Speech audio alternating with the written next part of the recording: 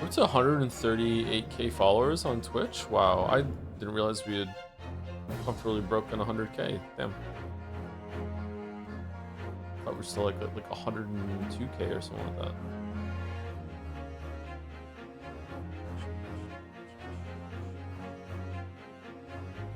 Watching the Squeak Lads, but saying hello. The Squeak Lads are making me realize that we need to play more gameplay games. There's an audience. Who knew that watching people play games on Twitch was better than watching people read stories? Who knew?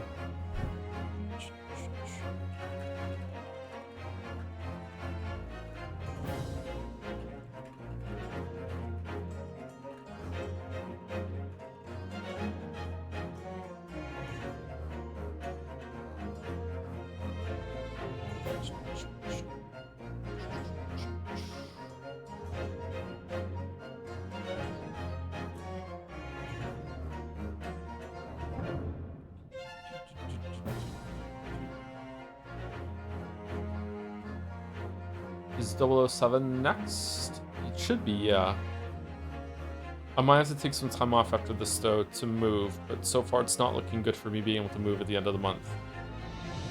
So I might be here for another month or two. I still do not have a new lease agreement. The lady that I'm in contact with from the company said that I was supposed to get one this week, and it is Thursday, so if I don't get it tomorrow, then I guess it's not happening this week. Don't know, like legally, like obviously I'll pay rent no matter what. I don't want to like not pay someone for staying in their place, but like legally, like what happens if I don't get the lease agreement for a whole entire month cycle?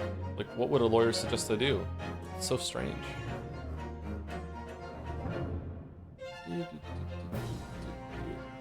What's up with the stream announcements on Jads emoted by the Norwegian flag? Has that always been a thing? I don't know the flag, so even if I was paying attention to it, I couldn't tell you, sorry.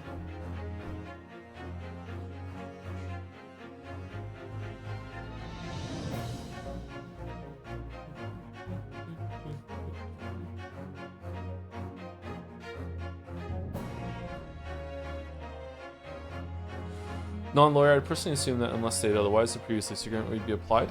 They don't know the previous lease agreement because they keep asking me for details for it.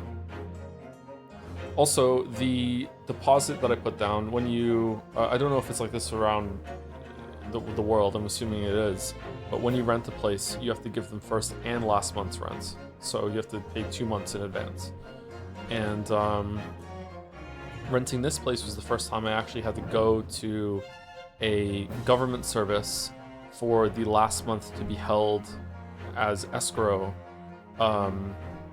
between the two parties to be paid out on the final month. And that was in the name of the previous people that I had management with, and the new people don't have that, so I don't know what that means. I have no idea. Like, it's in their name, so I don't think they can, maybe it's tied to the property secondarily? I'm not sure.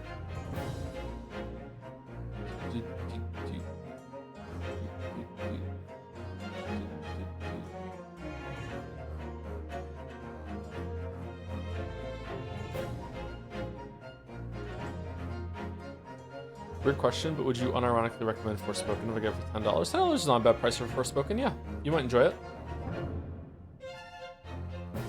Fave Ace Attorney OST so far. I don't remember the first 3 games, the music, so probably this one. I like the violin in this.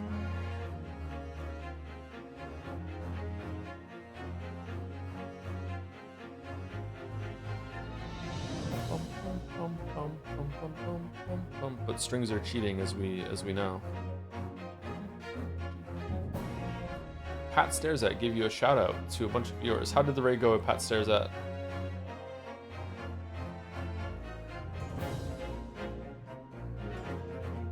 Also, thank you to Pixel Deer Boy for the 2 months with the message, "Congrats, Joe, for accidentally helping me discover that my username was apparently impossible to pronounce. Hopefully it's more clear now. What was it before?" Pixel Deer Boy.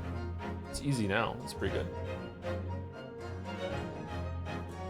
It's crazy how much of the economy reality we live in is just freeballing. It's crazy how that's most of how the world works. It's fucking scary. I think that's the reason why, as people get older, they tend to drift toward more conservative sort of mindsets. Because as they realize that everyone is just kind of winging it, that we should just keep winging it the way that we have before. Because I think it scares them. It's probably not the only reason, but I'm guessing that's why.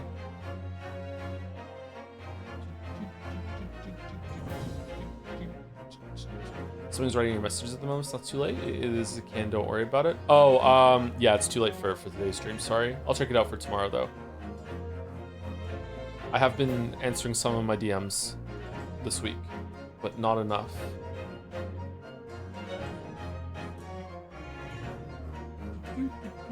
Thank you for the gift sub, Fifi Defi Fessel, creator of White Rabbit Chan. And thank you to Catchy. I think it's meant to be Nietzsche, but with a cat, so Catchy. One of those for the 19 months. Looking forward to seeing Crawling Ollie again. I almost had the title today, The Ballad of Crawling Ollie, but it seemed in poor taste after she tried to kill herself at the end of yesterday's stream, so. Fortunately, my name is super easy to pronounce. Do I get it right? Is it Fifi Defi Fessel, or is it, am I saying it wrong the whole entire time? Did you check the alternate outfits? Why are people so fucking want to see the alternate outfits so bad? Sure, why not?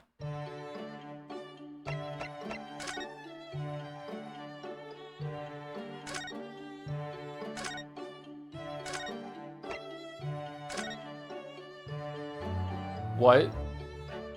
That's terrible. Oh dear.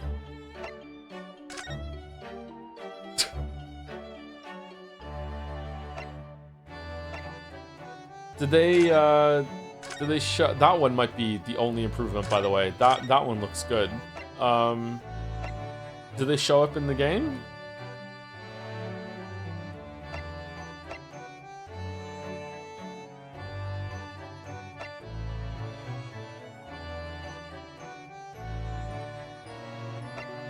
Yeah? Okay, we'll keep them on for a stream and see how it goes.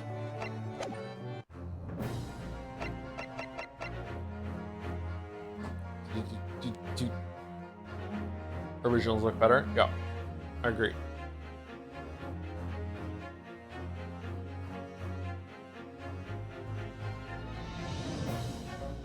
Better costumes and Stellar Blades. I mean, yeah.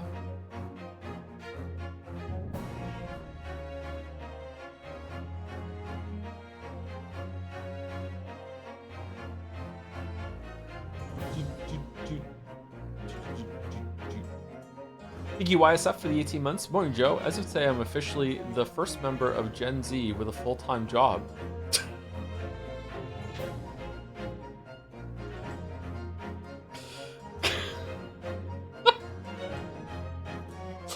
Preposterous, inconceivable. Thanks for your part in making these months of IT certs grind and applications churn bearable. You're welcome. Congratulations on the employment.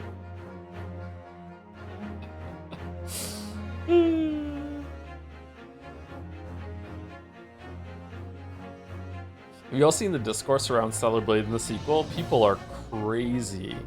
People are crazy.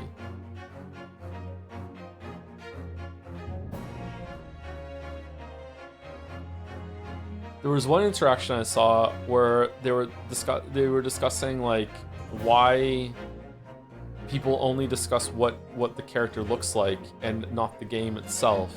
And someone replied with, well, you know, if you play the game, you realize there's nothing to talk about. And it's like, why are you just lying? Like, you have no idea what the fuck you're talking about. Like, you're just guessing that the game is shit. Like, you're just making shit up.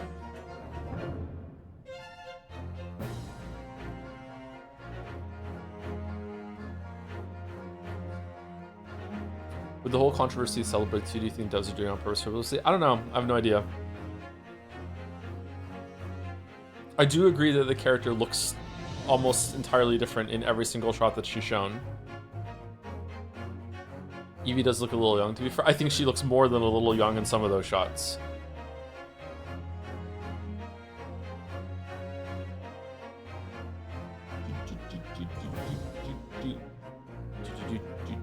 But not all of them.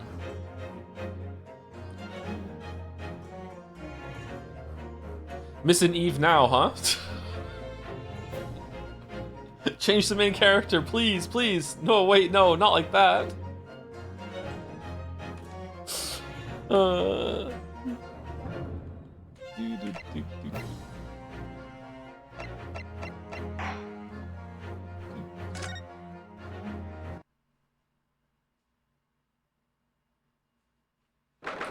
I smell Gen AI in Celebrate 2's trailers. Like the whole thing? I don't think so. But I don't know. Maybe.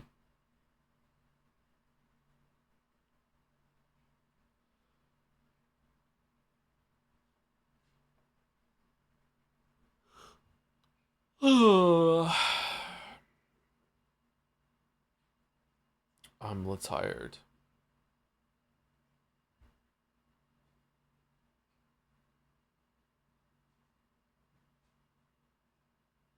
It's Errol's birthday in the game today, 23rd February.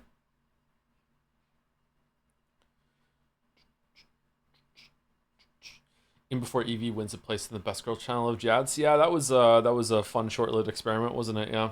Yeah. Thank you for the bits, Fifi. And thank you for the bits, Sorgok. Secret truths trembling beyond the threshold. So true. That's so true. Anyway, 23rd February, 9:23 a.m. The Old Bailey Defendant's Antechamber. Oh, shit. Okay.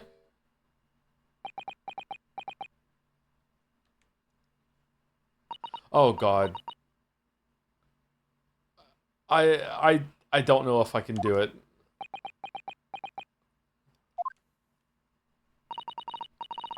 This is it then, Mr. Naruhodo. Where's the outfit for the judge and Van Zeeks? Yes, it's time to put an end to this now. To the miserable curse that has been plaguing Mr. Natsumi, to everything. And in my own small way, I shall do everything I can to help you. What's with all the hearts? Oh, it's like Iris gave her a new outfit. Okay. Is there an alternate version of Iris's outfit that's good? I always appreciate your help, Miss Susato.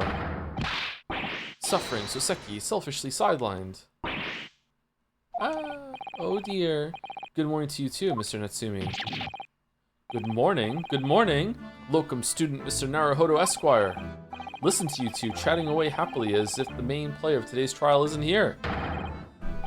Why would you do that? Why? Oh dear, fucking stop saying oh dear. We didn't mean to cause offense, Mr. Natsumi. I thought perhaps that because you had your eyes shut so tightly you were meditating, finding inner calm. It seemed wrong to disturb you. I was waiting. What's the matter, Mr. Natsumi? You seem different somehow today. Why, naturally, that's because I've attained spiritual enlightenment. The path of literature, you see, is a journey to discover one's own death. Yeah, sure. Or such like. That's the sort of morning conversation I was hoping for. That's why I had my eyes shut. I missed the signs, I'm afraid. Somehow, you'll have to forgive me. And you mustn't talk of your path leading you to death, Mr. Natsumi. That was just an example. Oh yes, there is. There it is, intercom. There it is. You barely came to see me at all yesterday. What? I was sure you abandoned me and returned to our beautiful long-lost homeland. We've not even been in Great Britain a week yet. Goddamn. Yes, well, anyway. I do think, by the way, some light criticism for the game as a treat. I do think it's strange that after all of the setup of what's going to happen in the next game at the end of the first game, that the first two trials of the second game are not continuing that story much at all, really. Like just like two in a row of just like, yeah, first it's like Susie in Japan, which was good, don't get me wrong, and then the second one is a flashback to something that happened in the first game that you weren't even aware of. I'm sure it's going to tie into it, and it's going to be worth it, but like it's odd. Maybe it's meant to make you feel more the passage of time between the game releases and it doesn't land as much when you're playing them back-to-back or something? I'm not sure. I intend to set everything straight in court today. I'm determined to uncover the truth. I've actually reached an important decision myself. Oh, what sort of decision? I shall fill you in after the trial. Going back to Japan. Alright.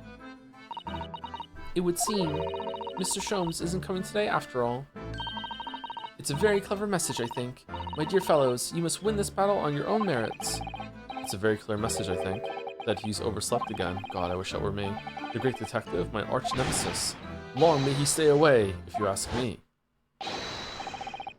Defendant, and your legal representative. The trial is about to begin. One of them has a mustache. Is the other one Joms? Make your way to the courtroom, into the courtroom immediately. Today, once again, we face the Reaper, and when the Reaper stands for the prosecution, the defendant's fate is sealed. But I don't believe in that legend any more than I believe in Soseki-san's curse. The truth is hidden here somewhere, and I won't let it escape me. Oh, by the way, Doctor Who was cancelled. Congratulations to all those who celebrate. I have to keep believing in my client and keep fighting to the very end, that's all. What do you do? The show's cancelled, yeah. Is it actually? Yep. They're gonna have to like restart up the whole entire production and see a new company if they wanna make it. Blah blah blah blah. Yeah, Doctor Who's done. They're gonna have to reboot it again. Is Moffat going scorched? Moffat hasn't been in charge of Doctor Who for like 10 years at this point. Chatter. 23rd February, 9:40 a.m. The old Bailey courtroom. I was stunned when Russell T Davies took it back over and the fandom was celebrating. Like what the fuck is wrong with you all? Like I don't even know how the show even got off the ground with Davies being in charge of it. Are you crazy? Like what the fuck? Like this. Like, hate him for Sherlock all you want, but Moffat was absolutely 100% the best showrunner that show ever had. Like, Moffat can actually write sometimes. Davies can never write. Just doesn't have it. Like, no. Apparently ran the production like so dangerously that Eccleston quit too. So yeah, fucking hell, man. But anyway, yeah, I hope that when it comes back in fucking 8 years from now, that they have a better run of it. Maybe they'll bring Tennant back. Didn't Davies write Midnight? I don't think so. If Davies did write Midnight, then okay, I take it back. Davies can write sometimes, but I don't think there was a single episode that I can remember Davies writing that I thought was good. Like, and that was usually the openings and the endings, and they were all horrible.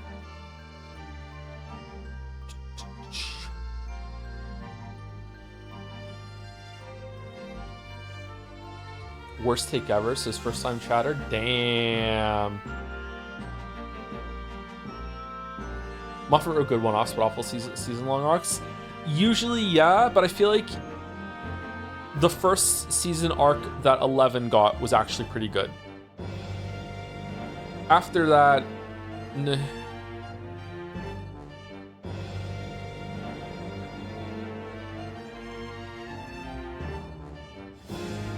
I don't think I could name someone who did a better one-off episode than Moffat. Moffat did Dr. Dances and The Girl in the Fireplace, Blink.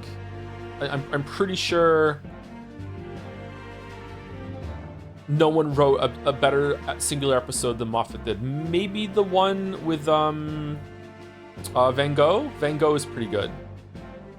Did he do Heaven Sent? Yes, he did Heaven Sent. Also Silence in the Library, yes. But Heaven Sent isn't a one-off. Heaven Sent is part of the overarching storyline that was going on that season. It can still be considered a one-off, but yes, he did Heaven Sent.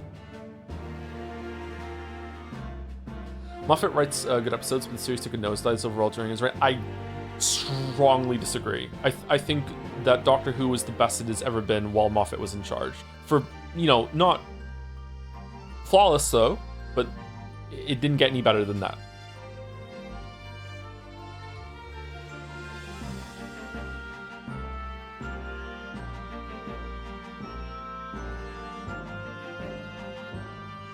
I didn't know you watched Doctor Who. I stopped watching in the season before last for Capaldi. Capaldi was really good. I didn't see any episodes of Clara's arc was any good. Yeah, that's when I stopped watching. Because, sorry, say this again. Because the only reason I was still watching at that point was because Clara's actress was so gorgeous. And when she was off the show, I'm like, I don't care anymore.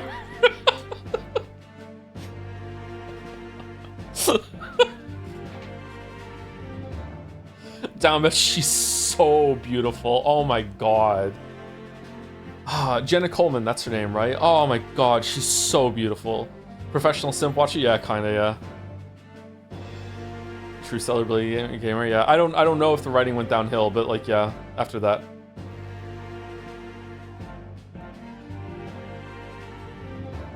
You still have the earphones that come included with your Note 20 Ultra phones? They're really good. I don't think I ever used them. Shit.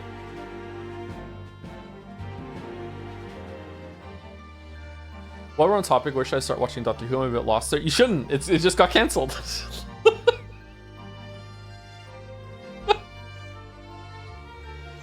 Don't worry about it. I can't tell who my favorite Doctor is, by the way, because I think that Eccleston was amazing, but he didn't have room to grow because like the show just, you know, went like. So if you don't know Doctor Who, the main actor changes very regularly. So like Eccleston like was great and had great energy, but then he's gone. Tennant was really good. And had some really good one-off episodes, but the overall plot and everything like that was like, I don't know. And he just, I don't know, Tennant just came across as like too normal almost. Matt Smith is the best that it's ever felt like the Doctor actually was an alien. Like Matt Smith did that so well. So I think maybe Matt Smith might be my favorite. He also has my favorite episodes. Like Matt Smith just like embodied that role really well. But Capaldi was just awesome. Like just like the amount of fury that Capaldi brought to it. And Capaldi was probably the best actor that's ever done it too, I think. But at that point, it just might be the cinematography improved and was carrying it a bit better. Yeah, I don't know. Doctor Who is an alien? Yeah, the Doctor is an alien. He's a Time Lord. That's what they're called. Yeah, he had angry eyebrows. He did have angry eyebrows. Yeah.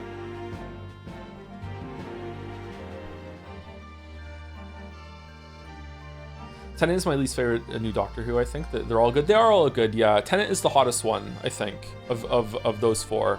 I can't judge the ones that came after Capaldi because I didn't watch it. But I think Tennant was probably the most attractive of them. So he has a, you know, fan favoritism because of that. Is the older stuff worth watching, or should I start with the manga? I've never watched any old episodes of Doctor Who.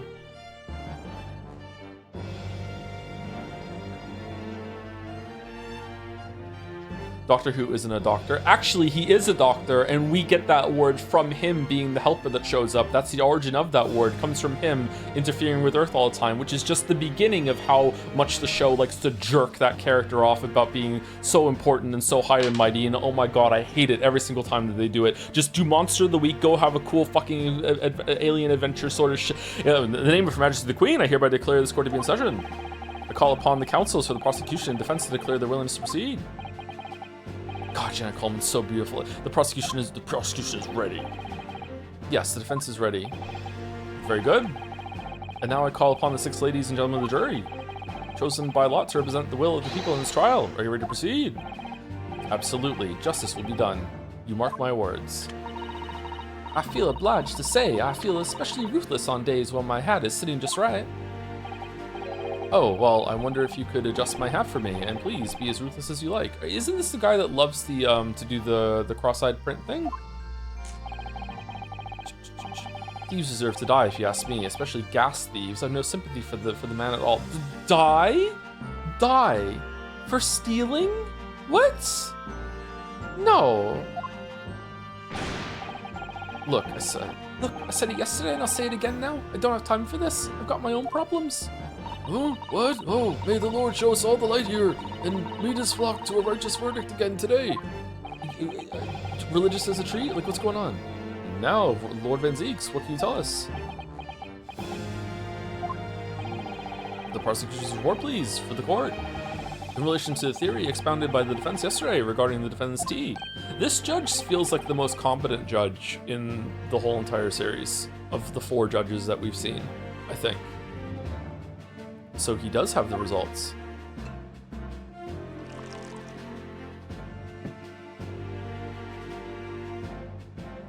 Low bar, he passed it though.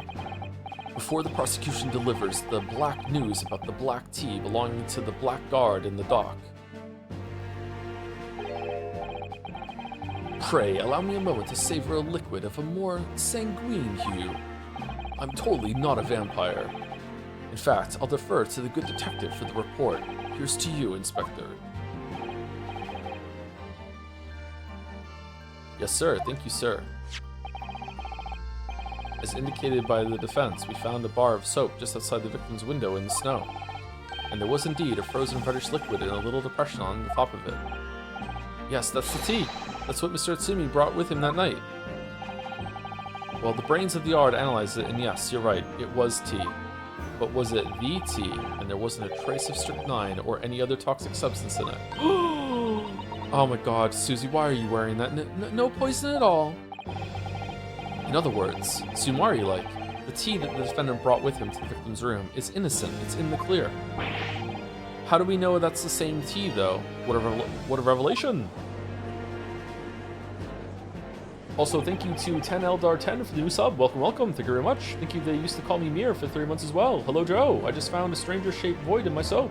Should I pour some tea in it? Anyway, thank you for all your streams and Gym Talk, Joe. 6 months of free body exercise weekly at home and still going. Oh, congratulations. Can't wait for the peak Path to 3 streams next month, right? I still need to do the need the crash course of like health and fitness.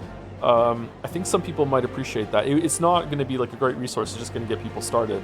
I don't know. Some people really hate it when I talk about this sort of thing on stream, though. They just kind of check out. But I think it's important. I don't think there's anyone that wouldn't benefit from it. And it's like it's easy to say like, oh, if you're older, but you're not super old yet, like me, then sorry, that wasn't a dunk on myself. I'm older, but I'm not super old yet, right? Then I think that before you get super old, it's really important to take control of your health like that. But at the same time, like if you're young, it's even easier and better to get started then, and you just build the habit for the rest of your life, right? Like late teens, early 20s is arguably the best time to start going to the gym, because like you're made of rubber, man. Like you can fall off a fucking 4-story building and just get up and go to work that day. Like you're invincible at that age. Holy shit. So like you can just go to the gym and just don't jump off 4-story buildings. I'm exaggerating. You can just get yourself into shape and get the habit much easier. Whereas someone who's older, like the first time I went to the gym at 30, how old was I? Was I 38 or 39 when I first went to the gym seriously? I went to the gym a bunch of times before that over life, but I didn't stick with it. Like I couldn't sit down for like 3-4 days. It was fucked. So I think if you start in your 20s, you'll have an easier time. Thank you, Cakewalking Remastered, for the 13 months too. Hello, Tom. The remake of Internet Weeaboo's Old Testament, Toho 6 Embodiment of Scarlet Devil, was announced in Japanese Direct. So I heard, yeah. You shouldn't play it because your chat doesn't like it when you branch out of visual novels into games with gameplay. Just the opposite we're learning, actually. Yeah. Thank you for the resub, Cakewalking. Maybe one day we'll play a Toho game, starring Chris Walken as the Flea, as I suspected. Will you stream Mina tomorrow? I might, if I'm awake early tomorrow, I might stream Mina tomorrow, yeah. I got up at 2 in the morning today, and I almost streamed during the night because I had extra time, but I decided not to for some reason. I can't remember why. I played a little bit of Hunt Showdown this morning because of the new patch. I played that for like 45 minutes. And then one of my kids had an appointment today, so I was busy this morning with that. This makes it quite clear, but I would like to play more Mina. I'm missing it, yeah. I'd like to finish it. I think we're close to the end. 2 more streams, I think. My learned friend is jumping to conclusions again. A typical Nipponese reaction. What? Yes, it's true. No poison was found in the few drops of liquid recovered from the soap on the window ledge. But what logic is that? Would you take a drop from the Thames and conclude that the water in the ocean isn't salty? That's the argument we're going with, that it hadn't uniformly dissolved and therefore some sample of the tea might not have had the poison, instead of saying that it might have been different tea, really? My word, the water in the ocean is extremely salty, Council. Exactly.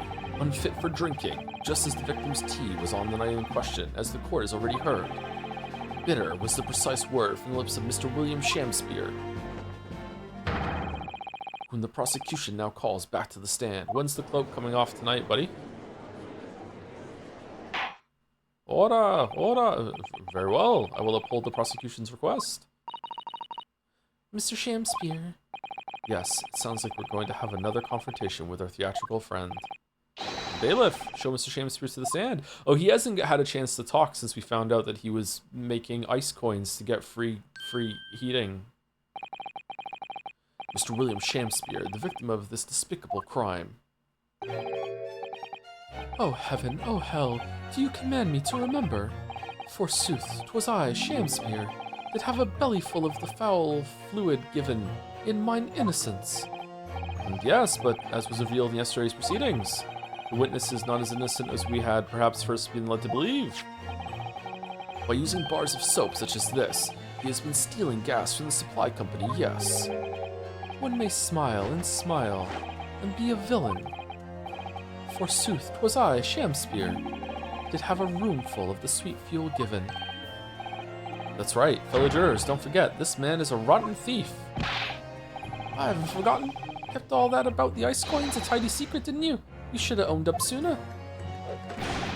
Arrest him, I say. Arrest him at once and let him feel the sting in my tail. You promise? Oh, indeed. By dint of vile and cowardly means have I plotted to further my own ends, I confess. Thou wouldst not pardon my sins. Of that I am sure. If you acknowledge your wrongdoing, what exactly are you doing here? Cowards die many times before their deaths. And for a coward such as I, death be well deserved. But would it that a still greater crime passeth unpunished? For lo, the hairy-faced gentleman of farther east than Verona did contrive to poison me. Farther east than Verona did contrive to poison me. But there was no poison in the tea found in your room. The police have attested to that. What the defense would assert as an inconsistency will quickly be cleared up by the witness's testimony. Is that not so, Mr. Shamspeare? Okay, Van Zeeks, this is the worst lawyering you have ever done. This is actually really disappointing. What are we doing? Like, we have proven him to be a liar so much now, and like his character has been dragged through the mud. There's no way that we can just believe what he says on any level now. And we have, like, Scotland Yard is saying, you know, that there's no poison in it. The only argument you can make right now, which is a good one, is that maybe that's not the same tea. Like, what the fuck are we doing? You're smarter than this. Verily, my liege, I would most gladly speak.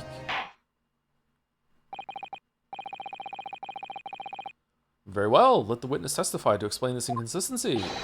Tell the court why it is that the poison apparently entered your body, though none was found in the tea. I snorted it. Poison got snorted. The tea inconsistency. The Japanese man did come to my chamber with tea brewed in a pot. It was in my cup alone that the wicked miscreant secretly poured his wicked poison. Whilst feigning distraction in our debate, never did a drop of his own drink pass his lips. When he departed by and by, I did use the tea that remained in his cup to make my coins of ice. Thus, 'tis no surprise that poison be not found in the tea I did pour into the molds of soap.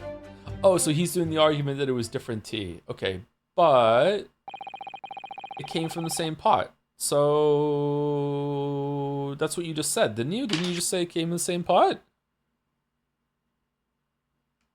Yeah, brewed in a pot, and then, oh, and he's claiming that he poured poison into the cup after the tea went into the cup? That's weird. And then okay, whatever. The poison slipped into the cup after the tea had been poured. Sorry, the poison was slipped into the cup after the tea had been poured. The normal way for poison to be administered, in my experience. Are you experienced a lot with that?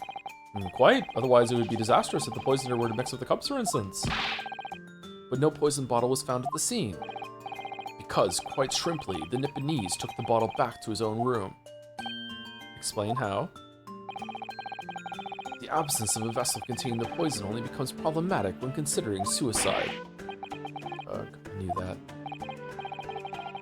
Using the word problematic, so much hate. Van Zeeks is woke, goddammit. But by now, it should be perfectly clear. A bar or two of cheap soap is wholly insufficient to wash the deep stains of guilt from the accused's hands. There's no way he could have a bottle on him. They were wrestling as Romeo and Juliet. Remember, the bottle would have broken. Sirs, madams, 'tis true that I, Shamspeare, be a common thief of gas. But, listen here, ladies and gentlemen.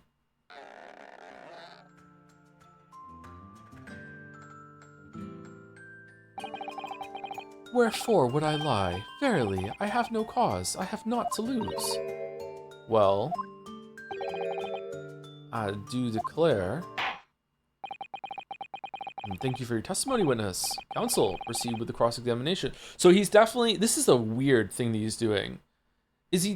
Is it a plan, or is he just rolling with, like, he accidentally poisoned himself and now he's just trying to blame it on Natsumi? He's trying to get rid of Natsumi so he can have that apartment because he thinks there's buried treasure in that apartment. That's why that's why he's doing this now. But was it a plan from the get-go, or is he just improvising? Yes, my lord. Is this still a second trial? It is still a second trial, yes, but we're finishing today.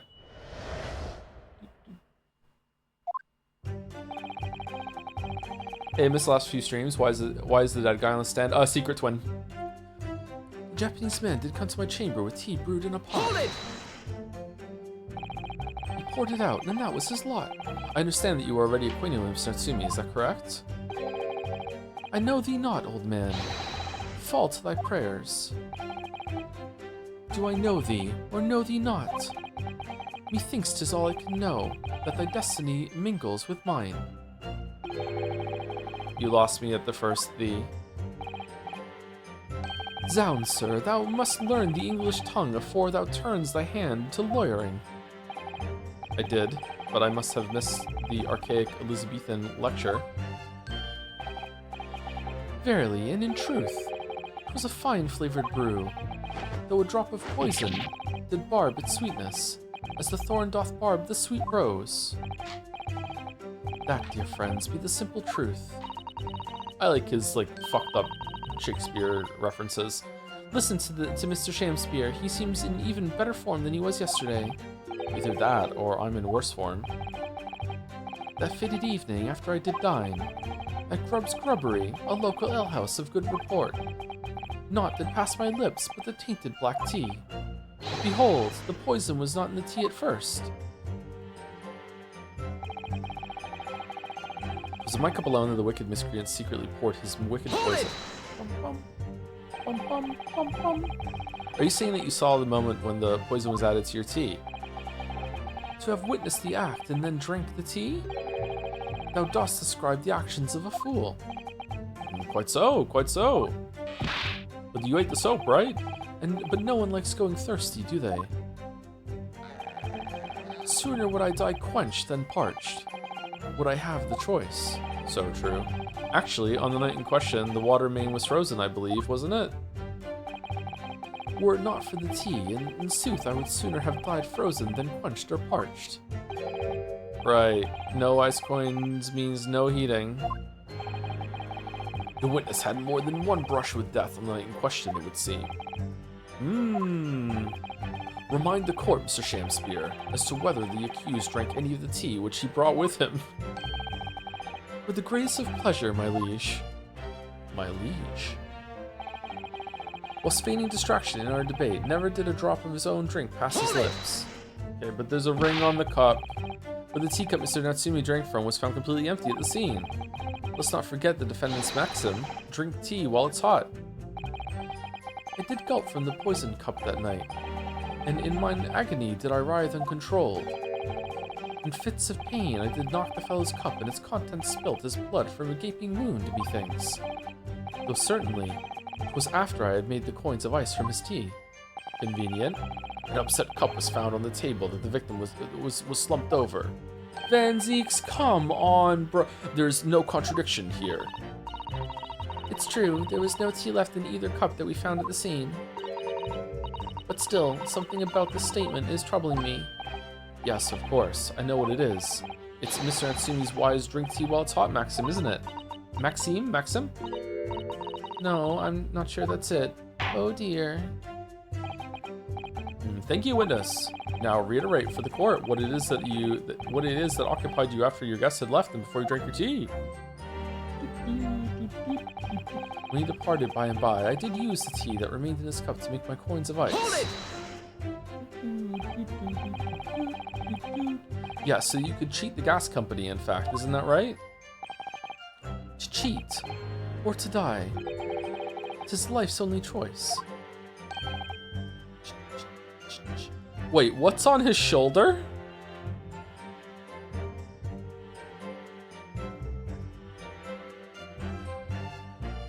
Yes.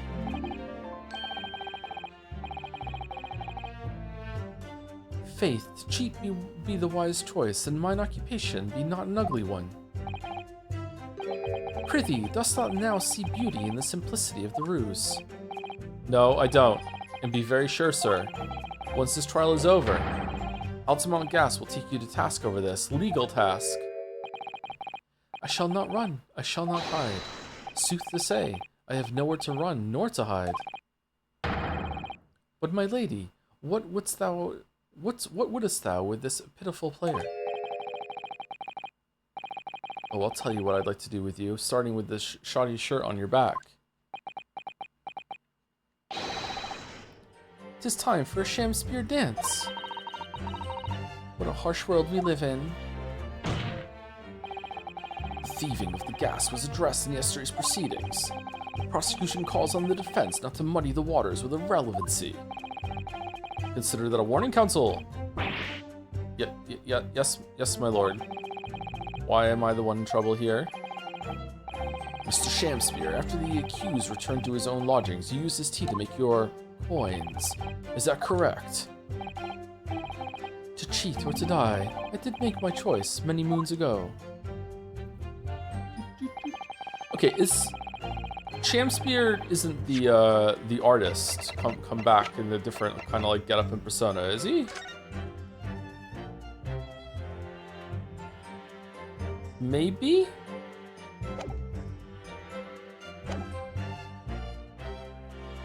Nah, I don't think so. Thus 'tis no surprise that poison be not found in the tea I did pour into the molds of soap. Hold it!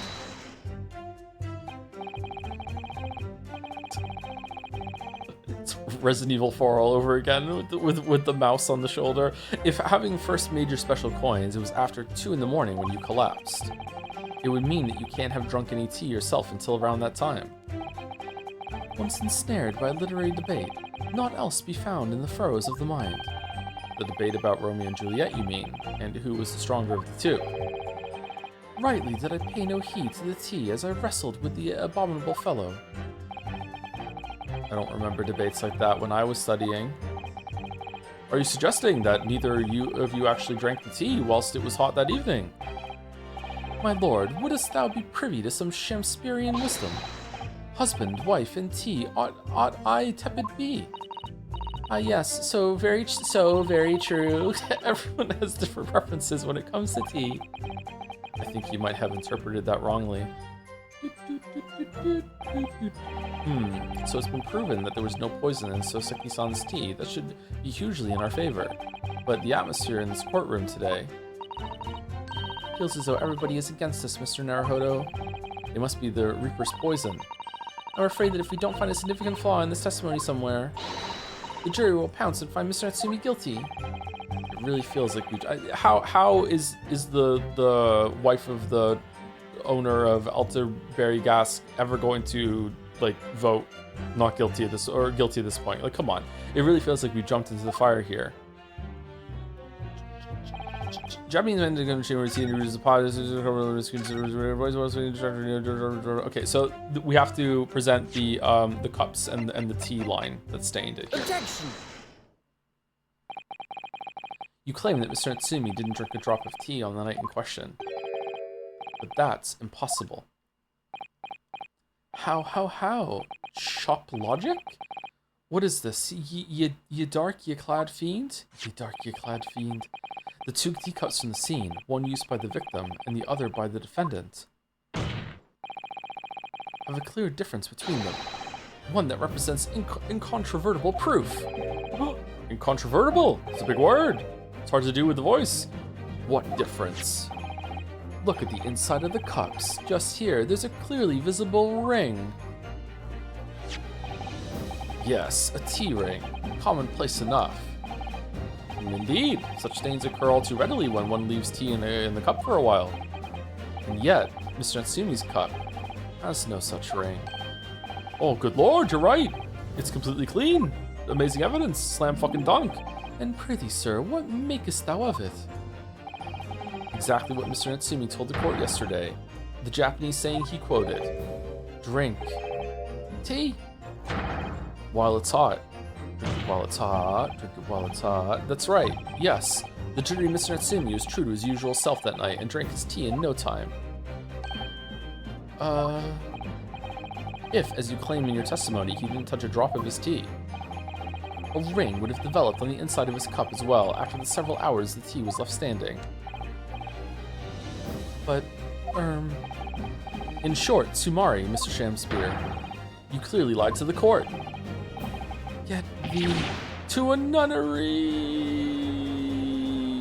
Alright, I feel like we're done. You know, seems pretty done to me. As a rule, I fill my hallowed chalice up to 7 times during any one trial. Oh, you're fucking cronked over there, dude. You might want to keep that information to yourself. Yet on occasion, tedium distracts me and I pour more times than I intended until the bottle is dry. Your drinking habits are fascinating but irrelevant. On the contrary, they illustrate the fickleness of human memory. To William Shamspear. Yes, my liege. Though you previously stated that you made the coins of ice from the leftover tea in the accused's cup, could it be that you were perhaps mistaken? Eh? Could it be that, yes, perhaps there was some tea remaining in the small teapot left at the scene? There was a teapot left in the scene? A fact that had vanished from your memory until now. Van Zeeks, I'm, like, really disappointed. Like, you don't care about justice in this trial. You just want to win. And in the past trials, you weren't like that. Like, you want to win, but not invalidly, right? What the fuck? Stupid. Faith, my liege, thou art a magician. For verily, 'tis as though thou hast seen with thine own eyes that night. I can't remember there being a teapot. Was there a teapot? What? Forsooth, I was mistook. I did plan to use tea from the Japanese fellow's cup, but lo, when I looked, 'twas empty. And thus did I use the dregs that festered in the teapot as my liege did suggest. And you've just suddenly remembered now that you made a mistake before. Are we supposed to believe that? Yes. People's memories are imperfect, my learned friends, which is why we rely on evidence instead. So why are we questioning him then when we know that the tea had no fucking poison in it then from that evidence? But in any case, it makes no difference. The victim's most recent testimony tells us 2 things of note. Firstly, that the poison was put into the victim's teacup only, and secondly, that this spoiled cup was not the source of the insipid ice coins that have bewitched this court. I think this is the hottest Van Zeek's pose. Where are we at? Can we rank the poses? This has got to be in the top 3 at least, right? I think it's number 1 right now. Is there a hotter one than this? The leg? Nah, the leg one's too over the top. Nah. The prosecution makes a fine summary of the facts. Furthermore, that testimony remains valid and in full support of the established facts. In other words, Sumari. How much thirsting on male characters do I have to do now to make up for saying that I really like Jenna Coleman? Like, how many am I owed? Is it like 10 to 1 or something, or what? The inconsistency claimed by the defense simply does not exist. No. What does this mean then? I do declare it means there's no issue with the gas thief's testimony. Apart from that bit about thieving gas, obviously. My lords, ladies, and gentlemen of the jury, I do solemnly swear, after I did dine at Grubb's Grubbery Alehouse that night, naught did pass my lips but the black tea given me by the Japanese, whose back be stooped as low as death. It's true. It's true. And what did you, Ellen? What did you dine, sir? Just curious. Kind of hungry. Why, I did partake of my favorites, a broth as would be called soup, and a leaf as would be called salad. Ugh. As insalubrious a menu as the establishment where it was served. But you gods will give us some faults to make us men. Willingly would I suffer what punishment to seem fit to serve a wicked thief of gas, but I pray you wise and noble fellows, never forget the simple truth. That be one thing, and this be another. Sure, whatever. Jurors all, your humble servant Shamspeare doth entreat you. Punish the Japanese fellow for his sins. My lord! If I may speak, my lord. Yes, Mr. Foreman. I believe we may have been duped by that rotten defense lawyer. Ah, for fuck's sake. By me? I do declare you may be right. We all know that waif there was making coins of ice to keep himself warm. But this lawyer lad says if he's stealing gas, he deserves a dose of poison. Dose of poison, eh? He's been leading us up the garden path. That's what he's been doing. I really never said anything like that. But what we just heard from the victim there has opened our eyes again. We've reached a decision this time, and we won't be swayed from it. I think you will. The court acknowledges the position of the jury, Foreman, and will duly hear the jury's findings. What? No, you can't yet. Ladies and gentlemen of the jury, you will state your decisions now. Guilty! Guilty. Guilty. Guilty. Et tu, Gassé? What? Guilty!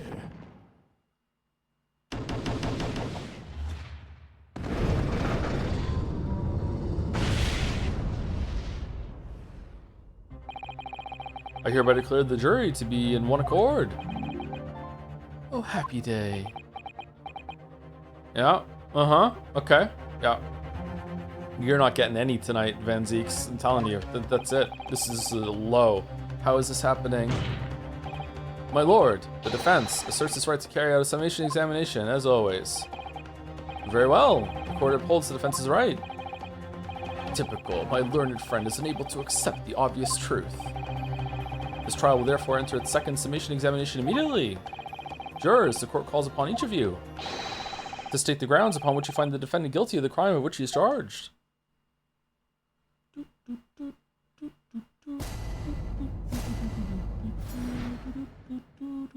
The jurors' contentions. Oh, we're just getting right to it, okay. I'm a man of logic, me, and having considered all the evidence, the defendant must logically be guilty. Yeah, sure, why not?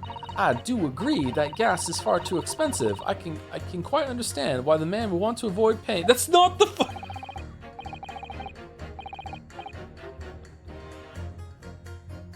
Alright, let's convince her the gas is actually pretty cheap. The stuff explodes and it can poison you, and it's absolutely lethal gases. That's not, what the fuck are you, gas doesn't come for free. It costs a fortune to deliver it around the city and maintain the price. What the fuck are we doing? Truth be told, the tea my wife serves up for me is a little sketchy at times. Oh, if nothing else passed the victim's lips that night, there's no other explanation, is there? How are you the only reasonable one? Old man's the only one on topic. What the fuck? I do feel that perhaps personal opinion about gas and its supply has influenced decisions somewhat. Yeah, I think we cause for a mistrial here. Yeah, but never mind. No, you really should mind. The truth is, our counter-argument wasn't as unassailable as we hoped. And Mr. Shamspeare was poisoned, there can be no doubt of that. Then how are we supposed to turn this around? I think we need to establish the method by which Mr. Shamspeare was actually poisoned. Our only hope is to demonstrate that to the court incontrovertibly. But that's surely almost impossible at this stage. If we don't manage it though, Mr. Natsumi will be found guilty. No delays, counsel. Proceed with the summation examination. There is a hotter one, but didn't make it into the game because they thought it was too much. Here it is. What's this? Like a hotter version of Van Zeek's? Wow, that is the Lowry pose, kind of. Damn. Highly suggest that everyone click on that link. We love our vampire prosecutor boyfriends. The mouse on the shoulder. Oh man, logic me, and having considered all the evidence, the defendant must logically be guilty. Hold it! All the evidence, you say? That's right, and there's no room for doubt. It's all pointing at that Japanese man with the big mustache. Says the Englishman with the bigger mustache. Which means we need to show the man some new evidence to make him change his mind and shave his mustache. If only we had that kind of evidence. Bum, bum, bum. Don't worry, the summation examination has barely started, really. Perhaps there'll be a shift in the situation that shows an existing piece of evidence in a new light. Let's hope so. To start with, though, I need to find some way out of this deadlock. I need a drink. Be right back. 1 second. I'm wilting a little bit, and it's hot.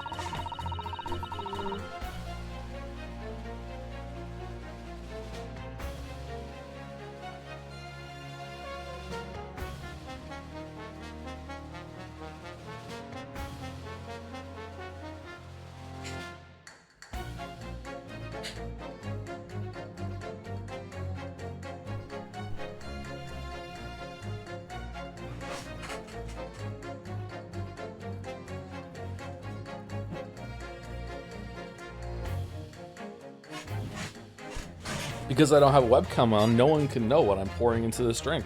I do agree that gas is far too expensive. I can quite understand why the man wanted to play, but it has nothing to do with it, look. This isn't the time and the place to be discussing the price of gas, madam. Yeah. But really, think of the injustice. Air is a gas, and air is free. Why should Altamont gas cost money? Okay, she has a point. She's kind of cooking. With gas, it makes my blood boil. I can feel myself becoming more ruthless than ever. Fixing my hat. This isn't the time and place to be ruthless either. If I might interject here. Mommy? Yeah, yes, madam?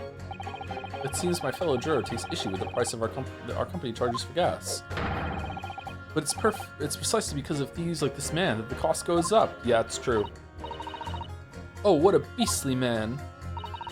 That unkempt mustache, those hunched shoulders, poisoning tea and stealing gas. Utterly unforgivable. No, it's the other guy. No.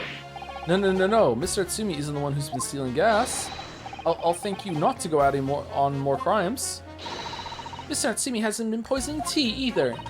Well, anyway, I've quite made up my mind. It's as made up as the price of gas. This stuff explodes and it can poison you. It's absolutely lethal, gas is. Hold it! Could we please talk about the poison rather than the gas, do you think, sir? Well, if you like. I mean, to be honest, I'd take poison over gas every time. You'd take poison? What I mean is, poison can only poison you. It doesn't explode, does it? Some can explode. Goodness me, what are you talking about? Set him straight, please, lawyer man. I'm actually incapable of doing that. I can do the opposite. Well, it's certainly true that poison isn't prone to exploding. But I think you'll find poison also can't light or heat up a room. Ah, you're right. I hadn't considered that at all. All right, change your decision. Young lawyer man. Yes. You have a good head on your shoulders. We could use someone like you as our company's legal representative. We're in. Well, I wasn't expecting to pick up more business in the middle of a trial, that's for sure. Anyway, the point is, I haven't had the best experience with gas companies in the past.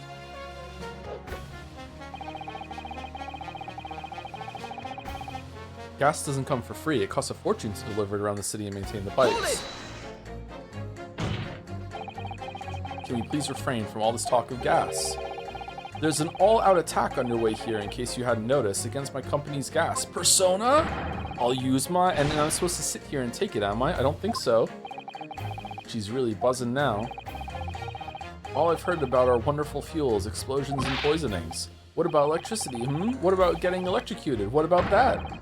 A little explosion here and there is nothing in comparison. Any explosion could hardly be described as nothing, madam. Nevertheless, the theft of your gas is deplorable.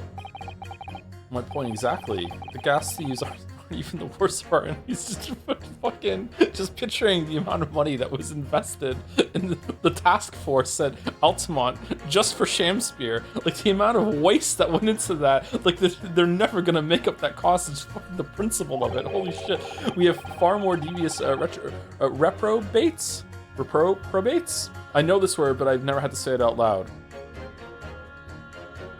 To contend with on a daily basis, you know. More devious? Who, madam? Other gas companies, of course. Other gas companies? Not quite what I was expecting. Reprobates? We generate gas and we deliver it to our customers fair and square. Indeed, nobody is questioning that, madam. Altamont is an exemplary gas company. But there are other unscrupulous gas companies here in London that don't even have any gas at all. What? But if they don't have any gas, how do they go about selling it to people? You wouldn't think it possible, would you? But they steal our gas, you see, and sell that. What? They steal your gas? How on earth is such a thing possible? Gas companies like ours deliver gas to people's homes via a network of pipes. But these devious reprobates secretly disconnect our pipes and divert our gas into their own rotten pipes. Then they make a contract with the households supplied by those pipes. And so that's what Garadeb's doing? And take money for the precious gas that's rightfully ours without us even knowing. They're diverting gas into their own pipes illegally. What a brazen form of theft. When we visit customers' houses to collect the money from their meters, we always have to check whether or not one of these devious companies has been up to its tricks. I had no idea. It's almost unbelievable. It might seem unbelievable to you, but it's happening all the time, right here in the capital. It's very difficult selling something you can't see, you know? Very difficult indeed. Thank you. That will do, Pig. That will do. Clearly, this is a very involved subject, but I feel we have digressed rather too much already. I concur. Though if my learned friend wishes to become an expert in gas, I believe the subject will suit him well. To your new career, nothingness.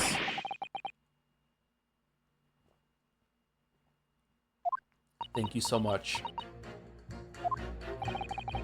We'll turn your attention to next year's assertion, please, Counsel, and then go back to that one to get the guy who was speaking on the left.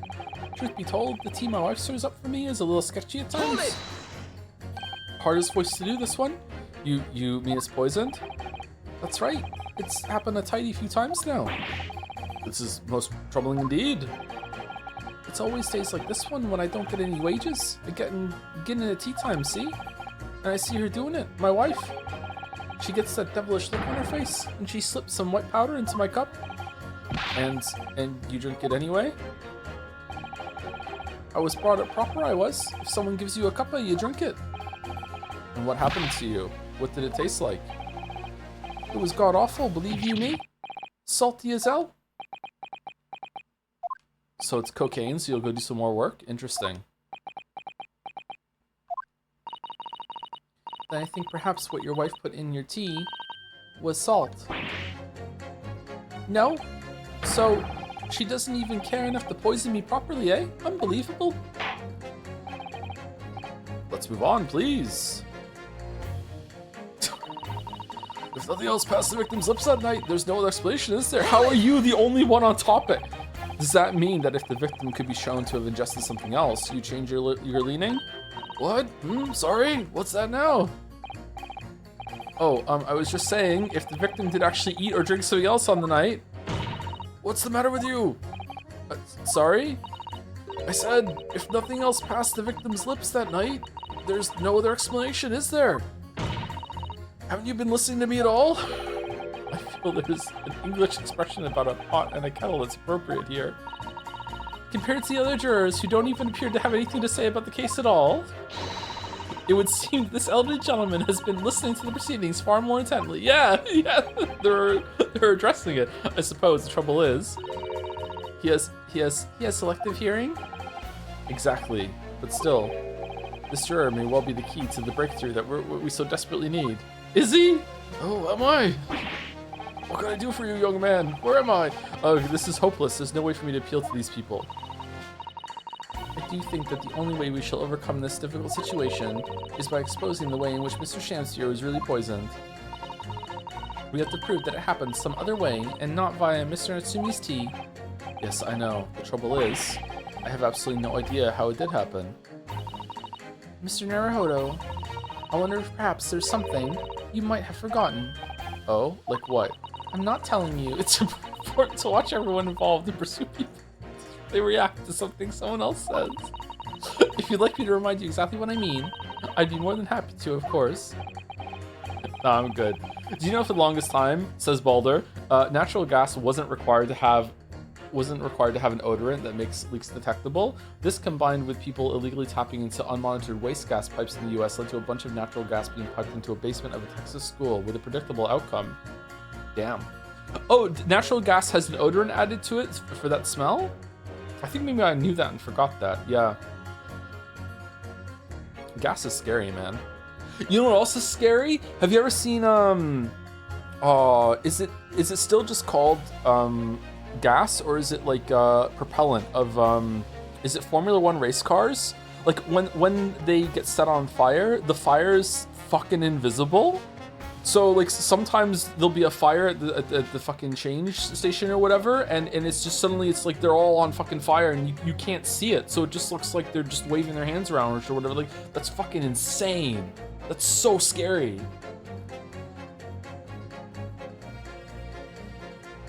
Speaking of insane, some people have given me money. Thank you very much, Hoops McYolo, for the 24 months, 2 years, 2 whole years of Joms. Thank you very much. Thank you, Mediocrity86, for getting a sub to Very Weird Creature. All right, fair enough. Welcome, Very Weird Creature. Thank you, Tora3Tron, for the 17 months and making me think of Xenoblade again. Happy 17, Joe. Really excited to see you take on more Greatest Attorney again. I adore the 2 games a lot, but I do feel a 3rd game would have helped flesh out certain plot points, but I really hope you loved the last case as much as I did. Also, random question, what are your thoughts on tap dancing? Tap dancing seems pretty cool. I don't know how to dance. I can't dance at all. The only stupid dancing I ever do is around the kitchen sometimes. Yeah, I'm not very much into movement, sorry. But tap dancing seems pretty cool. Thank you to Bass Kieran for the 7 months also with I'm an Ace Attorney criminal. I'm Murderenry. Murdenry? Moriarty? Mario? Murdenry? Holy shit, someone's killed. Thank you very much, Bass Kieran. Tap dancing, huh? Oh, is this a chopsticks bit? Once again, Soseki-san's fate is entirely in my hands here. I probably owe it to my client to hear any advice on my assistant may be able to offer. I feel like I read that wrong, sorry. So perhaps I ought to let Suzato-san remind me that, then again, no need, I remember, it's fine. Actually, I don't think there's any need. It's vital that you start trying to change the jurors' minds as soon as possible. Of course, I'm sure you're right. But if you decide you would like your memory refreshed, you need only ask Mr. Naruhodo. Are we gonna get a tutorial about it anyway? No.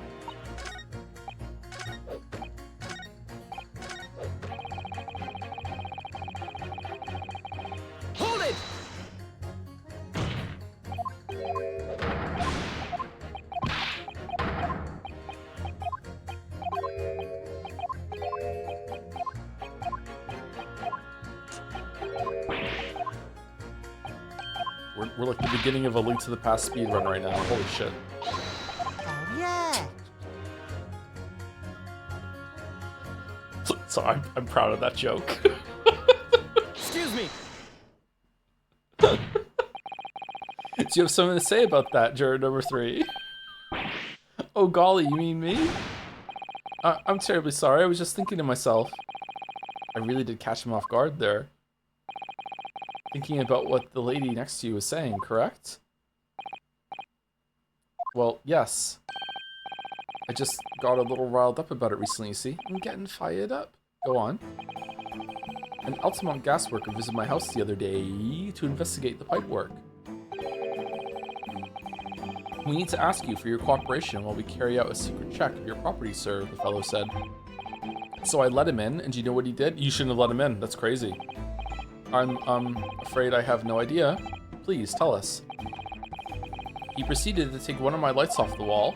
Then he grabbed the exposed mouth of the pipe and started blowing into it. What do you think you're doing, young man? You're giving away company secrets there. Oh, please, everybody knows. But it was very nearly the death of me, I can tell you. What do you mean? I'll explain if you don't mind. As I said before, the Joe? Why are we the Joeing? The Joe? These unscrupulous other gas companies connect their customers to our pipe network. Yes, but how does blowing into the pipes come into it? I think yesterday's stream when the comment was, can anyone link to a single part of this that Joe and chat was unironically excited? And then we click the timestamp, and it's just me deadpan going, this looks good.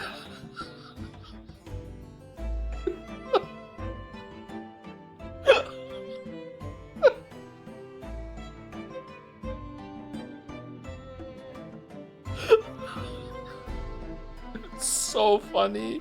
Obviously there's gas in the pipes and it's at a fairly low pressure. By blowing air through the pipe, you can make the pressure drop temporarily. And if you do that, is it fairly low pressure? Any lights connected to the same pipe will flicker for a moment. Ah, I see. In other words, Sumari, the rare judge Sumari. If, upon blowing into the pipe, the lights of an adjacent property that has no contract with your company flicker, you can know that these devious scoundrels have been meddling with the pipes. Exactly, my lord. That's it in a nutshell. What do nuts have to do with this? It's the reason why we have teams of workers going around neighborhoods to investigate which lights flicker. God damn it. It feels like most of the operation is just making sure people don't steal from you. Fucking hell. The trouble is, the particular worker who came to my house didn't know the strength of his own breath. He blew down the pipe with all his might, and you can guess what happened, can't you? Well, if he blew hard, then... Wait, you mean... That's right. The lights didn't just flicker, they went out, along with the stove. Gas started pouring into the house. What a disaster. Oh dear, the gas supply must have been interrupted briefly because the man blew too hard, so the flames went out. I'm afraid I yelled at the fellow.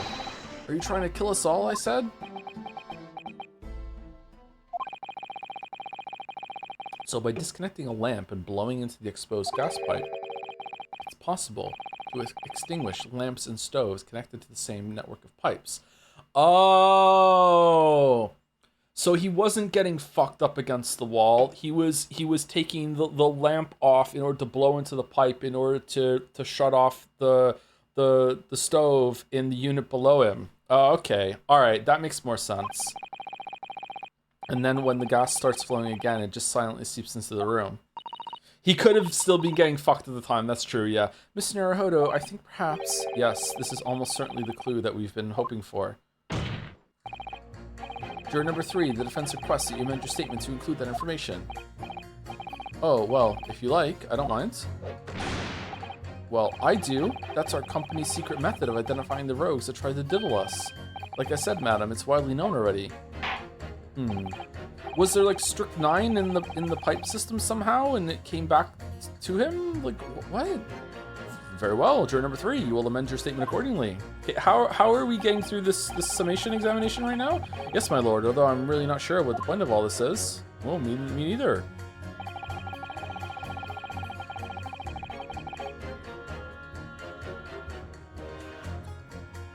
The first time chatter came in to say they love your videos in your Wilds playthrough, at the moment you talked about Chancellor being fucked in the ass, if they were there for Outer Wilds, it's fine. They know, yeah. Blow too hard into a gas pipe and you extinguish everything in the house, and then you're in real trouble. Hold it!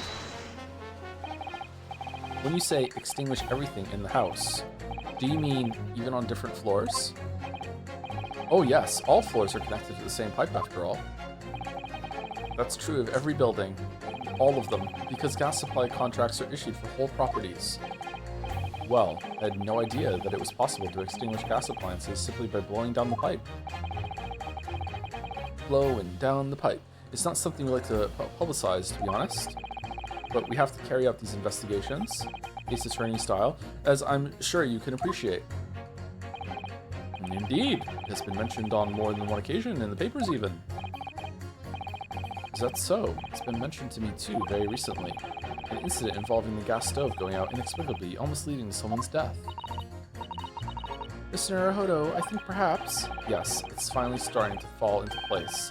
The secret link that joins all of these strange occurrences. Gas doesn't come for free. It costs a fortune to deliver it around the city and maintain the pipes. Okay, but I'm not... I don't, like, present, right?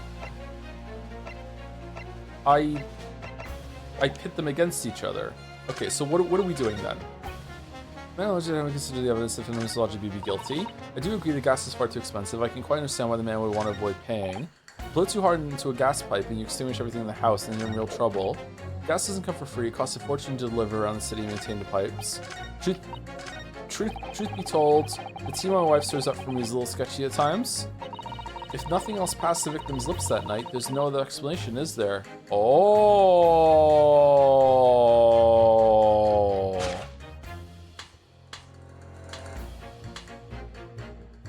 Objection! Those two statements clearly contradict each other. Good gracious! To whose statements do you refer, counsel? Juror number 6. Do you hear what juror number 3 just said? What? Yes, of course. I heard him mumbling about something or other. Oh, are we in court? Oh, what did I do? There's another explanation here, I believe. Something besides Mr. Natsumi's tea did, in a manner of speaking. Pass the victim's lips on that in question. What? What explanation? I wonder, did the police check the mouth of the gas pipe feeding the wall light at the scene to see if there are any traces of poison there? I was curious to see what your floundering would result in this time, but the mouth of a gas pipe. Scotland Yard have enough to do without exploring such irrelevance. What a piece of work is a man. What are you trying to say, Mr. Shamspeare? What speakest thou? Prithee, is it not strange and strange? That is what I say to thee, sir. I thought I'd been quite clear, but let me put it another way. How come he gets to talk? The strychnine could have been on the mouth of the gas pipe that feeds the wall lamp into your... Yeah, why would it... Why? Why, though? And that is how the poison came to enter your body. Good lord.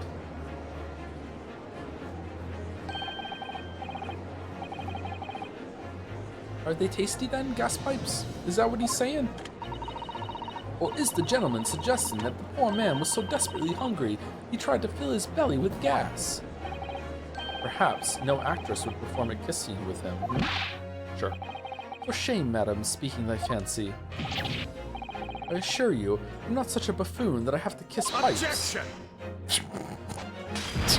Sorry. This is no summation examination. This is a farce. Prosecution will not stand for any more of my learned Nipponese friend's conjecture.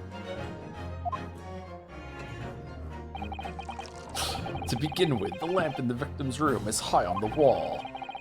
In order to have placed his lips to the pipe that feeds it, he would have to be a contortionist. These are empty assertions.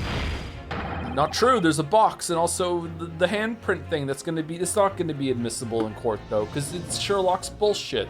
These are empty assertions. There's no possible proof that the man did as you say. It's true, I have no proof that Mr. Shamspeare put his lips to the pipe. However, I can say with some certainty that on multiple occasions, Mr. Shamspeare has been doing something in front of the... something in front of the lamp on this wall. Yeah, probably involves some of that, and I have evidence to prove it. Alright, you've got our attention, lad. I'd like to see how you can be so sure of yourself.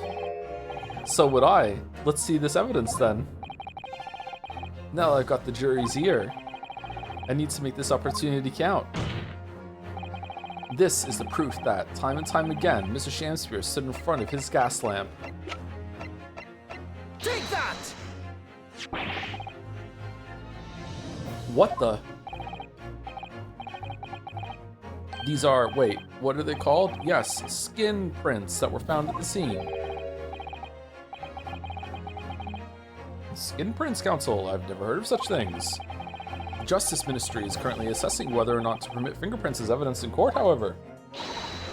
My lord, this is an exciting new forensic technique developed by the great detective Mr. Herlock Joms. It reveals all the places that Mr. Shamspeare touched in his room. I've never seen anything like it. I mean, that's black magic, isn't it? Oh, well, if anyone could invent something like this, it's that great Joms fellow, that's for sure. I don't think they should accept this, man. I don't think they should accept it. I agree, this month's edition of Engineering Thumbs was quite fascinating. Sure. We found skin prints in many places that you would expect. On the table, on the costumes. I haven't been able to watch so far. How's it going?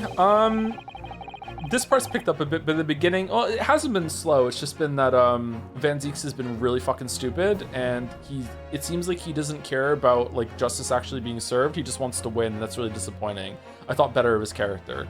But yeah, the back and forth has been okay. Oh, thank you. Actually called Eric for the 52 months as well. Thank you very much. Just came in. Damn.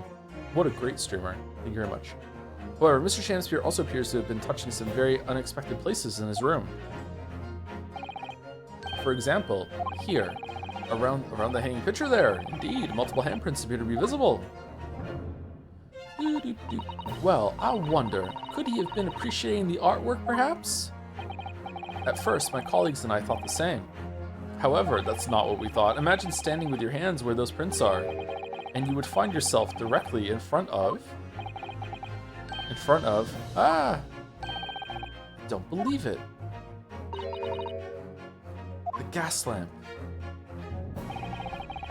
Though the reason why isn't immediately obvious, it's clear that Mr. Shamspeare has regularly been standing with his hands to the wall in front of that lamp. Right? What have you been up to, you nut? Yeah. I'd asked the court to recall juror number 4's earlier statement. Me? What did I say?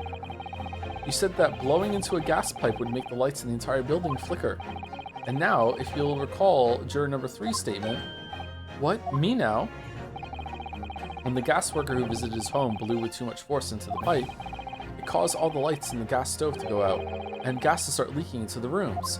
Oh, this means Garadeb doesn't know for sure when they were all moving around then. This is the whole thing's a sham. Spear. Obviously that incident was an accident. However, the simple fact is,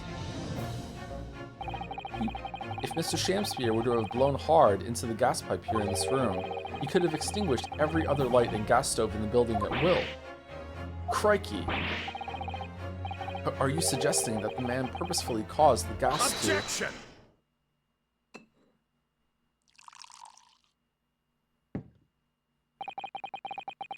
Whilst I acknowledge that the prosecution is required to remain silent during a summation examination, I must toast my learned friend's utter disregard for the letter of the law. What is the meaning of this, Lord Van Zieks? This curious photograph, or whatever it is. Have you ever been quiet in any of these presented by the defense? The so-called skin prints. Clearly, that cannot be accepted as any form of usable evidence in this case. He's got a point, to be honest, yeah. But it's an exciting new forensic technique developed by a great detective. It's nothing. A mere toy developed by an amateur sleuth with too much time on his hands. Oh. Certainly, even the research of this nature by the esteemed Mr. Joms cannot be recognized by the court as formal evidence. But please, my lord, if I may. Miss Susato? It was not the defense's intention to submit the skin prints as formal evidence. We merely wish to present the results of the great detective's investigation of the scene as a tool by which to explain a possibility to the ladies and gentlemen of the jury. Oh, she got your ass. Oh, she sold that for sure. Now that they know, they can't just disregard it. You know, like, oh, absolutely. Good job. And if the trial were to come to an end now, we should never learn the truth behind these mysterious handprints that everyone has now seen. I don't believe we can allow that to happen, and I'm sure the jurors would agree. What? You're right. Whether those strange handprints are a significant clue or not, it's down to us to decide. Juror number 3. Oh yes, I do declare the great detective's investigation results sound absolutely fascinating. And I want to hear what that shady actor fellow has to say about those shady handprints. Too exciting. What's the matter with you two? That was foolhardy. Well, I did say it, didn't I? And I don't like to break a promise. What did you say? No, wait, you heard his lordship. It's not fair. Whatever. Okay.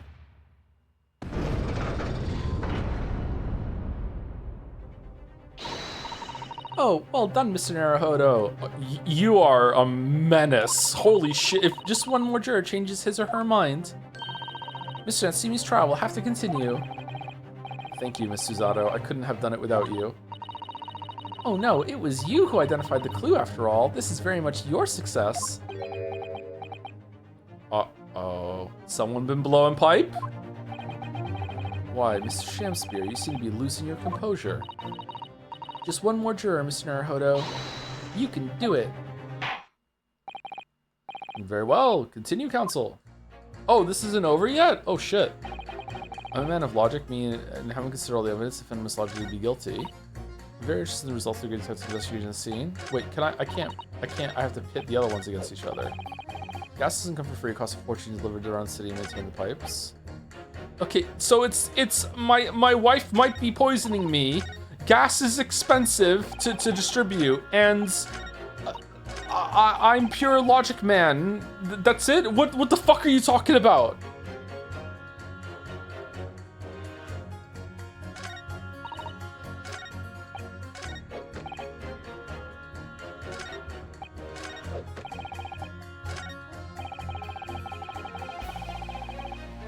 I have no idea what to do.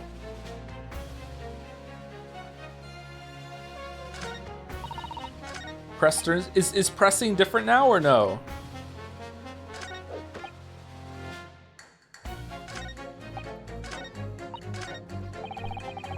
Hold it! All the evidence, you say? That's right, and there's no room for doubt. It's all pointing to that Japanese man with the big mustache. No, it's the same.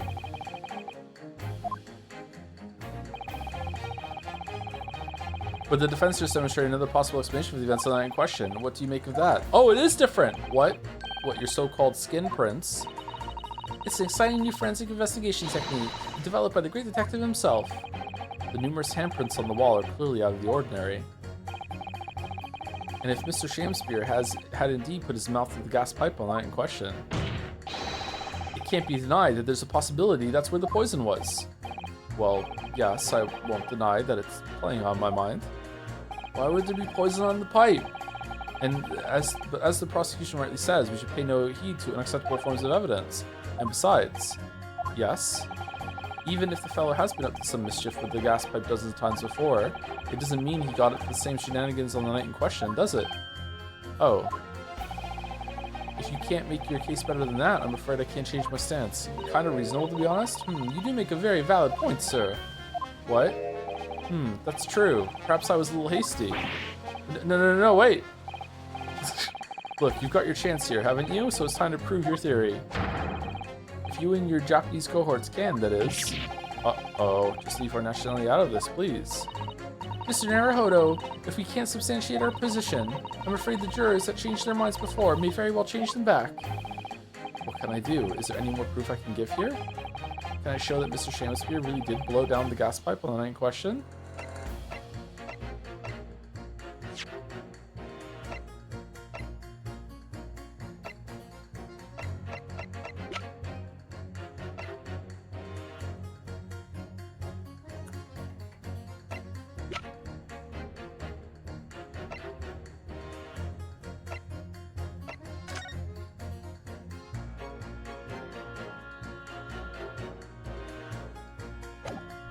Don't think so.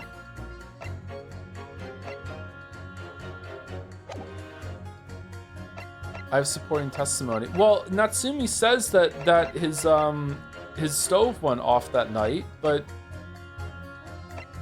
does that count? I guess so. Let's try it. No, in truth, I don't have evidence to support my theory. However, there is witness testimony that substantiates it. What's that? Testimony? This is incredible. Whose testimony? Yes, it's all connected. Everything is linked. The person whose testimony revealed details about the gas in the Garda residence that night, namely, like, Natsumi says that his stove went off that night, so it's him, right? I'm pretty sure. Obviously, I'm talking about the defendant, Mr. Soseki Natsumi himself. I want to say that how can the defendant be trusted, but then fucking we're all listening to Shamspear do his bullshit, so I guess it's fair's fair to the defendant. At the very beginning of the proceedings here in court yesterday, Mr. Natsumi said the following. Oh, he said it in court! I thought he said it in prison. Okay.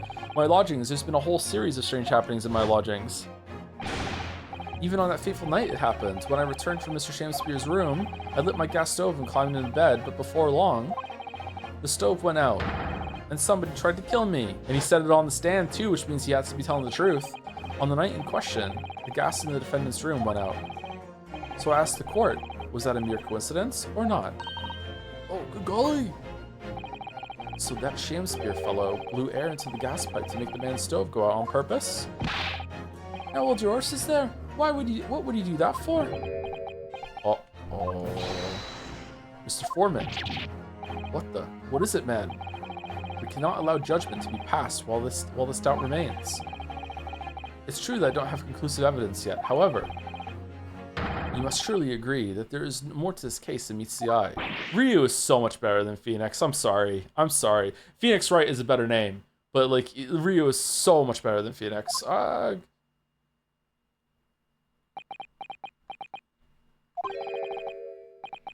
Fair enough. Like I said at the outset, I'm a man of logic, first and foremost. Is he better than Apollo Justice, though, or is Apollo better? That's 4 jurors leaning toward not guilty, my lord. We've overturned the decision. Therefore, the defense calls for the trial to continue.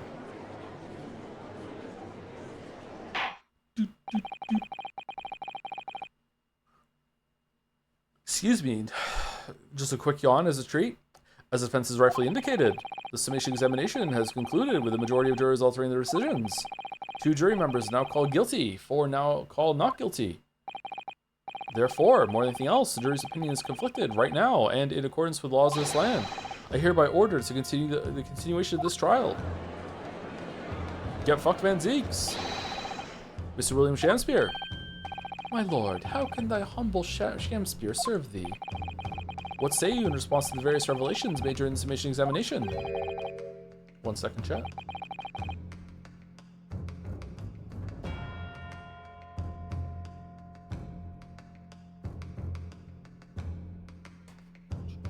So God mend me, I do solemnly swear.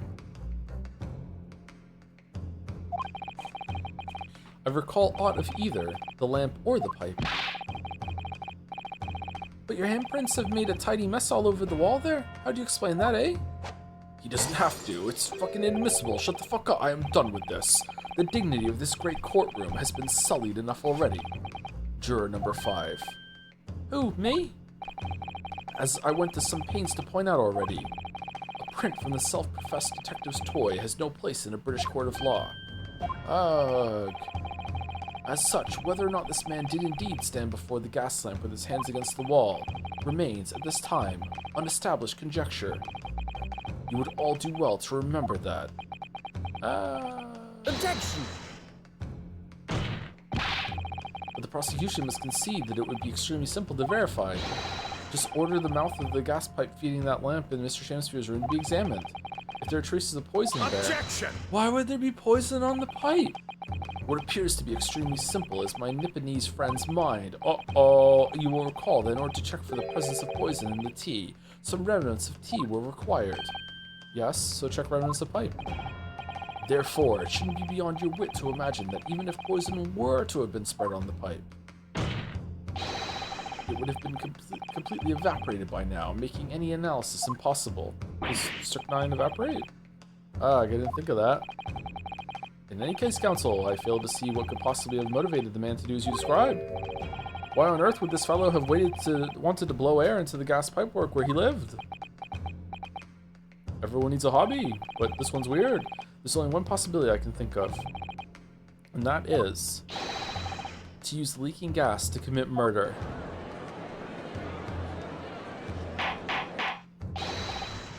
Order, counsel!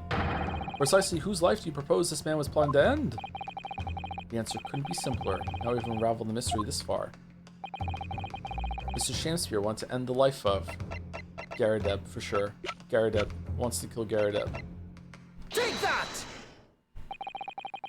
If a gas lamp were to go out, it would be noticed immediately, of course. But a gas stove, on the other hand, could be silently extinguished by the killer without anyone noticing. I live around those parts myself, so I know what it's like. I can tell you, trying to sleep without the stove lit is pretty much suicide. You freeze to death in no time.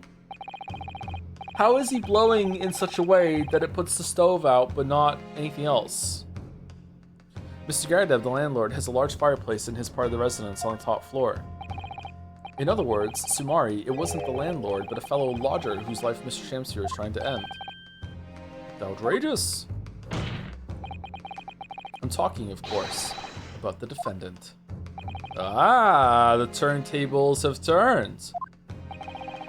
Mr. Natsumi isn't the villain in this case. He's the victim this man was trying to murder. Good gracious. How do you get poisoned? Objection!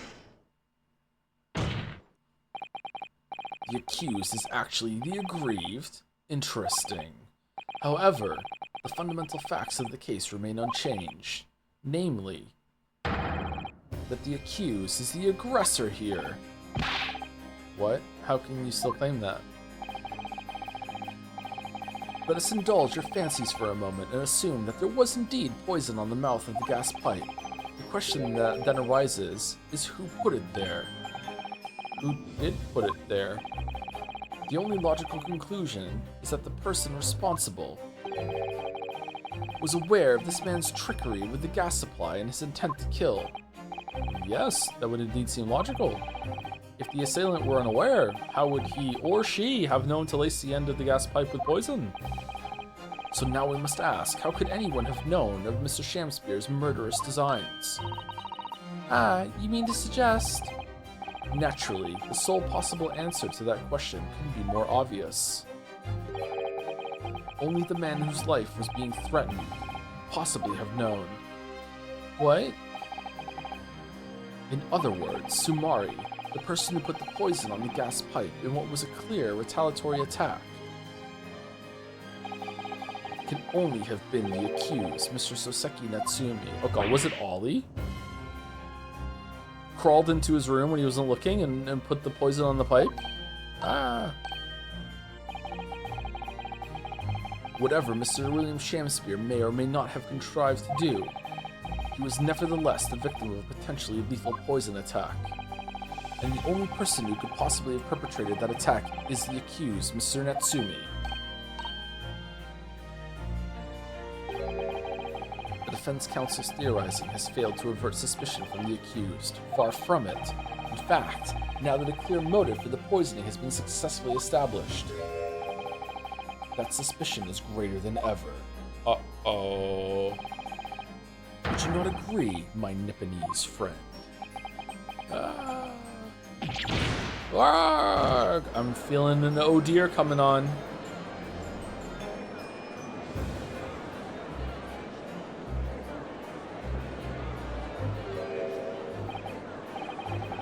How did he manage to turn that around on me so rapidly? Mr. Naruhodo, you must respond. Otherwise, the members of the jury may very well change their leanings against us again. And this may be our last chance to gain the advantage. She's always so optimistic. What advantage? Well, it would seem that somebody put poison on the gas pipe in Mr. Shanspeare's room. We don't know that we were just saying shit, so we must name that person now and absolve Mr. Natsumi of guilt. You mean name the true culprit? I know it might sound impossible, but if we fail to do that, I have no doubt that Mr. Natsumi's fate will be sealed once and for all. As it happens, one possible culprit does come to mind. The evidence, the poison, it's all pointing to a particular person now. Is it? The prosecution calls for the jury to consider their leanings again. I trust you'll make the correct choice this time, Mr. Foreman. What? Oh, don't you worry, we know...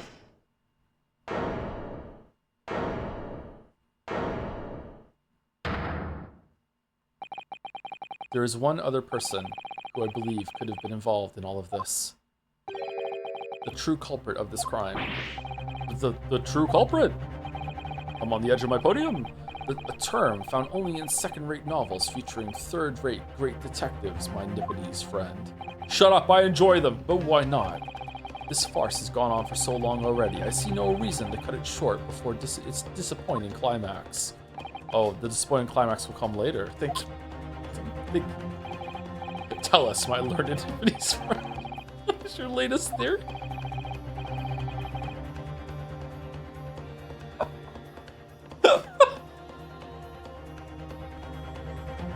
The Joe? Who is the so-called true culprit of this crime? I don't know. The only reason I thought of Olive is because she had poison in the hospital.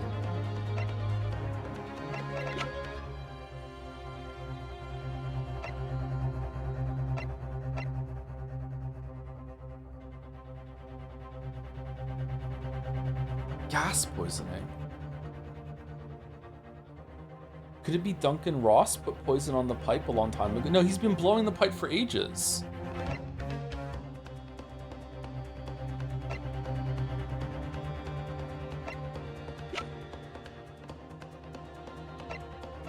Gary Deb? It can't be Gary Deb. I'm going Ollie. I'm going Ollie. Take that!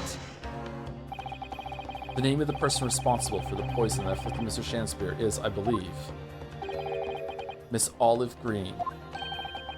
Miss Olive Green! Miss Olive Green! I do feel as though I've heard that name in the recent past council, but I don't recall where. Your Honor, does Crawling Ollie ring a bell? Oh, her! Oh, yes, of course. Miss Olive Green, the woman from 6 days ago. Did I get it right? The victim in the recent case of stabbing on Briar Road. An incident for which Mr. Natsumi was arrested, I hasten to add. Oh, of course, yes, Miss Green. She was left comatose for some 3 days, I believe, but I hear she regained consciousness 2 days ago. And I hardly need remind the court that Mr. Shakespeare's poisoning took place 3 days ago. Given that the woman was lying comatose in a hospital bed at the time, she appears to have a rather fine alibi. The use of music in this game is fantastic. You wanna know why? It's like it's amazing that it conditions you that the music is changed if you it gets it right, but sometimes it doesn't change. So you're like, is it right or not? It's like, I don't know. Like I still don't know. This just might be like they're just talking about it because it's like a bad end. True. On the night the incident occurred, Miss Green was in hospital, unconscious. So on the face of it, it would seem that she couldn't possibly be responsible, but still. My colleagues and I visited Miss Green in the hospital yesterday, but we found her to be in possession of a bottle of poison. Okay. Good gracious, she had poison. And there is another fact that links Miss Green to this case as well. The defense requests that she be brought to the witness stand in order to explain the details to the court. Tell me, Mr. Okay, it seems like we got it right. Okay, tell me, Mr. Shakespeare. My lord, pray, what be thy bidding? Are you acquainted with Miss Green? No, never heard of her. Are you, Duncan? Are we doing like false poisoning, Romeo and Juliet reenactment? That's gotta be it. Judging by the look on Mr. Shakespeare's face, I think perhaps he genuinely doesn't know her, at least not by name. As the voice of Her Majesty's prosecution here, I adhere to my word. We will see my learned Nipponese friend's farce through to its conclusion. I appreciate that. The prosecution requests a short recess, my lord, in order to subpoena the witness and bring her here. I love how he just takes care of all the stuff. He's just like, I'll go do it. Yeah, and we just wait outside. Yes, Miss Olive Green. Indeed, my lord. 1 hour should be sufficient. Very well. I grant the request. Excellent. I hope. The defense has made a most extraordinary accusation, I must say. But at the present time, I feel the prosecution's argument remains largely uncontested. Accordingly, I'm afraid the defendant and his culpability remain the sole subject of this court's attention. I feel like I've stumbled through a lot of the answers in this court, in this trial. I feel like we're dodging a lot of crash outs today. Thank you, counsels. We reconvene in 1 hour. Court is adjourned.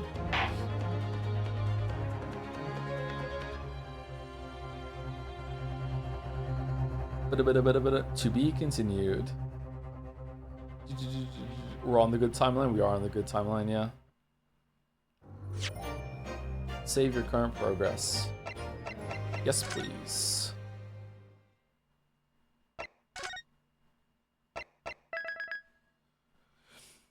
Thank you for the 9-month free sub, Velvet NCB. Been so long since I catch you live. Hope you're enjoying the Greatest Attorney. I love this so much. I'm really enjoying it. Yeah, it's good. This is, I feel like so far I was enjoying the first game more than the second game, although I really liked being Susie in the tutorial trial in case 1. And it moved a bit faster in the first case. This is picked up the more it's gone on, but I feel like Van Zeek's acting, I think out of character, is souring me on it a little bit, yeah. Joe, are you a Knicks fan? You have no reason to be, but are you? Knicks? I don't know what the Knicks are, sorry. Oh, it's Fishbug. How's it going, Fishbug? Bugfish? Sports? I'm not into sports, sorry. He doesn't throw a ball. I do not throw a ball now. Do you like the Mets? Love the Mets. Love the Mets. Can't wait to know what they are one day. 23rd February, 11:32 a.m. The Old Bailey, Defendant's Antechamber. Joyful, jubilant, jumping jacks. Oh, Mr. Natsumi, I'm so pleased for you.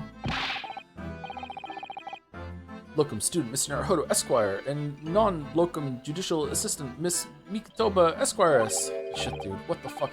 Now, finally, at long last, there can be proof. Proof that I'm innocent, and proof that my tea is innocent.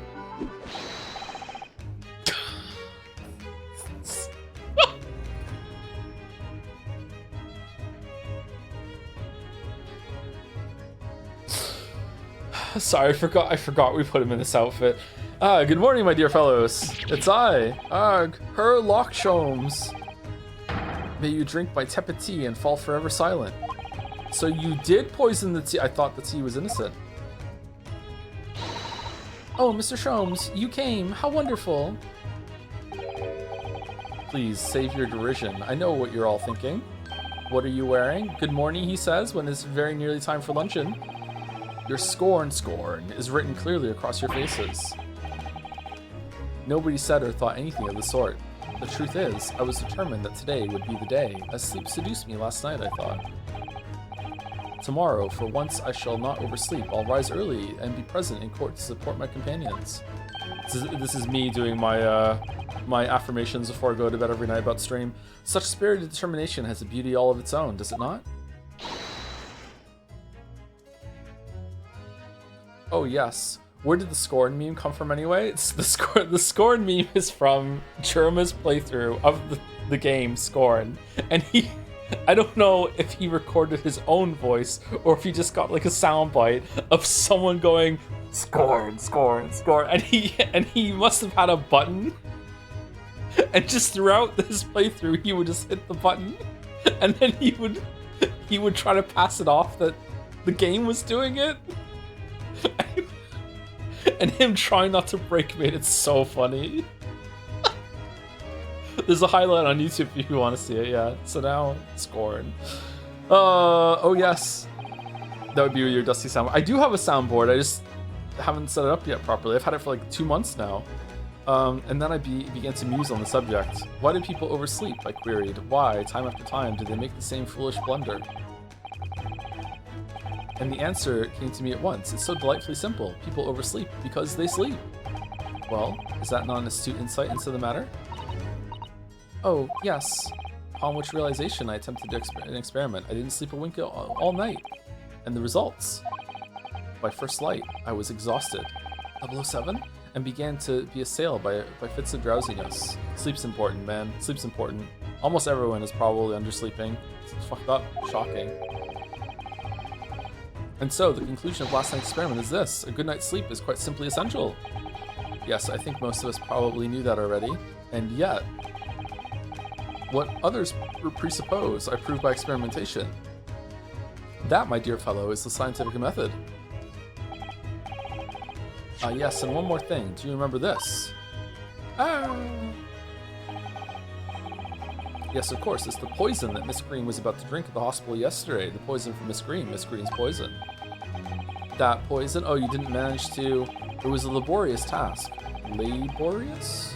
Laborious task as the bottle was near empty, but such inconveniences do not hinder Joms. I managed to confirm that it contained strychnine. So I was right. Perhaps, though of course, such circumstantial evidence doesn't prove Miss Green's guilt.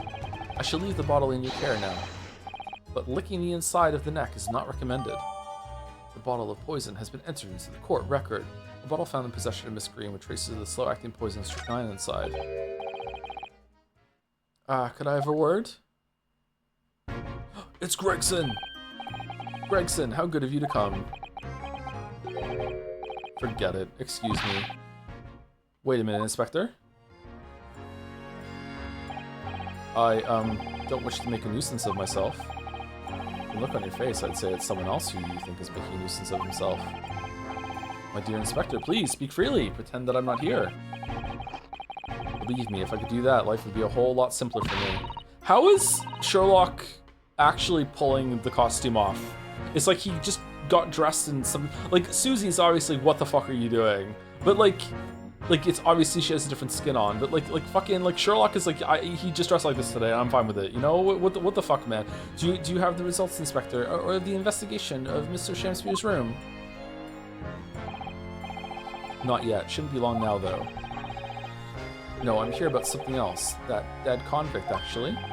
Oh, you mean the man from this newspaper article we discovered yesterday at Mr. Shamspeare's room? What about the empty tin? What was the empty tin all about? A man by the name of, yes, Selden.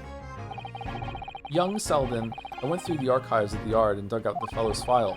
There's something in there that, well, caught my eye. Something caught your eye? What, Inspector, what? Tell us. I've copied out the relevant parts for you, so you can read it for yourself. Whose side are you on? Thank you. Capital offender's file has been entered in the court record. Scotland Yard's file about the convicted criminal Selden, and includes a newspaper article about him dying of illness in prison. Okay, so how do we feel about the Ace Attorney games? That almost every single mystery, you can't really solve it until the third act. You know what I mean? There's always like big pieces of information that are left out until the very, very end that you need to put it all together. Are they even mystery games at that point, or are they just more like mystery dramas? There's nothing wrong with that. I just don't know if it really counts as... Maybe it's a mystery, but it's just not a whodunit. Maybe that would be the differentiation there. I'm comfortable saying that right now, actually. I'd have to think about it some more. But, yeah. Maybe you can still figure out most of it, but you just don't know for sure. You can get like 75% of the way there, maybe? It's better than getting all the evidence at the very start and solving it easily like in Raincoat. Yeah, there is something uniquely frustrating about mysteries in video games when you have all the pieces right from the start and the game just won't let you solve them because the characters aren't there yet. Yeah. So maybe it's better to piece it out and you're there with the character with each update instead. Yeah, maybe that's a good point. Whereas in a game like Obra Dinn, you have all the information right from the start and you can solve it if you want to. Like if you're ahead of where the game expects you to be, you can plug them in and you can be rewarded for it. Just in the same way as Golden Idol's like that too, right? So yeah. But those aren't really... Like, Obra Dinn does have a narrative, but the narrative isn't really the strong suit of Obra Dinn. That is mostly just that's more of a gameplay game. I think Golden Idol and Obra Dinn are the two games that are most alike in that regard. I wonder if there's any more of those I could play.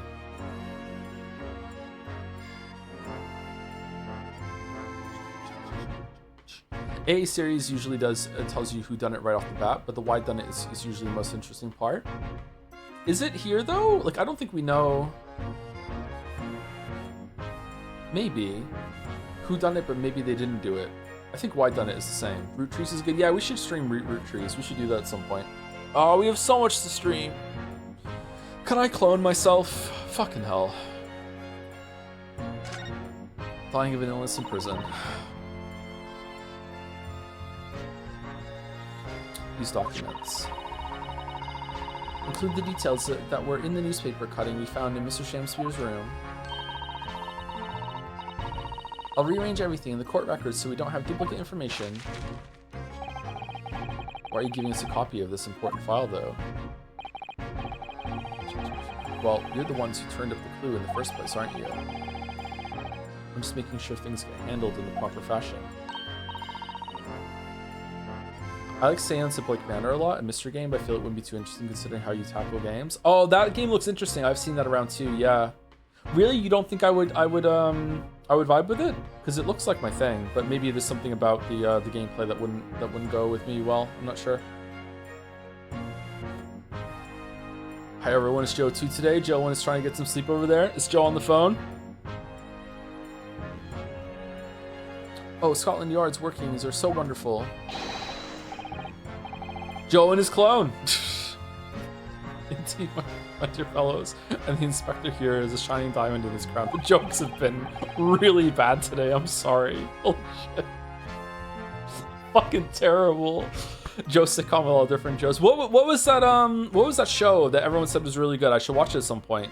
That was about the she had a bunch of clones that she lived with.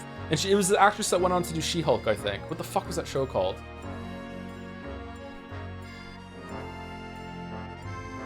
Orphan Black, that was it. Orphan Black, yeah. Apparently that was really good. I wonder if it ended well. A shining diamond in the rough, maybe. One Piece? Yeah, it was One Piece, yeah. Look, I just don't want to be beholden to a lawyer, that's all. Based.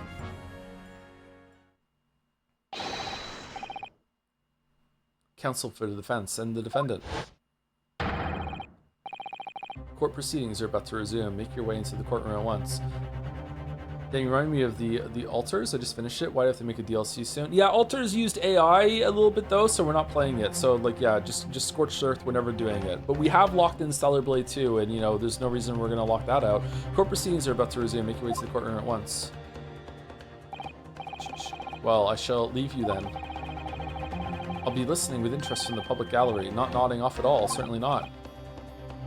Thank you, Mr. Joms.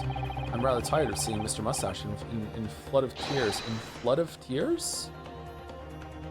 A flood of tears, personally, so the best of luck to you. Locum student, Mr. Naruhodo Esquire.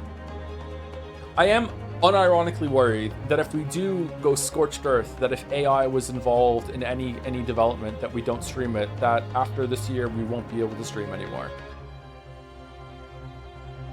Like, legit.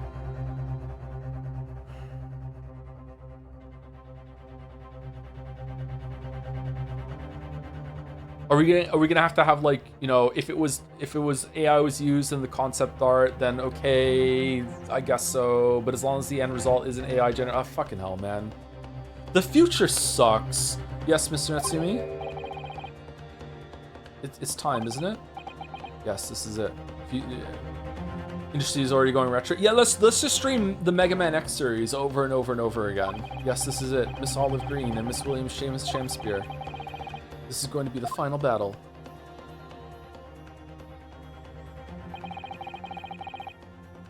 I won't really have saved Soseki-san until I've exposed the whole truth of everything that's been going on.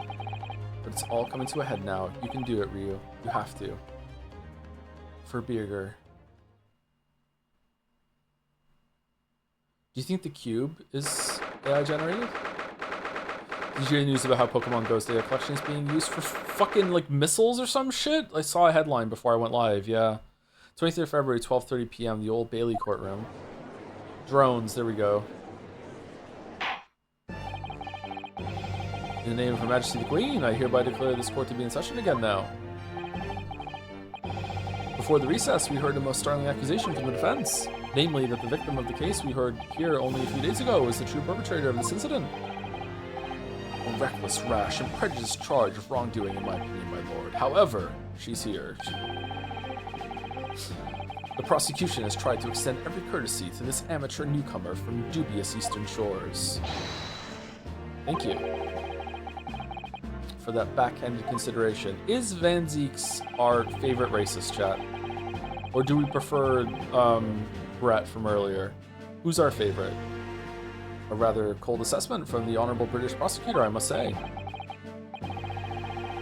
So, Lord Van Zeeks, is the new witness present and ready to take a stand? Ready and waiting in the witness's antechamber, my lord. Very well, bailiff. Bring the witnesses in. Top 10.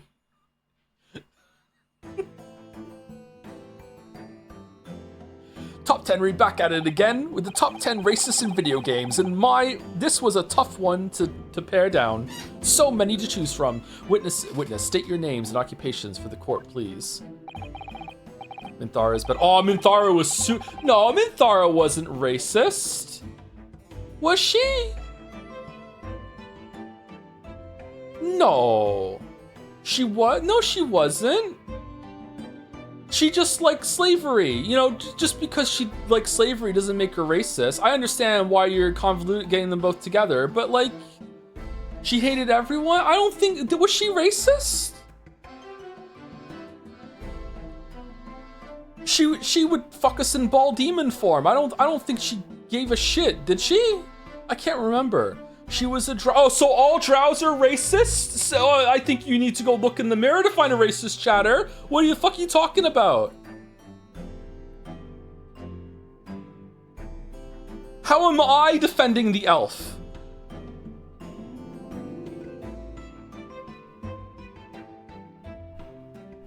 Was she? I'm genuinely asking, actually. I can't remember. Like, Minthara had, like, so many yikes takes because she is insane. But, like, was racism one of them?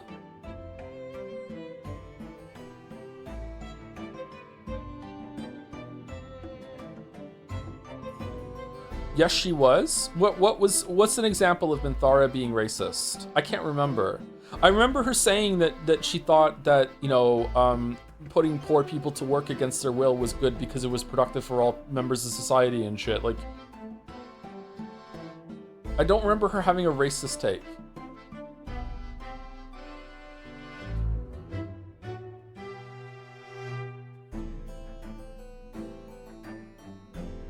She's a drow supremacist, I guess. I don't remember her ever having any bits of drow supremacism in her dialogue. I feel like you're just assuming that because she's a drow that she's like that, which from I understand about the drow is actually not that bad of an assumption, to be honest with you, chat. Like, but I just like, did it ever happen in the game is what I'm asking. She calls what else fairies? Is that wrong? Dementia Joe? Okay, well, it's really easy to meet what the Joe is asking for if you could just have like an line of when she said something.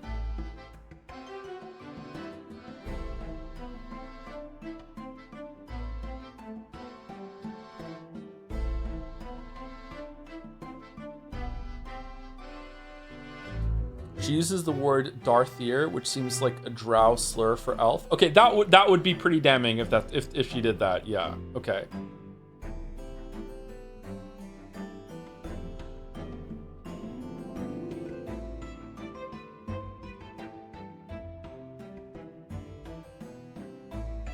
Yeah, Minthara will legit call you a slur in Act 1. What if I'm Wizapon, though? A true soul in such a grotesque form, the Absolute has placed in her heart even for Darkthier? Her heart is more generous than mine. Join my hunt, fairy, and obey me. Alright, that's pretty bad. Alright, she was racist then. Okay, is she our favorite racist? Or is it still offense?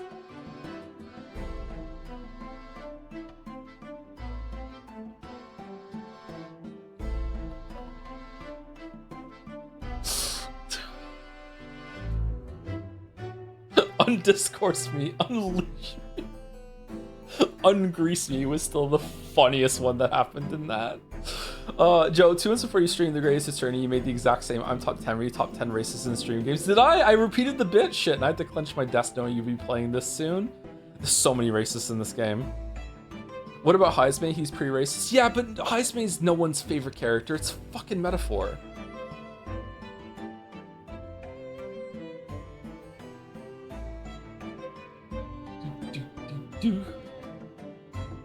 I love Heismay. Heismay has one fan.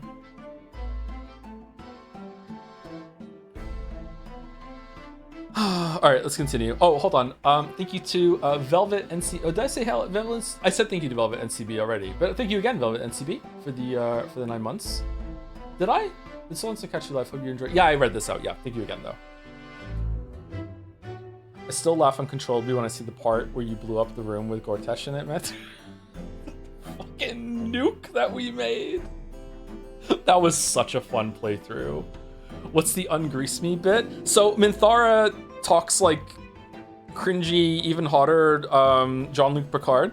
And one of her lines when you get her to do something in combat is "Unleash me," and at one point we cast the D&D fucking second level spell or whatever, Grease, and she kept fucking falling over whenever we moved her, and then someone in chat said, "Ungrease me."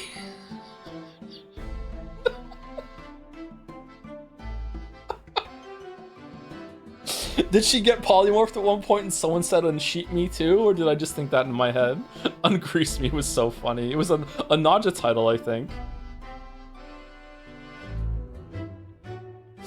The best part about the Gortash nuke was the barrel bit in streams 1-3 were paid off in like 2 months of real time later. Yeah, what is it like to rewatch that series knowing that every single time that I collect the barrel that it has a payoff fucking 2 months later? Don't forget about Fresh Orders is so good. Fuck, I love Minthara. She's so cringe. Holy fuck. William Shamspear, my liege. For mine occupation, I can say only that I be a tragic victim to be pitied. Currently unemployed. In other words, Sumari, the rare Sumari at the end of the sentence there. Okay. I'm Olive Green, a fledgling artist. Well, why did you bring this to court? Well, no. Not a fledgling, really. A hopeless failure who's too weak-spirited to admit she has no talent, I suppose. Also currently unemployed. In other words, Sumari. What a coterie. I like the word coterie. Mr. Shamspear. My lord, I am thy humble servant. I'm afraid that you are no longer merely the victim in this affair. The possibility has been raised that you are in fact the assailant, intent on taking the life of your fellow lodger. The part you have played in this whole business will be thoroughly scrutinized, I assure you. I would for naught else, my lord. And Miss Green. Yes. You are aware of the reason you have been summoned to this courtroom today, I presume. Yes, the officer did explain. He said I poisoned this ridiculous buffoon. And, do you accept the charge, Miss Green? I don't know anything about any poisoning. And I don't know anything about this man. I don't answer questions. Are we doing Shut the Fuck Up Friday from Olive Crawling Ollie edition? Because that would be fucking amazing. Come, lady, die to live. Verily, I know not thy prickly, pea-pigmented personage. Very well, let us proceed with the matter at hand. That being to ascertain whether or not Miss Green has any involvement in this affair. It's all very strange indeed. Why would you suspect me? Don't talk to cops, chat, remember that. I barely ever go to the East End anyway. It so happens that I passed by that neighborhood 6 days ago, that's all. And on the night that this man was poisoned, I was still in hospital fighting for my life. Yes, having been unfortunately caught up in the incident on the street outside the Garrideb household. An incident that rendered you unconscious for some 3 days. This is a strange thing to do. Why was this meant to be in the first game and they cut it and then just put it in this one, or what? This is odd. Is there something about how this is gonna slide back into the rest of the story, or what? Because maybe they didn't want to spend so much time with these characters in the first game, they wanted to move it on? Huh. Are all of them gonna be like part 2 of what happened in the first game, or no fucking way, right? I might like that, but I don't think so. We've already had part 2 of, I can't remember his name. The rich guy with the stagecoach or whatever. What the fuck was his name? McGilded, thank you. We already had part 2 of McGilded, right? I think. Originally, this case in 1-4, the first Oseki were designed to be one case where you solved both the stabbing and the poisoning. This split into 2, though. Oh, I wonder why. I was stuck in the middle struck in the middle of my back by a knife through no fault of my own, and now I'm under suspicion? What other irrelevant things might I be suspected of? It's all very disturbing. It is very strange that you were lured here and then just so happens that you got stabbed in the back from a falling knife. I think that's just going to be happenstance, though. Your energies may be better spent worrying about random knife attacks, I feel, Miss Green. It's London after all. At this point in time, all that appears to connect you with Mr. Shamspeare's lodgings is the Briar Road incident of 6 days ago. That's why we would like you to testify formally now about exactly what happened. Oh no, the incident 6 days ago? You mean you want me to relive that awful accident? She's still healing. This is kind of fucked up. Unfortunately, yes. Please tell the court what happened that day. And of course, we will be interested to hear from you about your movements that day too, Mr. Shamspeare. But what happened 6 days ago has nothing to do with me being poisoned. Let's proceed then. The witnesses will present their formal testimony to the court on the subject of the incident that took place on Briar Road the evening of the 17th of February. Did we take break? I can't remember. I went and got a drink before 2 hours. I think maybe we need to take break. We have not. Okay, let's take break right now. Let's get music. Bum bum bum bum.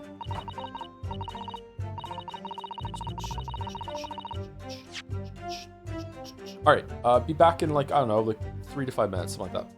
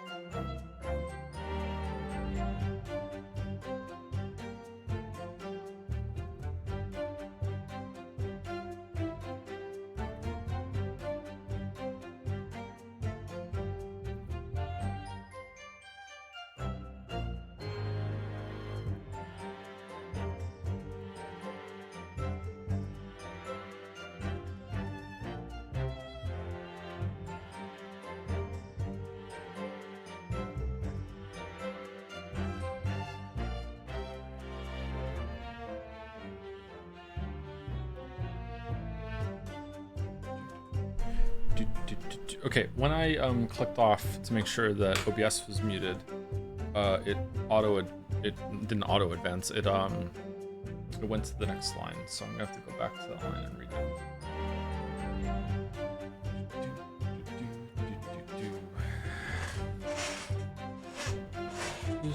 Squeaky chair, squeaky life. Is it meant to look like blood on her paintbrush? Is this subtext? What's going on?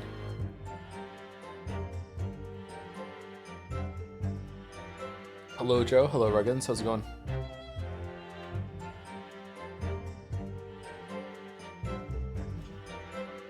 Joy, I watched the German scoring video and spat out my drink. This is your fault. The next one you should watch is the horror game where the ghost kid appears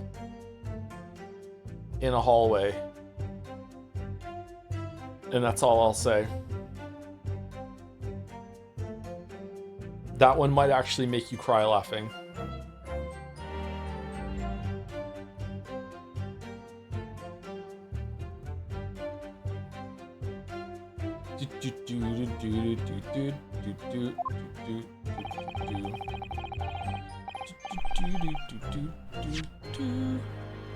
Okay, Green says, it was 6 days ago, about 5 p.m. I was walking along in the snow and I was suddenly stabbed in the back. Coincidentally, it happened to be just outside the house where the men in this case have their lodgings.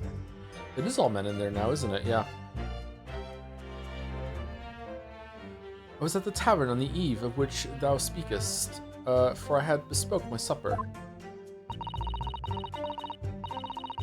It was the first time I'd been in the area. I had a little matter to attend to, that's all. Anyway, I was admitted straight to hospital, so I knew nothing about all this business. Oh, that's it. Okay.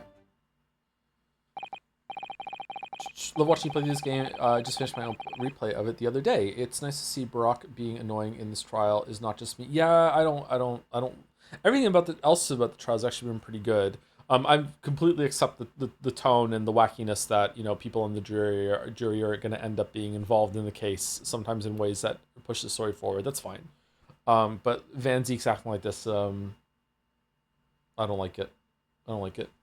Did you hear that a game that apparently used Scorn sound in a trailer? Oh, I thought German made the sound. Did he get it from the trailer and he just kept repeating it? It's still funny if it was a sound from the trailer and it keeps repeating. Scorn. Yes, a second incident inside a week, what I believe to be aptly described as the haunted lodgings. One can only presume this is a most unfortunate coincidence. This is kind of a long case. Well, man. Meanwhile, you say you were not in your room, Mr. Shamspeare. It was the following morn when I did awaken that I learned of the dire events. Mary, what a commotion did the officers of the law make on the floor above mine.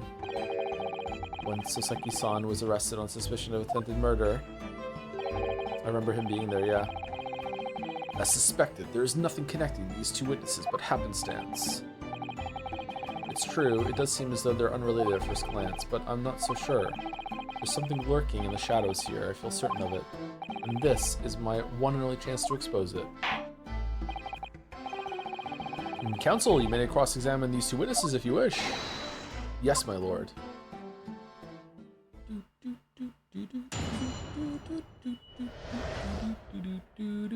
The evening is 17th of February. What a ridiculous person. Holy shit. It was 6 days ago at about 5 p.m. I was walking along the snow and I was suddenly stabbed in the back. I'm well acquainted with the case. I'm sorry you had to go through that. It was awful. I still can't believe I was unconscious for so long. And I woke up to find that the case had been solved and the culprit arrested. Yes, the incident has been resolved already. Perhaps it would help you to consider it a bad dream that ended with your awakening, and should now be forgotten. What the fuck, Van Zeeks? Yes, I suppose so. Thank you. I don't agree with that, but before you put it completely behind you, Miss Green, I usually remember the details one last time. You must tell the court exactly what happened that day, for us to arrive at the truth about this new case. What? What does the knife have to do with it, though? The trouble is, there's nothing to tell, really. I was just walking along the pavement. Coincidentally, it happened to be just outside the house where the men in this case have their lodgings.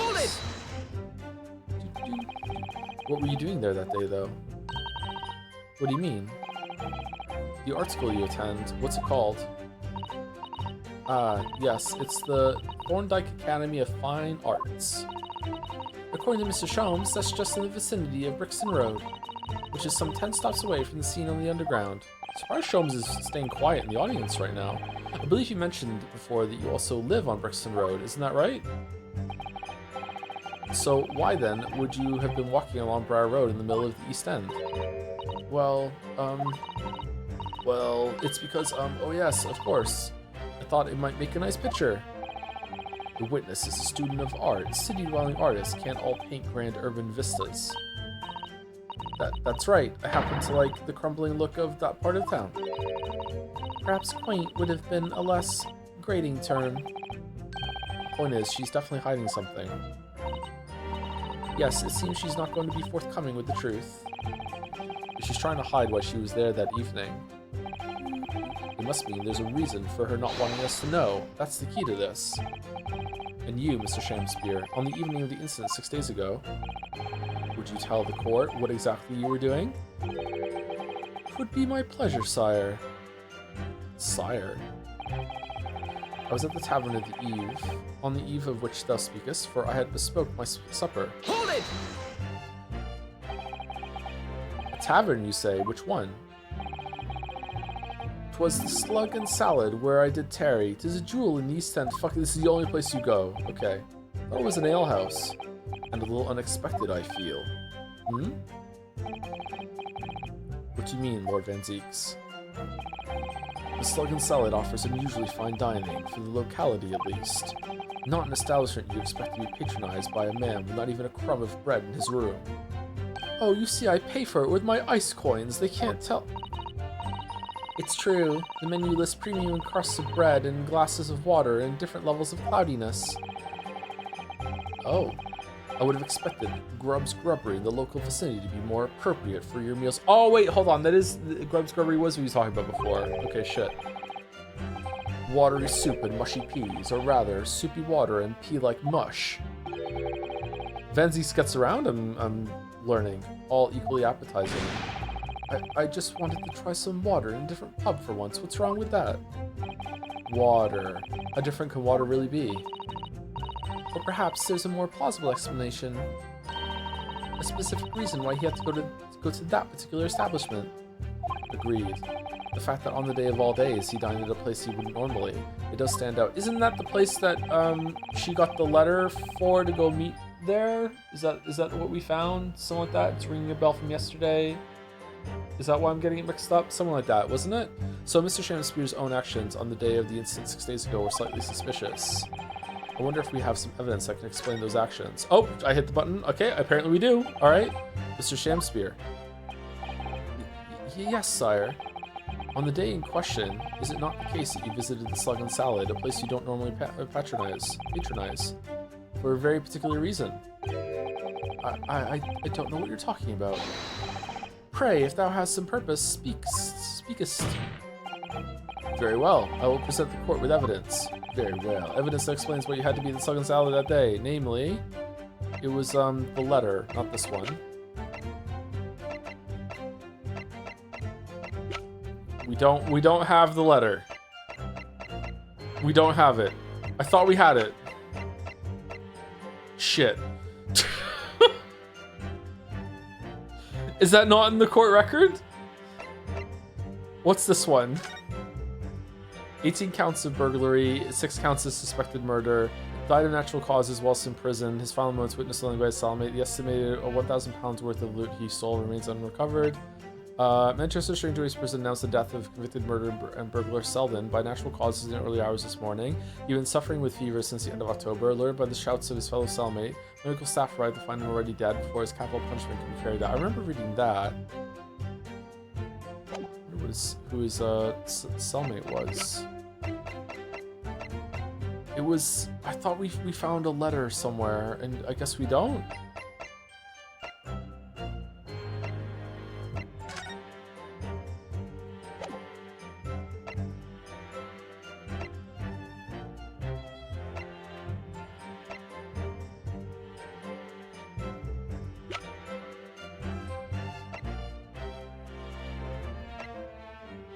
No?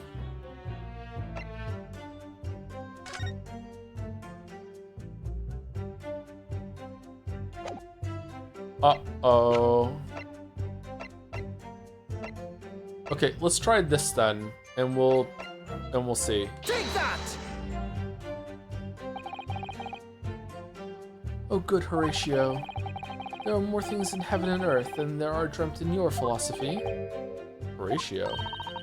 I believe it's a line from Shakespeare's play, Hamlet, Mr. Naruhodo. Be it a line from the great Shakespeare or from this, Mr. Shamspeare, and the message is the same. My learned Nippy's friend is wide of the mark. Okay, it wasn't that then. Okay, hardly surprising given this witness's obtuse literary quotes. I do wonder if there isn't perhaps some evidence that would explain why it was the slug and salad he visited. I think we have discussed this issue enough. Let us return to the witness's testimony, please. Okay, what am I misremembering then? Shit. Gladly I would do thy bidding, bidding to do, Horatio. Fucking read that wrong too. Oh man. Oh man. It's the first time I've been in the area. I had little matters to attend to, that's all. Was it the first time you've been in the area? Hold it! What little matter, Miss Green? Please elaborate. It was nothing really, it's not worth mentioning. If you remember, you mentioned it to us yesterday at the hospital. Ah. It was related to the card you were holding. Miss Green. Bum bum bum bum. Bum bum bum bum. What was that? She clearly just hit something behind her back.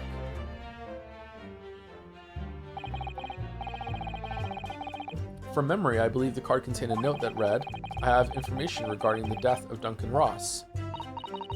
What does that matter? This has nothing to do with Duncan. Duncan Ross. Please, Miss Green, tell us more about that note. I'm sorry. There's really nothing I can tell you. But I can assure you it's unrelated to all of this, completely unrelated. The truth is, you went out that day because that's what the note told you to do, isn't it? The instructions were for you to come to Briar Road at 5 o'clock that afternoon. Bum bum bum bum. I didn't think I should go at first, but then I thought it might be a good opportunity to see what the East End looked like. Very well, if that's your final word on the matter. Continue, please. I also dislike about the game that you have to press more than once to get the interruptions if you want to see all the dialogue that happened. I don't like that, but I don't really know how you could do that some other way, I guess. You can just hold the button and get back there, but it's still, like, it has a level of petty commitment that's kind of annoying. Anyways, administrator at the hospital, so I knew nothing about all this business. Hold it! Yes, you didn't regain consciousness until the day after the trial, did you? In the early hours. Exactly, so how could I have had anything to do with it? You don't have to see all the dialogue? Yeah, I do. And yet you still haul me in here to court like this, honestly. So at the time of the poisoning, the witness was unconscious in her hospital bed. Could there be a more airtight alibi, I ask you? And yet, in spite of that, you claim that I was the culprit. Well, but you certainly haven't produced any evidence to support your wild claim, have you? None at all. Where is this confidence coming from? There you have it. The good lady has yet to see evidence, my learned Nipponese friend. I'm working on it. Counsel, I will point out here that the jury's next decision will be final. What? What about the examination summations? What the fuck? We're really up against the wall here. You can only get 2, and that's it. Mr. Naruhodo, did you notice? One of the witnesses reacted rather strangely to something that was said before. Yeah, I did. Yeah, oh, you mean? That's right. When you see someone reacting in an odd way, it's time to pursue. I need to keep a closer eye on the people in the stand, even if they're not speaking at the time, it seems.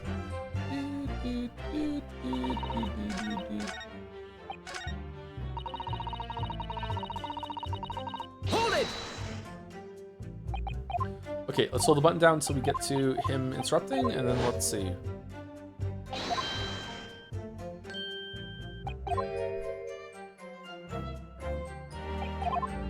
What? Excuse me. Excuse me. Mr. Shamspeare, do you have something to share with the court? To be or not to be? That is the question, Bangerloin.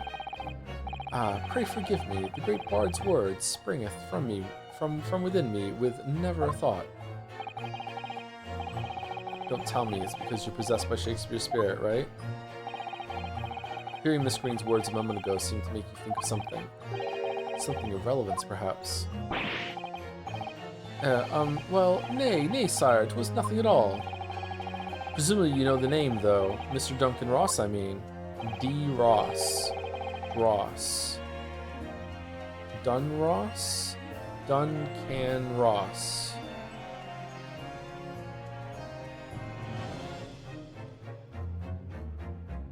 I'm not seeing a pun in that one. After all, you were both lodgers in the same house. I would it were so, but sadly nay. Lodging be a lonely occupation, sire. My lodging fellows be rarely known to me. So you haven't heard of him, even though he passed away in the room just one floor above yours. Duncan Rompa? Fucking hell. Miss Green. Me, my lord? Have I done something wrong? Mostly your art. The card that was mentioned before contained the note. Do you have it upon your person? I do, yes, but I don't need it anymore. In fact, I should throw it away, really. Before you dispose of it, the court will take it as evidence, please. Oh, thank you, Judge. All right, there we go. That's what it is. Fucking hell. A note in an envelope that seems to have been ripped open rather roughly. It contains instructions to meet with someone who claims to have information about Duncan Ross. Of course. That's what links Mr. Shakespeare and Miss Green. It's Duncan Ross. Now, continue with testimony, please, Miss Green. What was the one that we had to press? It was this one, wasn't it? Excuse me. Yeah, it was this one. Okay, first of all, let's actually look at it and see if there's anything on there. Yeah, this is definitely the ripped envelope. The envelope's been ripped open rather carelessly, hasn't it? Miss Green strikes me as the type to open correspondence more neatly than that. Ah, so someone read it before that, or what? What is it? The way the envelope is torn, I'm almost sure I've seen the exact same shape somewhere else. Oh, you don't mean... Am I, like, making this up, or was there a system in the first games, the Phoenix Wright games, where you could combine evidence in the court record? Could you do that whenever you wanted, or was it only in certain moments that you could do that? Yeah, in the DLC? Nah, you couldn't? Or wasn't it you could use one piece on something else? Like, was it the metal detector or something like that? Like, were there certain ones that you could interact with sometimes, or no?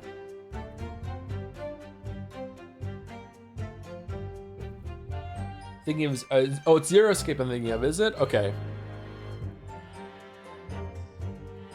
They're all kind of mushed together a little bit in my mind, alright.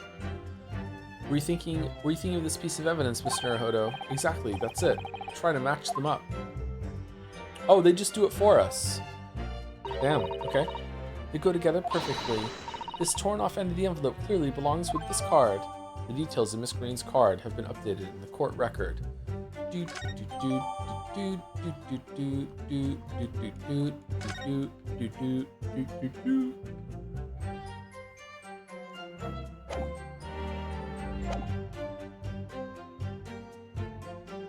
Hold it!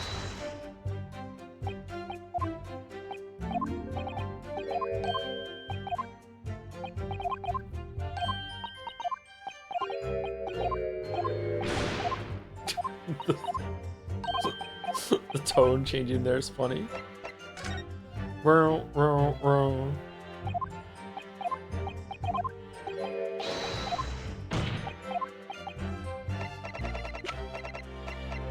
Take that! I believe this card reveals the answer. Good lord, Miss Green's card, you mean? That's right, my lord. It reads, I have information regarding the death of Duncan Ross. Come to the Slug and Salad on Briar Road at 5 p.m. on 17th. Don't tell anybody else about this letter or the meeting. It's a matter of utmost importance. Uh-oh. Mr. Shakespeare, your actions on the afternoon of Miss Green's stabbing are exactly as described in this note. Strings are back. Ah. Personally, I find it hard to believe that's a coincidence. Don't you, Mr. Shamspear? Well... Excuse me, can I say something? No. Yes, Miss Green? That card was delivered to me. It doesn't have anything to do with this odd man, does it? Well, you'd think so, yes, but it's hard to believe it's merely... My lord, may I? May you what, Miss Green? I'd like to make something very clear about that card. Very well then, you may amend your testimony to include details about the peculiar note. This note was delivered to me at my address. It has nothing to do with the odd man next to me here. Okay, so now we're gonna do the envelope thing. Okay. I think you said that when you received it the day before the incident, didn't you? Yes, that's right. There appears to be no indication of the sender's name or address on the envelope. It was in my letterbox, and that's all I know, I'm afraid. I have no idea who sent it. I have information regarding the death of Duncan Ross. Who is this Duncan Ross, please? A friend of mine. He attended the same art school as I do. He passed away in a tragic accident a month ago now, though. Okay, burying the lead a little bit there, that he lived in the same fucking apartment building and died in one of the rooms. I wasn't sure what to make of that note, to be honest, but in the end, I decided to go. So you found out what that information was? Of course I didn't. You're not thinking straight. Whilst on her way there, she was stabbed in the back, dumbass. As my learned friend hopefully remembers. Yes, of course, yeah. She never made it to the meeting, fuck. Oh, Mr. Naruhodo, you pursued Mr. Shamspear wonderfully there. You followed my tutorial. Good job. It worked out well, hasn't it? We have a new clue at last. Alright, now I need to pull off a really insightful objection somewhere. Well, as you've managed to expose this promising new angle, I wonder if you should perhaps try to develop that? Ah, yes, of course. And yelling at objections isn't necessarily the best way to do that, I suppose. Some of the difficulty is some of the things you have to do in these trials does not match how much they are presented as a tutorial with Susie's backseating and shit. It was delivered to me in addresses, nothing to the automatic to me. Okay, so now we're gonna present this. Objection! The day before the incident, exactly 1 week ago now. It's been 1 week since you looked at me. This note was delivered to your address. And upon carrying out the instructions in the note, you found yourself in hospital. Yes, I did. It's terrible. Everything that's happened to me. Yes, it is terrible. If it's all true, that is. What do you mean? Miss Green, have a look at this, please. It's green, like you, so you did it. Follows to me. It's just torn off out of the envelope. Oh, is it? And it so happens that it fits together perfectly with the envelope of the note you received. Where did you find that? Hey, how often Joel starts singing the exact song that popped into my head, the exact parts of every game he plays, it makes me so mad. It's just Canadian things. Just Canadian things. Thank you, Toxel, for the 89 months. Have they kissed yet? No, not yet. But soon. Just Canadian stims. Thank you, Toxel. In Mr. Shamspear's room. In my room. I'm British now. I'm British Shamspear. Mr. Shamspear. Do you perhaps remember this note from somewhere? I'm really excited for 007. I hope it's a good time.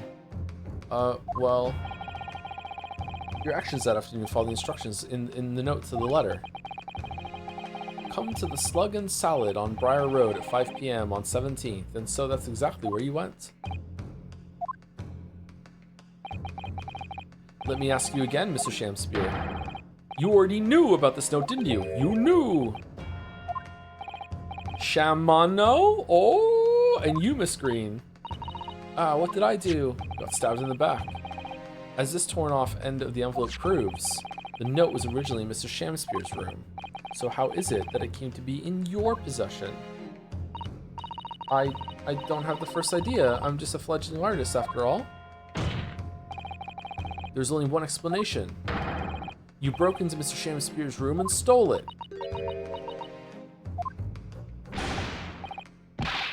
You did what? Sorry, thou hast what? You broke, I mean, thou were in my room?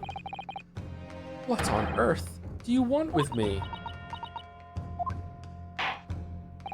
Okay, that does make more sense to the theory that I thought, which was that Shamspear delivered the note and fucked up so bad that he tore the envelope while he prepared it and just decided not to fix it. Yeah, that was pretty fucking stupid, actually. Okay, this makes more sense that she was in the room and she saw the note, I guess, and just took it. All right. It would seem that both witnesses need to testify again. Did she have a bunch of soap while she was there? I don't know. Miss Green. Yes? Whilst you have the court's sympathy, I'm sure, for the suffering you have endured in recent events, anyone found to be giving false testimony in a court of law will be duly punished. Please bear that in mind. What about false conjecture and leading the fucking witnesses into conclusions so you can have your win in court? Fuckface? What about that? Yes, I know. Very well then, witnesses. You will give formal testimony again now. On the subject of this curious anomaly regarding the note Miss Green claims to have received. The anomaly of the note. Do remember now, 'twas a week ago, per adventure, that note was delivered unto me. On the day writ therein, I did tarry a long hour at the Slug and Salad, yet nobody came. Really? I thought for sure that you had written the note. Fuck. Did Olive write the note, and then she took it back afterwards somehow, or what? Thereafter, on the evening I shared the company of the Japanese fellow, I did see the note had vanished. I don't know what you mean. You think I snuck into this man's room, do you? Why would I? You are sneaky. I can point out the villain here, and as for that torn off piece of the envelope, I don't know anything about it. Dun dun dun dun dun dun dun. You now claim to have received this letter, do you, Mr. Shamspear? Faith, 'tis so, my lord. And I would swear to have set it upon the table in my humble lodgings. Yet, 'tis clear to me now that since I returned from the tavern that night, I have not laid eyes upon it. She just loves saying, well, that being the case, young lady, it would appear that your testimony was a lie? Is that what you think? How unfair of you to think I'm the one lying. I beg your pardon? I'm just a fledgling artist, as I said, and the fledgling artists don't lie. That note was delivered to me at my address, besides. It's like a jump scare, man. We all know who the liar around here is. You know what? I believe her. Yeah, he's the one that's wrong. I'm as bad as Von Zeke's now. I don't give a shit. Yeah, he's going down. If that's true, Miss Green, how do you explain the facts? I don't think they have faxes yet. Big Mac, this part of the envelope... This part of the envelope was without question found in Mr. Shamspear's room. I don't see why I should explain. Sorry? I'm a fledgling artist. My job here is just to say what happened, that's all. It's your job to get the explanations and the proofs, you, the fledgling lawyer. The fledgling will do his best. Evidently, my learned friend's cross-examination is our only hope of learning the truth. Well, counsel. I'm ready, my lord. Very well then, the defense will now proceed with the cross-examination of the witnesses. Are you gonna play Lego Batman? Finally, someone has asked. Obviously, I've never played a Lego game before. They look like pretty fun, actually. But no, I have no plans to play Lego Batman at the moment. Miss Green clearly did break into Mr. Shamspear's room. There can be no question of that. And that's how she acquired the note. Yes, two facts that are starting to lead me to a possible explanation for all of this. Really? And it's not a pretty one. You sure?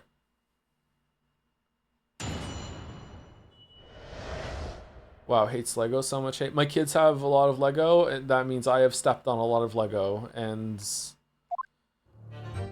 not pretty, man. I do remember now, 'twas a week ago, per adventure, that the note was delivered onto me. Hold it!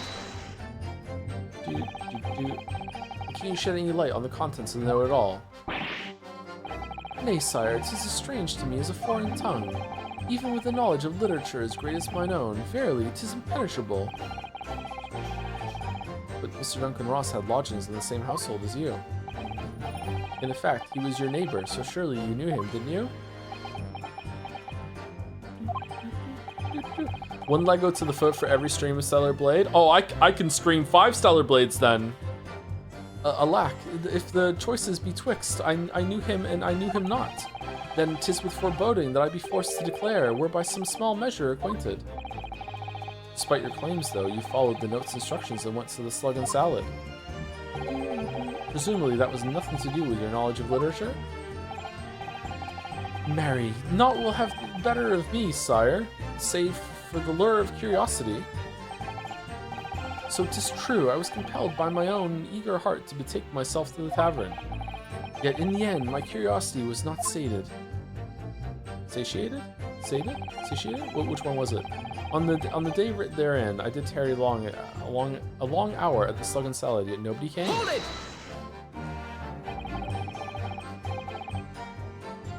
Is Esoteric locked in already? It's not, no. I think chat's gonna have to campaign for that one. I'm not really interested. So even after waiting for an hour, nobody appeared? Well, yes, sire, 'tis as thou says. Really? You paused for a moment before you answered. Ooh. In truth, when thou asked whether nobody appeared, I did suddenly recall. Really? Do you mean to tell the court that somebody did appear after all? I was not alone that night at the Slug and Salad, my lord. No, 'tis returning to me now. It's all coming back to me. I did treat my lips to almost clear water and mine innards to a premium crusted bread. And all around me danced a great many companions. What do you mean? Flies, sire, flies. Good lord. Lord of the Flies. In the name of Beelzebub, what were they? Fairies, perchance, from a midsummer night's dream, come to taunt me. Minthara? I think they were just flies. I can't help thinking that the flies ought to choose something more wholesome to buzz around. Is that wrong with me? Thereafter, on the evening I shared the company of the Japanese fellow, I did see the note had vanished. Hold it! So that torn up piece of envelope was just on your floor for days, bro? Just bachelor things, I guess? When exactly did you notice it had gone missing? Such idle thoughts never occupy my mind. I am busied with greater ideas. In other words, Sumari, you didn't notice. Several days passed between your outing to the tavern and Mr. Natsumi's visit to your room. Yes, it would appear that the note disappeared sometime in that interval. Such idle thoughts never occupy my mind. I am busied with greater ideas, like how to steal gas with my ice coins. And yet during that time, Miss Green was comatose in hospital, was she not? Clearly then, she could not have been stealing things from Mr. Shamspier's room. Ah, yes, of course. I thought for sure that this was leading to the revelation that Shamspear is Duncan Ross, and this was his way of telling Green after the fact, you know, like, I'm being this guy pretending to get the treasure from the apartment building now, but how do you fake your death like that? I mean, he faked his death again, kind of, in the room with the poison. I don't know where this is going. Yes, of course. It's all some sort of misunderstanding. Why? Yeah, that's a good question too. Like, why would he do it? I have no idea. Yeah, why? It's all some sort of misunderstanding, isn't it, Mr. Prosecutor, sir? Fake that's a mistaken identity is very Shakespeare. Well, that's one of the biggest reasons why I'm thinking it is that she just tried to poison herself in hospital, and she's in mourning of her fiance.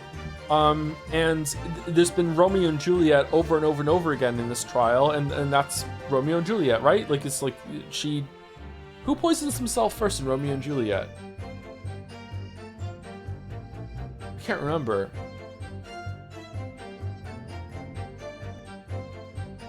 Who's pretending to be dead? Is it Juliet's pretending to be dead, then Romeo comes over, and Romeo's like, fuck it, like, oh, she's dead, and then he kills himself, and then she wakes up and sees that he's dead, so then she kills herself? Or who dies last? I can't remember. It's also, it doesn't really matter, it doesn't have to go in that order. But yeah, that's where my mind went. It's all some sort of misunderstanding, isn't it, Mr. Prosecutor, sir? have so far failed to give a satisfactory explanation as to how you came by the note. Juliet pretends Romeo kills himself, Juliet kills herself. Shakespeare fucking slaps, man. Shakespeare really holds up. It's better to see it performed than read it, but I think most of it holds up with reading it.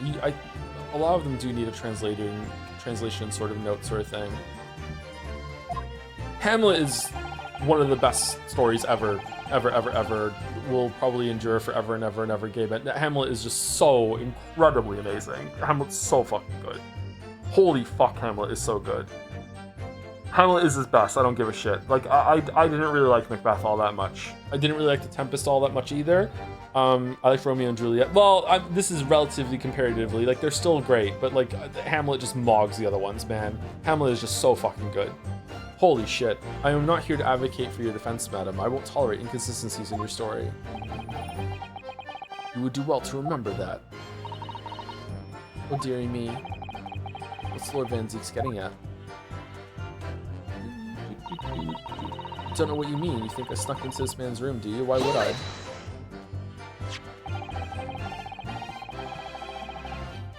It seems that this note was actually delivered to Mr. Shamspeare about 1 week ago. Oh, does it? Macbeth is a good one. Lady Macbeth goes pretty hard. I don't know, I just like Hamlet. I haven't read them in a long time. Maybe I would have a different opinion now? I'm not sure. Like, Hamlet appealed to the late teens, early 20s angst in me when I read it. Not sure. But for some reason, it ended up in your possession. There's just so many fucking banger lines in that. I can't think of any way that could have happened except for you breaking into Mr. Shamspeare's lodgings. Objection! Well, for what reason would the witness have done that?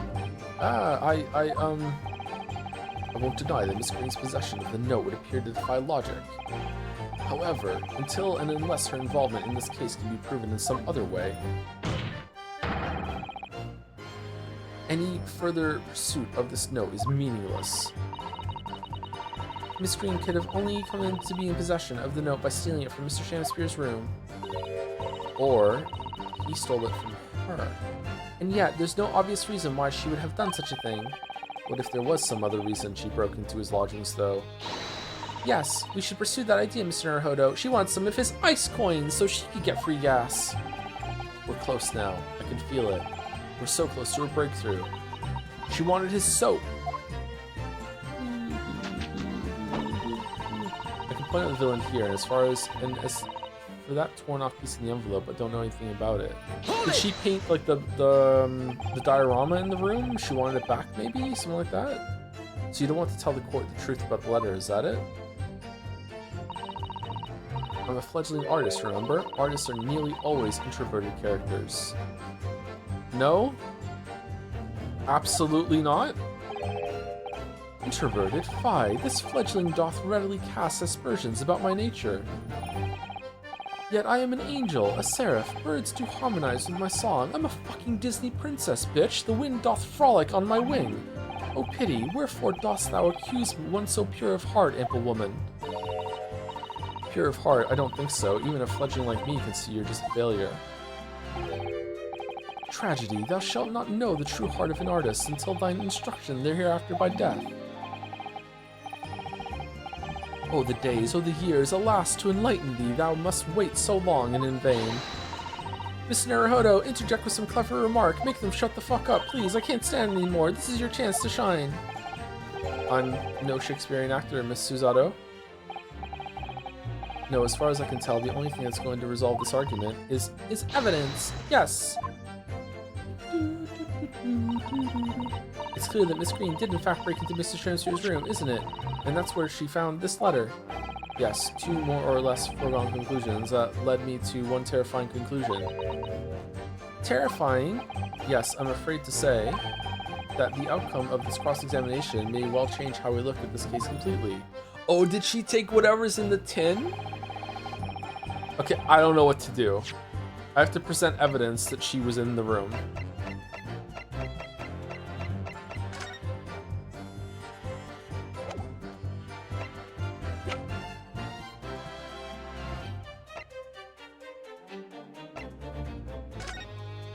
She wanted the photograph? The paintbrush toothbrushes. The poison.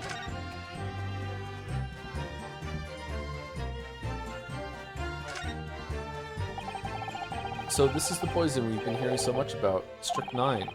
There are a few remnants on the bottom of the bottle here. Look. You must be tempted to try it. Of course not. As long as we don't lose this trial.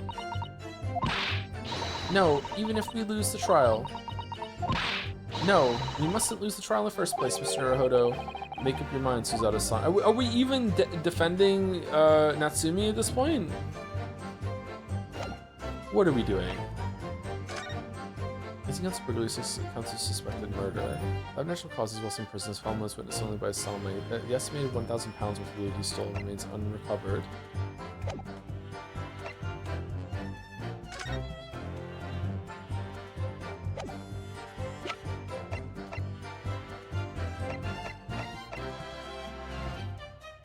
I don't know what to do. During right now, 'twas a week ago pre-adventure, the note was delivered onto me. On the day the did tarry long in the hour of its own sadly no decay. Therefore, I think the Indians should accompany the Japanese soldiers into the finish. I don't know what you mean. You think I snuck into his man's room, do you? Why would I? I can point out the villain here. As for that torn off piece of the envelope, I don't know anything about it. Okay, so this is why would I? Why would I sneak into the room? Okay. Because you want to be a lawyer. Because you want the books that Natsumi got, because you were in the area, because you wanted the other end of the envelope, because you just knew that you would leave it behind. You wanted some soap to clean yourself because you stink and need a wash. You wanted some tea preemptively. There's something in this fucking photograph that's here that you want.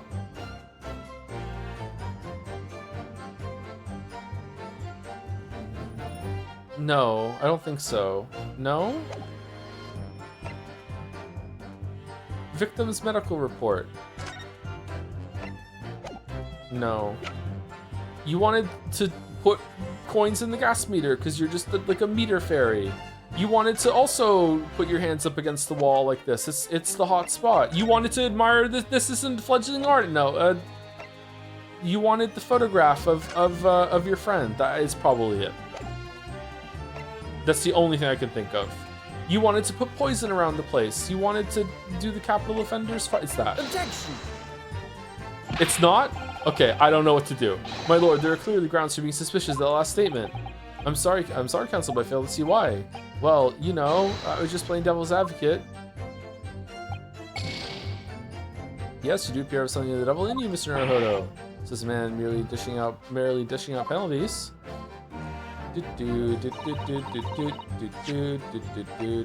For no reason, let's save it. What do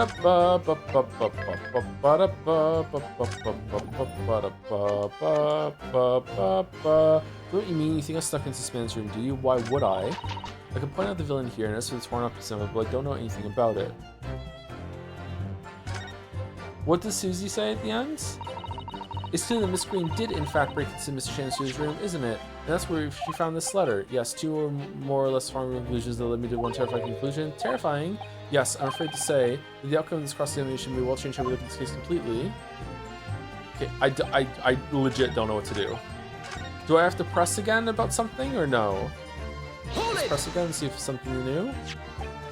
Susan knows after the registered role 1 week ago. Oh, does it? But for some reason it ended up in your possession. I can't think of any way that could happen except that you break into Mr. Transfer's lodgings. For what reason would the witness have done that? I won't deny that Miss Green's possession of the note would appear to defy logic. However, until and unless you whatever the fuck prove it, any further pursuit of the note is meaningless. Miss Green could only have come into possession of the note by stealing from Mr. Chancellor's room. And yet, there's no obvious reason why she would have done such a thing. What if there was some other reason she broke into his lodgings, though? Yes, we should pursue that idea, Mr. Naruhodo. We're close now, I can feel it. We were so close to a breakthrough, just like she broke into the room. Okay, so it is that. We have to prove that she had a reason to... I don't know what to do. I don't know what to do. She broke in for something, and when she was in there, she saw the envelope and read it and took it and said, "It left gold, thank you for the gold, kind stranger." And it's not for this. Yeah, how would she know that's even in the room? Why does he have that? Those in the floorboards.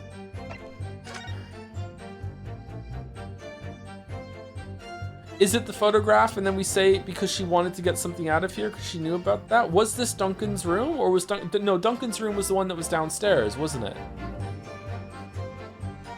I don't fucking know. I actually don't know. Let's do the photograph and see. Witness's last statement is clearly contradictory. No, it's not that one. Okay.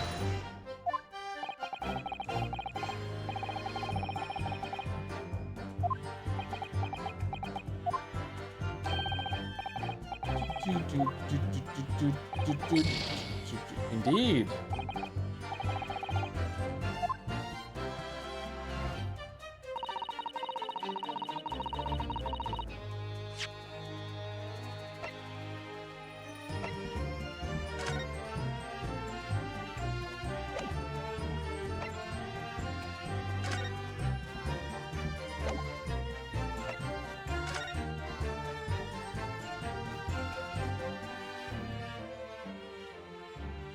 Why is this not got a check mark? Someone's looking at me with one hollow, 2 centimeter wide eye. How pathetic, Mr. Naruhodo. All the literary references we've been hearing are starting to rub off, I think. Really? Whoever would have thought of using this depression to make coins of ice? Ready to sacrifice. It was clearly one of those ice coins that was in the soap when we first found it, wasn't it? Although, it was a sort of reddish color, I seem to remember. Yeah, we saw this already. Okay. Alright, it's not the tea. It wasn't the photograph. It can't be the victim's medical report. Did she just sneak in the poison? It can't be the reason why she snuck in was to fucking poison him, right? Why would she? Because then it's like, why would she want to poison him? Can I read the letter? No, this is the yeah, fuck it. Objection! What? Fucking crash out, here we come. Yesterday at the hospital, we saw you with this bottle, and though the contents spilt during the course of our meeting, a small quantity remain. According to the defense's independent analysis, Mr. Joms' chemistry set, the liquid was still in the bottle was identified as strychnine. What? Strychnine? The very same poison afflicted Mr. Shamspear.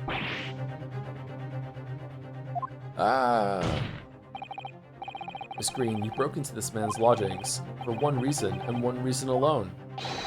To cover the end of the pipe that feeds the gas lamp in Mr. Shamspear's room with poison. Okay. What? And crawling Ollie on her adventures, just, you know, just crawling along and saw fucking through the bricks one day that he just keeps doing that to the fucking the lamp every single night, and she's like, fuck it, I won't stand for that, that's unhygienic, let's poison it. How does she know? Can this be? You broke into my room to... It may seem incredible to the court. And to Joe, but from the remaining clues, there's only one logical conclusion that we can reach. The person who attempted to take Mr. Shamspear's life with poison was you, Miss Olive Green. Oh dear, oh dear, oh dearie. Hey, that's my line. Oh, those stitches have been ripped open. Good luck. Order, order! Counsel, are you seriously suggesting this woman put poison on the end of the gas pipe with intent to kill? So he's like full on lipping the pipe. It's not that he's like blowing into the pipe. He's putting his whole mouth onto the pipe and just like blowing a balloon, like fucking like blowing into the pipe. What the fuck?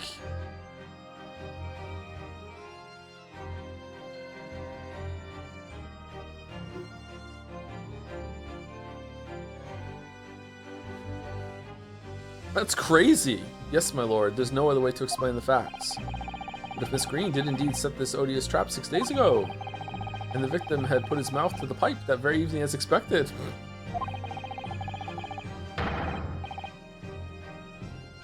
My lord, how do you know? The attempted murder would have happened 6 days ago, surely. Well, that's a very good point. It is a good point, actually. Yeah, why the delay? Perhaps not, my lord. Oh, what's happening? There was a significant police presence in the area that evening on account of the incident on Briar Road. Local residents were being interviewed throughout the night as part of the ongoing inquiry. A circumspect criminal would likely have chosen not to carry out any wrongdoing at that time. I beg your pardon, Lord Van Zeeks. Lord Van Zeek's son. And of course, the following morning there was more activity at Mr. Shamspeare's address. More activity? Ah, yes. You mean his fellow lodger, Mr. Natsumi, being arrested on suspicion of murder? That's right, and the defense has already proposed. Have we? Mr. Shamspeare was meddling with the gas in the pipe for a very sinister reason. Oh, okay, right. To cause the gas stove in Mr. Natsumi's room to go out, thereby asphyxiating the occupant. But once Mr. Natsumi had been arrested, his room was under constant surveillance by the police. In the circumstances, Mr. Shamspeare had no reason to blow air into the gas pipe. Oh, so you think he killed Duncan, and it's revenge? Oh, okay. Maybe he did kill Duncan. Okay. His intended victim being in a prison cell. That took me a long time to get. Sorry, very slow. I was too focused on the Romeo and Juliet thing to think that it'd be like a fake poisoning. With the need to tamper with the gas removed, the poison on the pipe lay dormant. And then, 3 days ago now, the situation changed again. Right, Mr. Natsumi's trial, which took place here at the Old Bailey, came to an end. Yes, I was there. The trial of which the man stood accused of stabbing Miss Green in the back and was duly acquitted. That resulted in Mr. Natsumi returning to his lodgings for the first time in 2 days. And that very night, his gas stove mysteriously went out, and Mr. Shamspeare was mysteriously poisoned.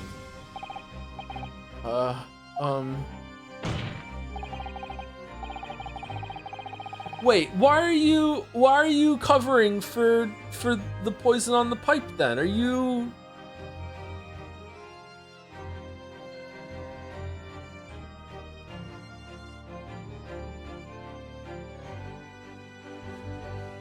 Why lay the blame on Natsumi? Is it just because you lost the fight with him? Who? Like, if Shamspeare was legitimately poisoned by blowing the pipe, why did he make up this story and go, like, down with the ship on it being poisoned tea?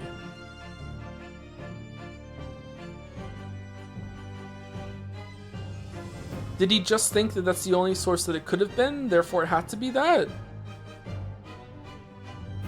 In conclusion, the poison was present on the mouth of the gas pipe.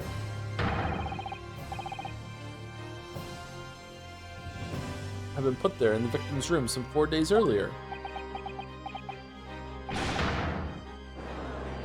Mary. With that new understanding, it becomes clear that this letter was all part of the plan. What plan? The court will recall that the note gave instructions to visit the Slug and Salad at 5 o'clock, and that the recipient should tell nobody else. The reason for those instructions are now clear. To ensure that the lodger would not be at home at the stated time. Oh, so Olive Green's fucking stupid to let us see that note. Okay. To make sure I wasn't home? Exactly. While you were out, Miss Green could safely slip into your room, knowing she wouldn't be disturbed. You mean to say that letter was written by Miss Green? Yes. And in order to cover her tracks, she took it away with her when she left. Just after she smeared poison over the mouth of the gas pipe in your room. Didn't Van Zeek say that it would have evaporated by now? And so it stayed there for 5 days without evaporating?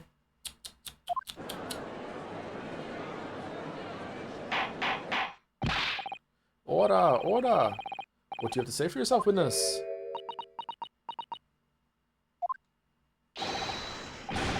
Just who are you? Why did you try to kill me? Miss Green's motive should be obvious.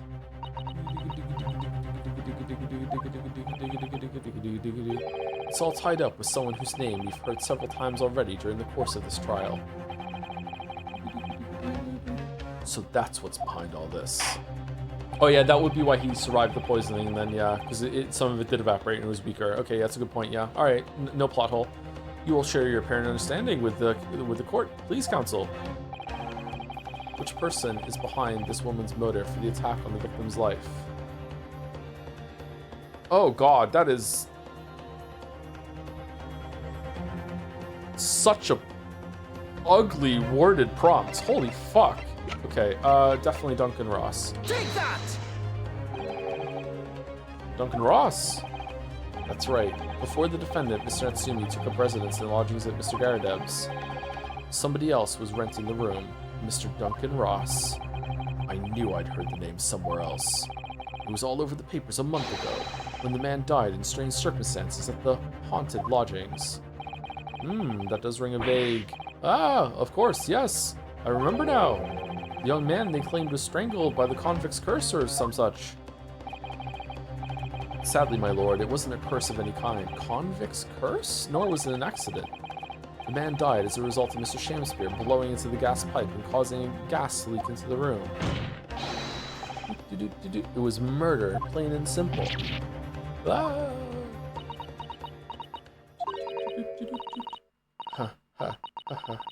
Well, what do you know? The world is so unfair. Curses, curious deaths, that's all people care about. If it's an interesting story, they want to know. It doesn't cross their minds that real people are involved. And once they're bored, just 1 month later, once the story's lost its appeal, everyone's forgotten him. You mean you? Duncan was... Damn, I really thought he was Duncan in disguise. Holy shit, I was fucking really wrong. Holy shit, Mr. Ross was Miss Green's fiance. Fiance? He may not have known until now who Miss Green really is, Mr. Shamsphere. But she's known exactly who you are all along. Because you're her sworn enemy. The murderer who took the life of the man she was to marry. Marry! Nice. Miss Green, is it not the case that in order to exact revenge on Mr. Shamsphere, you smeared poison over the end of the gas pipe?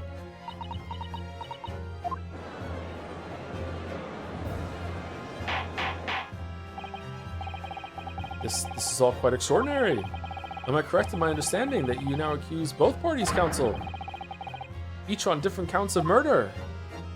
Double trial. Here we go. We get paid double for this. Yes, my lord, that's correct. Objection!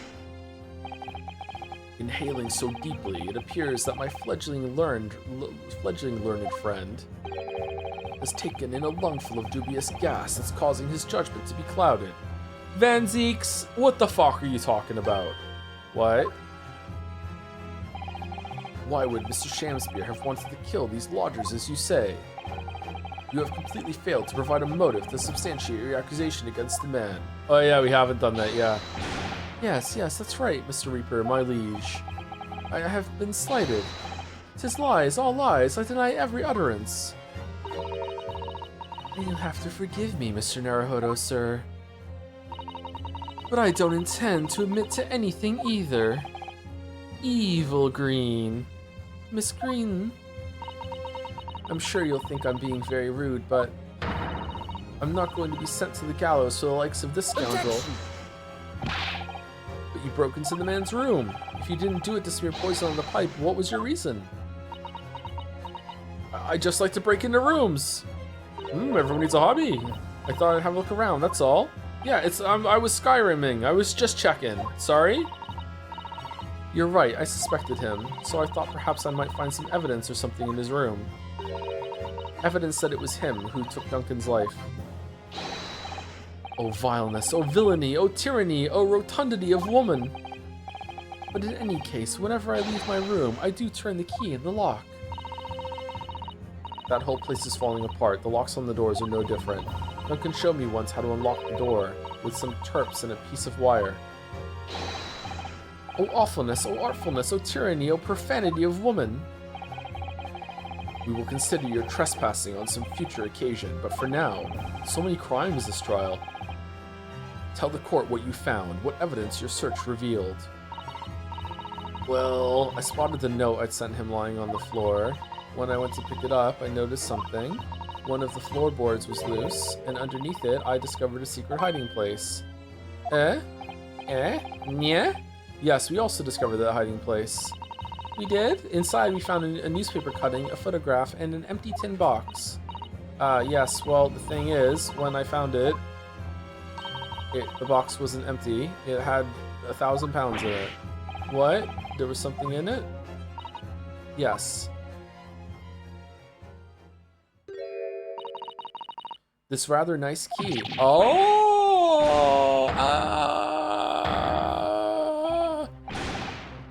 What are you doing with that? What the? Every ounce of color has drained from his face. Give it here. Give it to me now.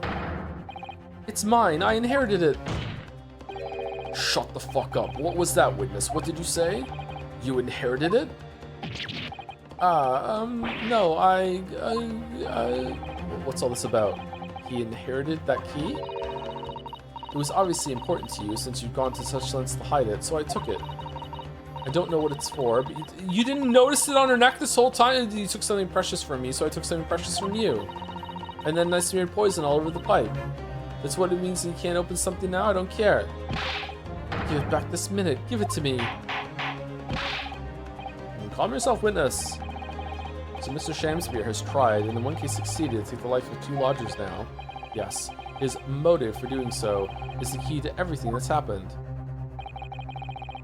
It's true that it appears to be no motive to support the accusation against Mr. Shamspeare at first, but considering everything we now know, I think there is actually something that could explain it.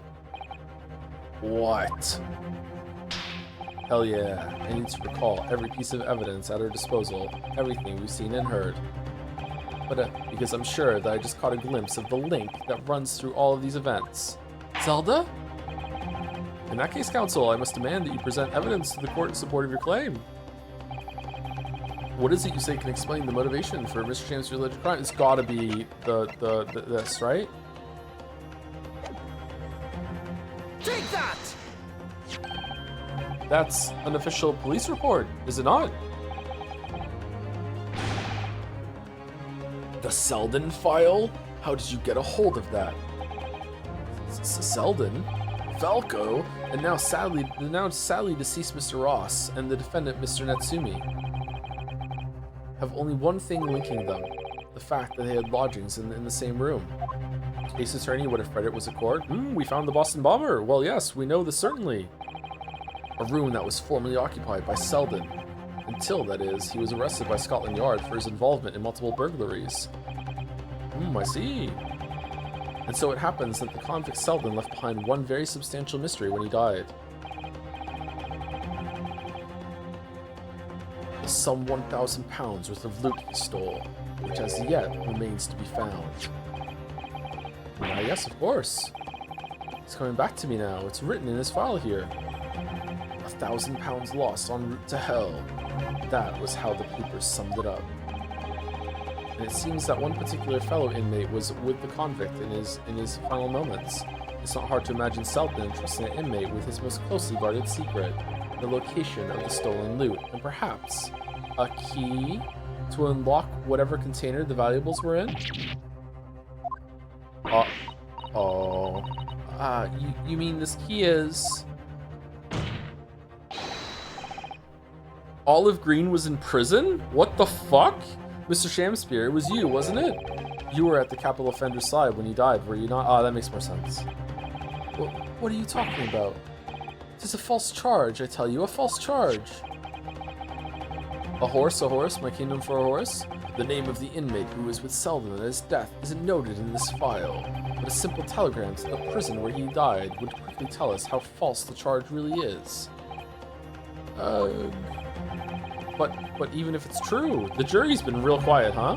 Why would the man be so intent on killing every subsequent occupant of the convict's lodgings? There's only one explanation for that, my lord. It was in that very room that Selden hid his loot.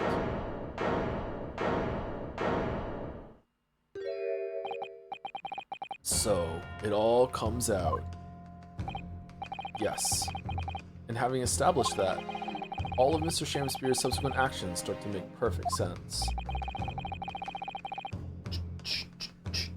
Thank you, Numinatus, for the 18 months. Oh boy, I was able to catch more. The Great Ace Attorney with a very cute emote. I haven't seen that emote before. Thank you very much for the resub, Numinatus.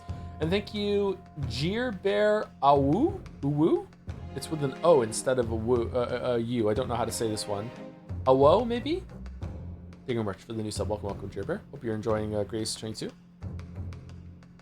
I think we'll probably still do more of this tomorrow. But I wouldn't mind streaming Mina instead. If I can do a Mina stream earlier in the day, then we'll do Great Ace Attorney tomorrow. When he was let out of prison following Selden's death, he made immediately for Mr. Gaideb's lodgings in the hope of renting Selden's old room.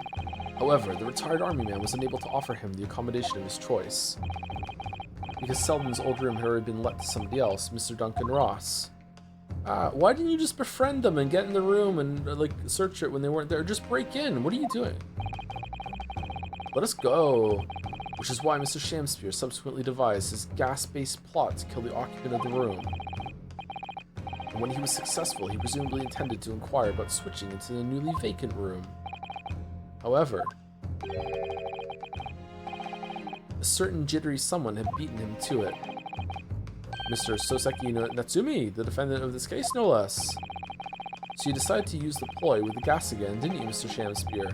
This time to oust Mr. Natsumi. How did you fuck up so bad that Natsumi somehow got that before you? All for one simple and avaricious reason. To get your hands on the 1,000 pounds of loot left behind by the dead convict. You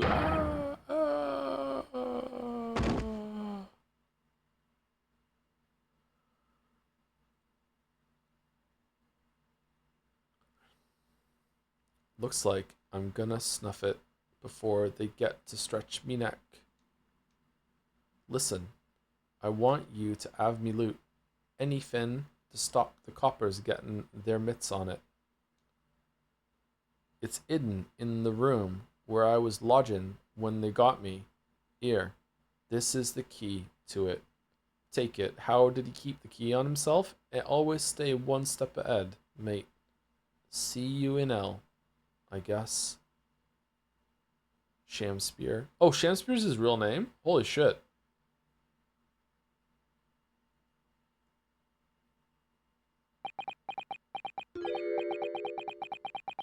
It's mine. What did you just say? What did you say? It's mine. That loot is mine.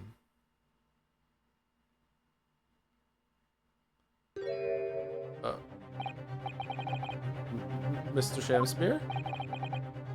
It's all lies. I don't accept any of it. Why should I?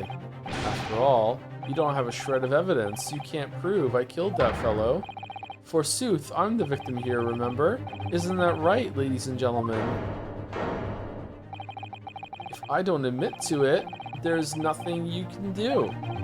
You can't arrest me, for the time being anyway. Verily, you can't arrest the victim, can you? Isn't that right, ladies and gentlemen? What? I'm so close. Just need a few more hours. I swore to myself that I'd get my hands on it. And I can almost taste it now. Look at my sexy dance. You can't think that I'm the culprit. Do you really think I'd just give up? There's no question in my mind now. This man is guilty through and through. Yeah, what tipped you off, Big Mac? What the fuck? But he seems so utterly intoxicated by the idea of that loot. I'm afraid that however hard you press him, he'll never admit to what he's done, Mr. Naruhodo. And he has to admit it for us to convict him too. Yeah, those are the rules. It's in the fucking judge book. Yeah, there is a way. Pardon? There's one way I can finish him. Pardon? No? He's already committed the most heinous crimes to get his hands on that loot. Which means all we need to do is find it first. A fine plan. Oh my god, you can hear us? Were it not for the fact that the police thoroughly searched the room following the death of Mr. Ross. If it's there at all, it must be very well hidden indeed. Without conclusive evidence, I certainly cannot rule. If only there was some way we could find the convict's loot quickly. It's not in like a fake gas fucking thing, is it? So this is the final piece of this complex puzzle. But I think we might have it in our possession already. Really? Or rather, I think we may have something that can help us find where that loot is hidden. My lord? Yes, counsel? May I go to the bathroom? The defense would like to make a proposal about how to find the late convict's hidden loot. I believe you're already in possession of something that could give us a clue as to its whereabouts. It's in the cat! It's our last chance, so it has to be worth a gamble. Besides, we've used the same technique once already, and it definitely paid off then. Did it? Very well then, counsel. Let the court hear your idea. Why do we have to prove this? What do you propose we can use in order to locate the hiding place in the deceased convict's hall? The soap. This? Oh, like key on this? No. The gas?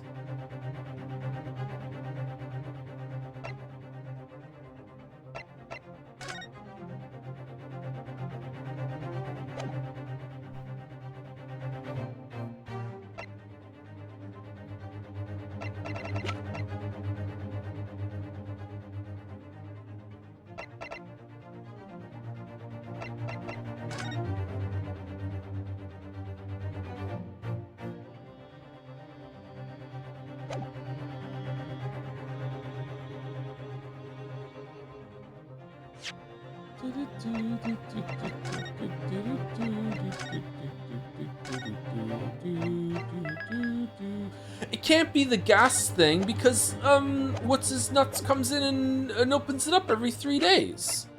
Was there like a fake one? Can we see, Natsumi's room? What the fuck are you talking about? What, that's the only thing that has a lock on it.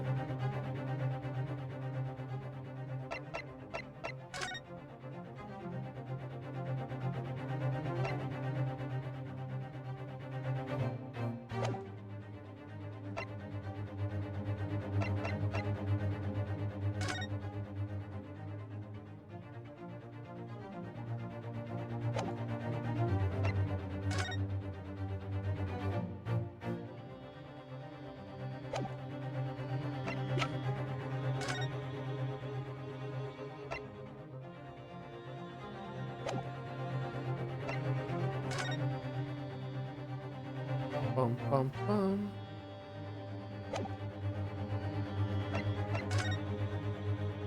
What's that on his back of his neck there?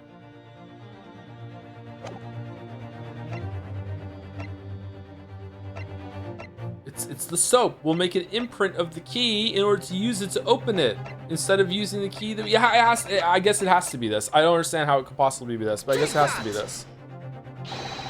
This is my proposal, my lord. Good gracious, we can use that, can we? Objection!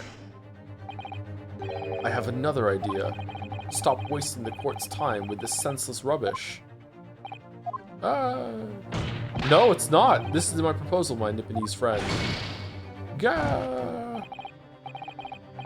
Oh, his proposal was better. We've already found one secret hiding place during the course of our investigations, Mr. Naruhodo.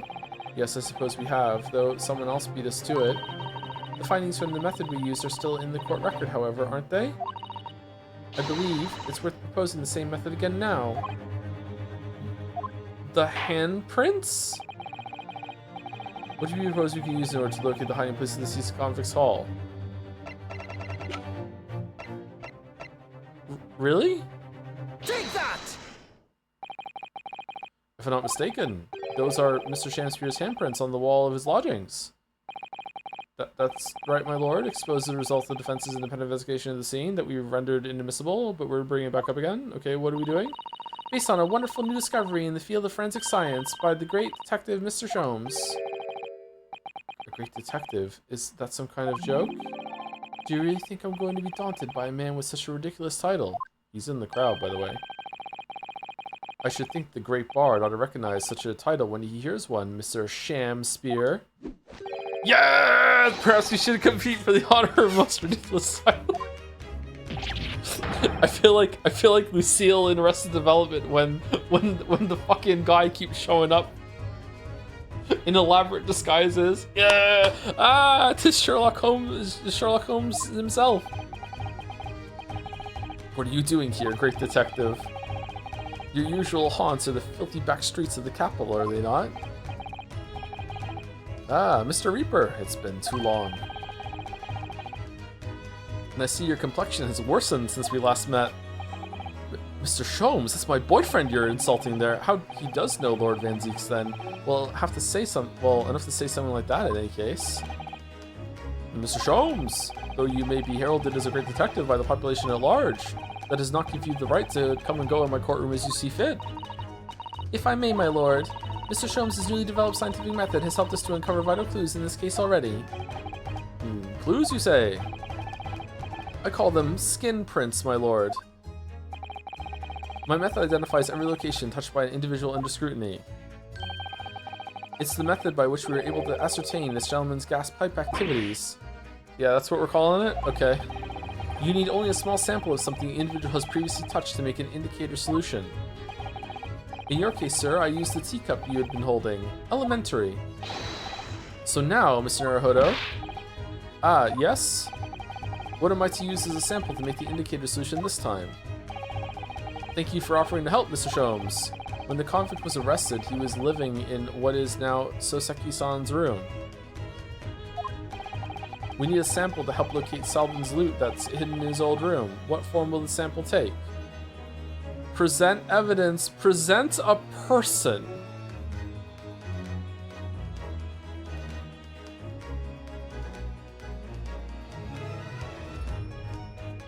What do you mean? Why can't we just use the key? Although there's been multiple people handling that key before. What do you mean present a person?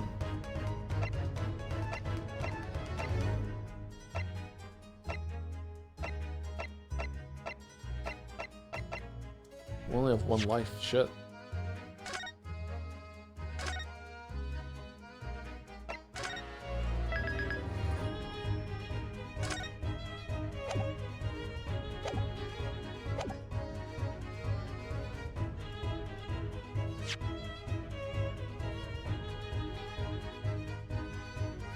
What are we trying to do? Are we trying to get Selden into the skin print system? Or are we trying to get Shamspear in the skin print system to see everywhere that he went? I don't think that's it.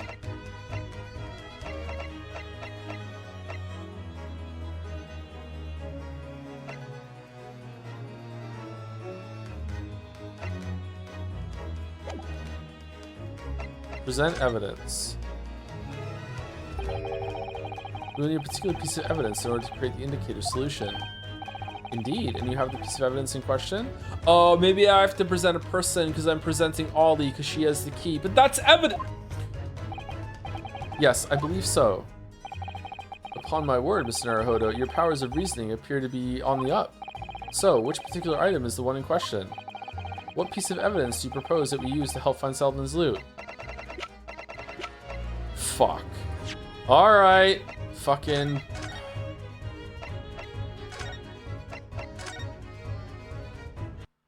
We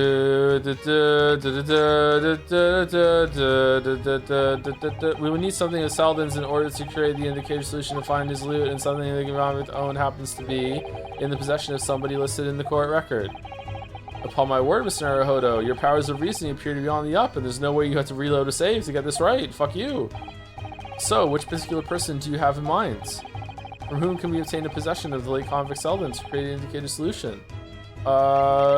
Shamspear, because they were cellmates, so he must have touched him at some point, right? Take that! Crawling up.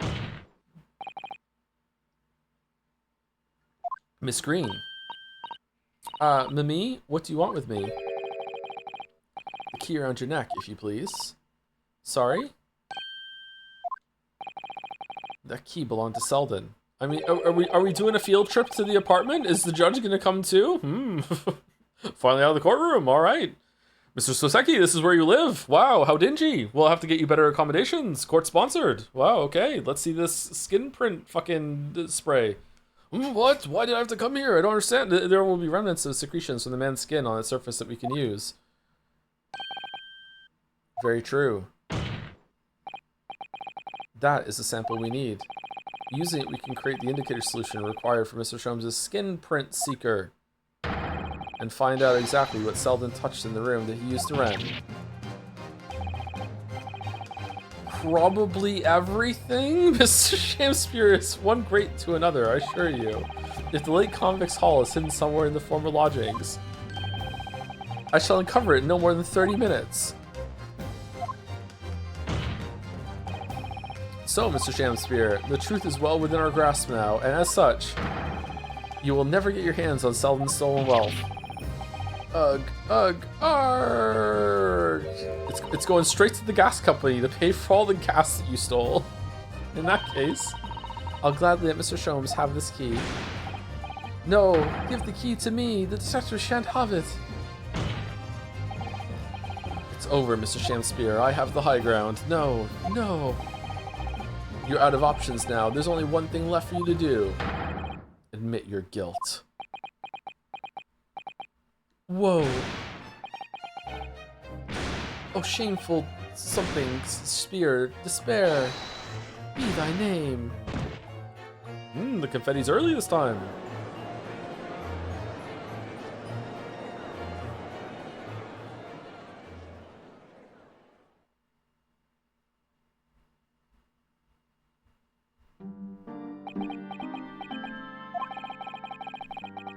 I never intended to kill the man. I just wanted to drive him out of the room. That's all. So you'd have time to find the convict's haul of stolen goods.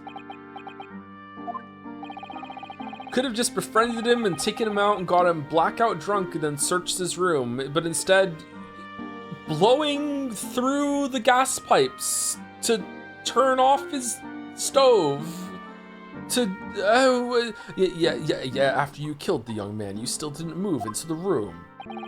I asked the landlord, of course. I pleaded with him, but he refused. Why?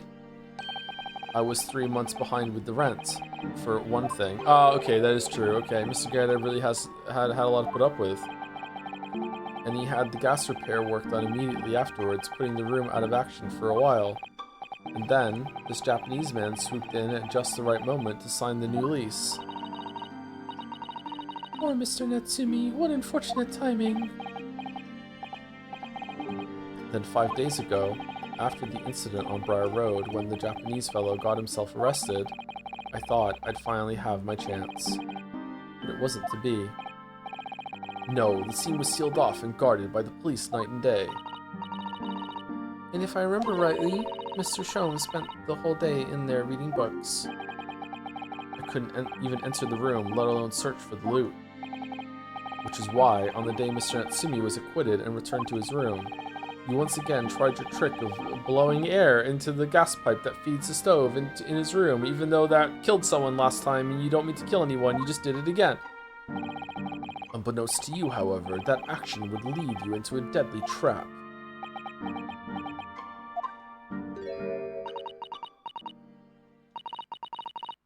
William Shamspear. Get fucked. How does it go? To be or not to be? That is the question. From Shakespeare's Hamlet, Act 3, Scene 1. Well, let me tell you, in your case, it's not to be. That is the answer. You deserve to die for what you've done. Damn. Cold as ice. Ha. Ugh.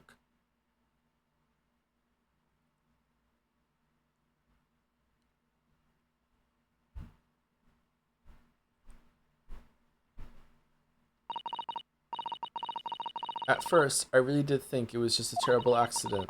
I'll never forget our conversation the night before Duncan died. He told me I think I might die. The gas supply in my new lodgings are a complete disaster, you know, Olive. The gas supply? Yes, the stove always seems to go out in the middle of the night for some reason. That's no joke.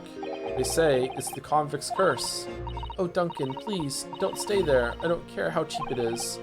Alright then, if it's that important to you, I'll start looking for a new place. There are spare rooms at my house. Why don't you leave that horrible room tonight? No, I'd better not. We said we'd wait until we graduated before we told our parents, remember? But that was the last time we ever spoke. That very night, he fell victim to the gas. If only I'd known it was going to happen, I'd have insisted he'd left that horrible room that instant. But instead, all I've been left with is bitter regret. I stopped going to school, but something kept drawing me back to the house on Briar Road. I saw a stooped Eastern-looking man with a mustache coming out of the house one day when I was there. He walked up the road to Grub's Grubbery for some food, so I followed him and sat myself down next to him. He had some watery-looking soup and started to pick a quarrel with the publican. What? That place is cursed, I tell you, cursed. The ghost of that convict who used to live there is trying to suffocate me. I wake up in the middle of the night, freezing to death because the stove has gone out. The room is full of gas and I can hardly breathe. But the pipes have been checked, no problem there. It's like I'm the problem. That's what they're thinking. But how could that be? And instead of just concluding that the building has a plumbing problem, I came to the conclusion that someone must be blowing air through one of the pipes to knock it out in order to kill someone in that unit twice in a row for some scheme. And that if I went in there with strychnine and put it all over the pipe, I could get revenge on the person that killed Duncan. Duncan was gone, and now this man had almost suffered the same fate. Could it really be a curse? Then I remembered. I'm fucking psychic. I rumor I heard about how the gas companies go around investigating the gas installations. A rumor? Ah, you mean... Yes, everybody's heard the stories, it seems, about how they go around checking the pipes. How anything connected to the gas can be extinguished by blowing air into the pipework. That's when it started. A little flicker of doubt in the back of my mind that just wouldn't go away. Was it really an accident, though? Once I'd had the idea, it wouldn't leave me alone. It plagued me day and night. So I bought this at one of the black markets in the East End. A black market? I'd never been. I just heard people talk about them, and you really can buy anything you can think of there. Except another Duncan. In some ways, being able to get my hands on this so easily made me even more determined. I had to find out one way or another. Was Duncan's death an accident, or was it murder? And your chosen method for establishing the truth was simple, but highly effective. Smear poison on the gas pipe you suspected the man of tampering with, and wait. If Shamspeare was innocent, nothing would come of what you've done. But if he was guilty, he would pay for his crimes dearly.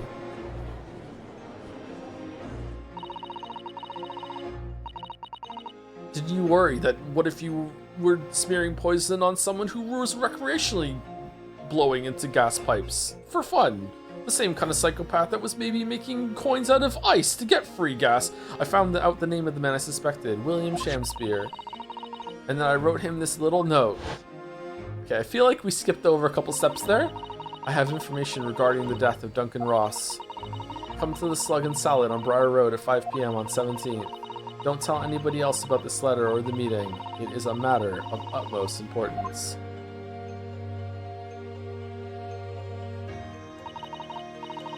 If he'd done it, I knew that would worry him enough so he'd be sure to go. So I waited to see if it worked. And of course, Mr. Shamspeare followed the instructions to the letter. It worked. I worked out where the gas pipe was straight away. So I smeared a good amount of the poison I'd bought all around the mouth of the pipe.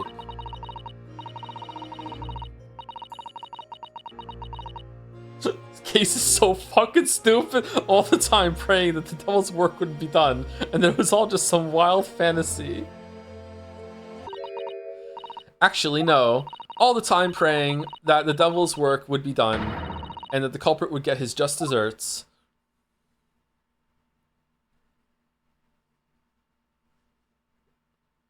You know what? I say not guilty.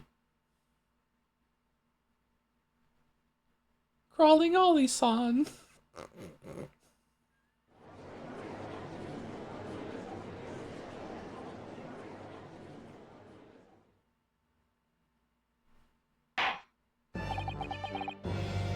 Can't believe she came back 3 days ago. When you were first stood in the dock before me. This whole affair seemed relatively straightforward. Yes, my lord. I certainly never imagined the depths of depravity that we should subsequently find lurking behind the scenes. It's been a long road, my Nipponese friend. Oh, yes. And one I certainly didn't envisage walking with you. Oh! Flirting.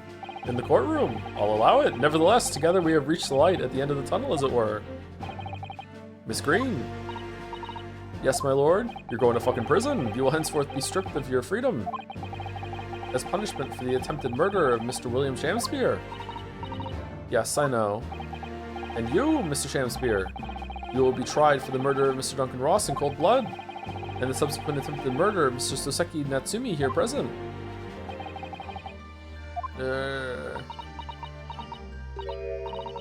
Mr. Naruhodo. Come on, go easy on her. Yes. Yesterday at the hospital, when you and your friends stopped me from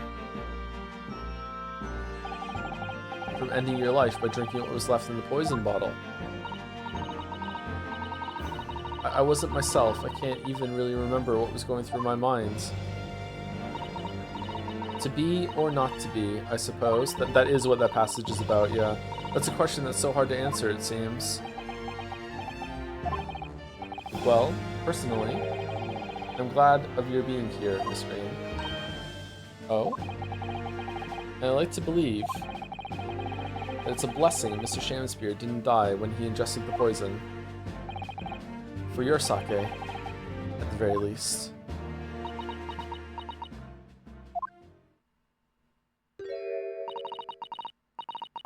Because of you, I chose life, not death. And now, you've made the truth come out at last.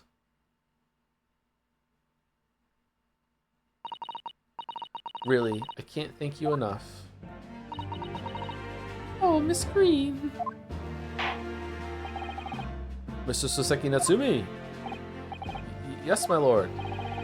The court declares that you are exonerated from all blame in this matter, and also all future matters. You can kill whoever you want while you're in London, because I don't want you to be in court anymore. It's a waste of fucking time. Do whatever you want. Accordingly, I would call upon the ladies and gentlemen of the jury to present a verdict of not guilty. We are in full agreement, my lord. In that case, I hereby declare the defendant not guilty. Confetti court! Woo! Confetti court! Woo woo!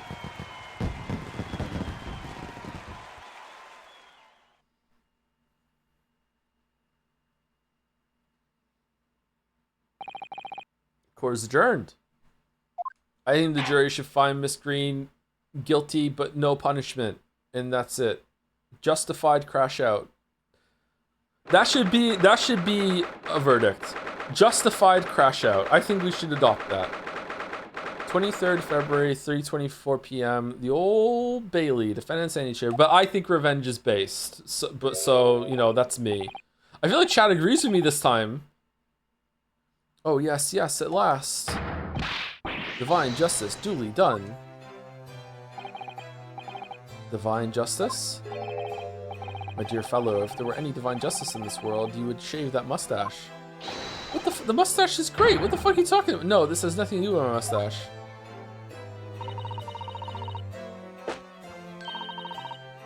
Thoughts on the case? It's pretty fucking bad, I'm not gonna lie. Sorry, that was fucking ridiculous. With Van Zeek's fucking just like nose diving and just like and Olive Green just suddenly knowing what happened and just doing the murder by smearing poison on a pipe and all this other shit. I enjoyed like the intricacy of it. I enjoyed that it had a lot of overlapping pieces, and it was really,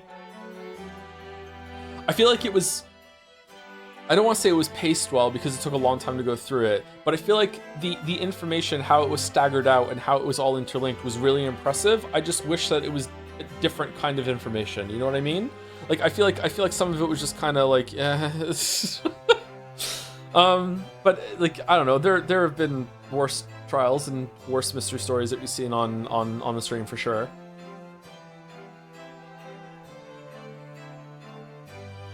Some say the luxuriant mustache is a sign of physical prowess, Mr. Joms.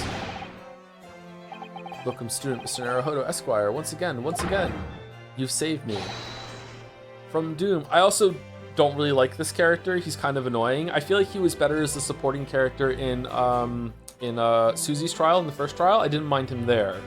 And I feel like there's just been too much Soseki. You know what I mean? There's just way too much. I'm very happy to have been able to help Mr. Natsumi. I think I hate Soseki. There we go. Congratulations on your acquittal. You're second in almost as many days. Yeah, that's so true. What is the fandom's opinion on this case? Is this a beloved one? Is it like a controversial one? Is the fandom split on it or what?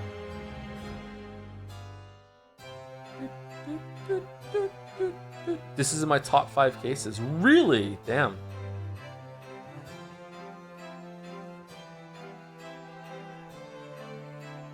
Soseki x Shamspear exists as a ship.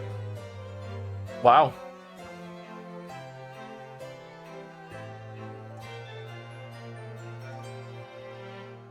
Top 5 murder plots for sure? Really?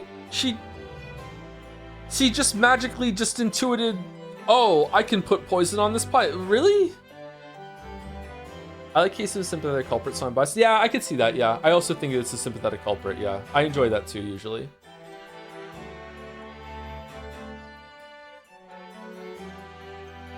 Top 3 in the franchise for me. Okay, I hear top 5. I have top 3. Can we get to top 2? Can we get to favorite? Anyone's favorite? Can I hear favorite? Best case in the whole entire series. Let's go. Let's go. Can we hear it? Can we hear it? Going once? Going twice? Soul to the weeb that thinks this is top 3. Congratulations on being the biggest fan of Greatest Attorney 2. Hope you enjoy your title. I was first acquainted with and gained affection for English literature whilst on our great homeland empire. And then, by a twist of fate, I was brought to the land that bore the fruit of that literature. It was still, okay, it was still entertaining. I feel like the back and forth was good. It could have gone on a little bit faster, but it was entertaining for sure. I think I preferred, I think I preferred yesterday more than today for the trial. If you're gonna have an intermission and make me go to the crime scene again, you better have a really damn good fucking reason for doing that. And I feel like it didn't really justify that part, so it could have been over faster. But it was entertaining, and I can't say that for all of the trials in the Phoenix Wright games. I'm pretty sure there was at least one in every single one of those games where I'm like, oh my god, can this just please be fucking over? There was none in Greatest Attorney that weren't entertaining either. I think all of them were entertaining. What was the one I didn't like? I can't remember what they all are in. I really didn't like I don't think I liked the circus one. Or maybe it was chat that didn't like the circus one. I'm just remembering chat's opinion. I really didn't like the fucking samurai one. That one was fucking boring, and it took so fucking long to do the investigation for that one. I didn't like that one. Was there anyone? I didn't really like a lot of the DLC one. That went on for so fucking long too. I liked parts of the DLC one. With Emma Skye.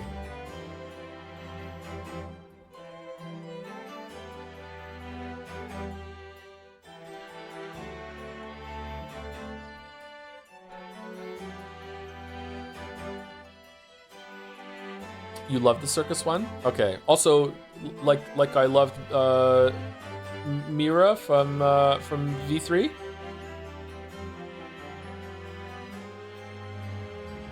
Miyu? Sorry, Miyu. Yeah, I love her so much I forgot her name. Yeah, okay. Only, the city of bricks and mortar became my prison. Try as I might, I never found my feet. I fucking hate Miyu. In the end, I confined myself to my room and lived life through friendly old books. Who's this? Oh, fucking you've had such a difficult time, haven't you? Ah, but a week ago now. I dragged you out of that dark and dingy room of yours, did I not? You did, and I've seen more life in this week than in all my years to date. And for the first time, I feel I've begun to see the true face of the English that's so far been hiding from me behind the wall of fog. I'm getting the fuck out of here, my dear fellow. There's nothing special about the true face of the English, as you put it. Where so ever one goes in the world, humans are human. There are a few genuine differences. Go tell that to fucking Van Zeek's in there. Yes, I think you're right. I finally started to see that, and I've come to understand something. I've worked out why I was attracted to English literature in the first place. It made me see that whatever our nationality, we humans all have the same hopes and fears. We're all doing our best to live. Well said. I've come to feel the same way.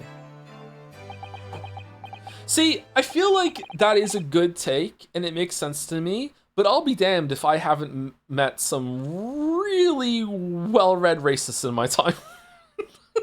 It's just like really well and wide-read racists. Like, how? You read so much. How can you be this way? So, like, I don't know, man. I made a decision too. I'm going to cut short my study tour here and return to Japan. What? Just when we become friends here in England. What a terrible shame. Oh, I know. That does tug at my heartstrings. It really does.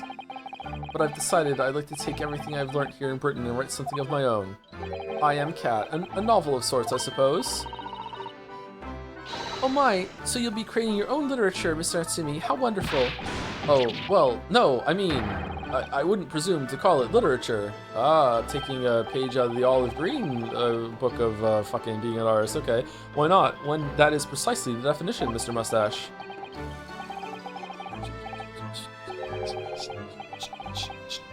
I pulled up a random VOD. Miyu says, "Hey crotch rot, you staring at my tits?" And you immediately reply, "Alright, I like this girl." Okay, first of all, random VOD? Really? We're claiming that pull is just fucking a coin in the ocean and it just lands on the biggest pearl. What the fuck are you talking about? Secondly, that was sarcasm. She's fucking terrible, but maybe I just like the term fucking crotch rot. I don't know. Oh shit. Why not when it's precisely the definition, Miss Mister? I suppose you're right. Yes, it will, in a way, be literature. But as of now, all I know is that I like to try my hand at writing. I have no delusions of grandeur. I, for one, would love to read your work. Well, all things considered, it may be for the best. After all, you have once again emerged victorious. I can't remember Turnabout Big Top. I can't remember. I need to rewatch my my Ace Attorney VODs. I just matched with a guy on Hinge, and he made a Life is Strange reference. Shaka bra. So we started talking about the games. He unironically says,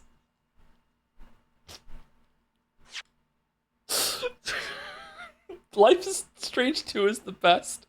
Direct quotes. I love Life is Strange 2. The Wolf Brothers are goated though. The story is goated though. Made me cry. What do I do in this situation? Well, if you're asking for real advice, you just stop answering. If you're asking for bad, selfish advice, please continue and report back.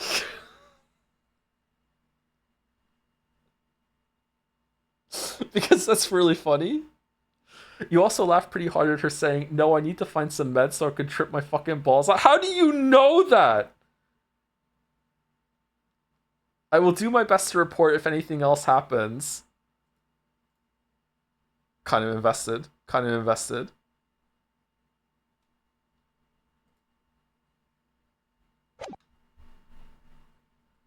From a battle with the Reaper. Ah, that's very true. I know this is a terrible question. What exactly has made this game's writing enjoyable for you? At least to the point where you didn't like the trial, you still had a good time, or at least don't make you hate the game? That's a question for future Joe that actually had a good night's sleep. Sorry, because you're asking me basically to be like, what is good writing?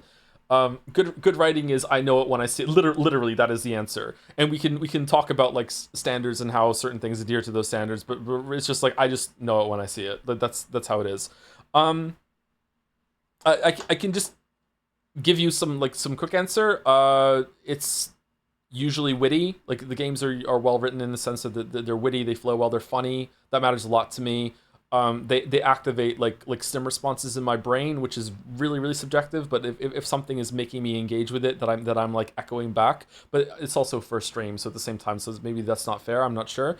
But like I'm engaged with it in that respect. I just like the characters. I just like the three main ones. I just really like Ryu. I really like Susie, and I really like Van Zieks. I like the dynamic in the courtroom with the judge being like this bumbling but trying to be impartial but not really forced there. I like the unfairness of it. I like that they don't even try to present this as being like actual legal proceedings. They're just like fuck it, it's just kangaroo court. I like that. Just the whole premise is just really entertaining. So you just lots and lots of stuff like that is why, even though I don't really like the mystery that happened here, I still think that it's pretty good. Yeah. Yeah, I don't know. I like most of the cases in the first three games, don't I? Like I remember gushing pretty hard at the end of the one that has Godot in it, right? So I think that it's I don't know. Like again, I hate to undercut what I just said. Writing in video games is usually absolutely abysmal dog shit. So like if Ace Attorney, if they were books, I don't know how good of a books they would be. They'd probably still be decent. Like they wouldn't be like bottom of the barrel books or anything like that. I don't know how they would rank there. They would probably be like I don't know, 7 out of 10 books or whatever like that. But because video game writing is so bad, this is like 9 out of 10 writing. You know, like it's most writing in video games is really bad, and that's not the writer's fault. I always want to be really clear when I talk about this because I feel bad for video game writers because they all have to always kind of like go against gameplay. Even here, that doesn't really have much gameplay. There's still that friction about gameplay versus the writing. So like yeah, there are definitely video game writers that know how to write and are really good at writing, but they just don't have the chance. So yeah. Hopefully that's enough of an answer. Sorry. Recent friend told me their favorite game was Xenoblade 3, and it has kind of unironically changed our perception of. I haven't played Xenoblade 3. We have to play that at some point, maybe next year. Hopefully it's better than Xenoblade 2. The trip my fucking balls off clip? What do you mean? In my opinion, the period setting in this game actually does so much to help make the kangaroo court stuff digestible, while also making it easier to take the main characters in the story somewhat seriously on an emotional level. The Victorian era was a really genius move, in my opinion. And we get Herlock out of it too, yeah.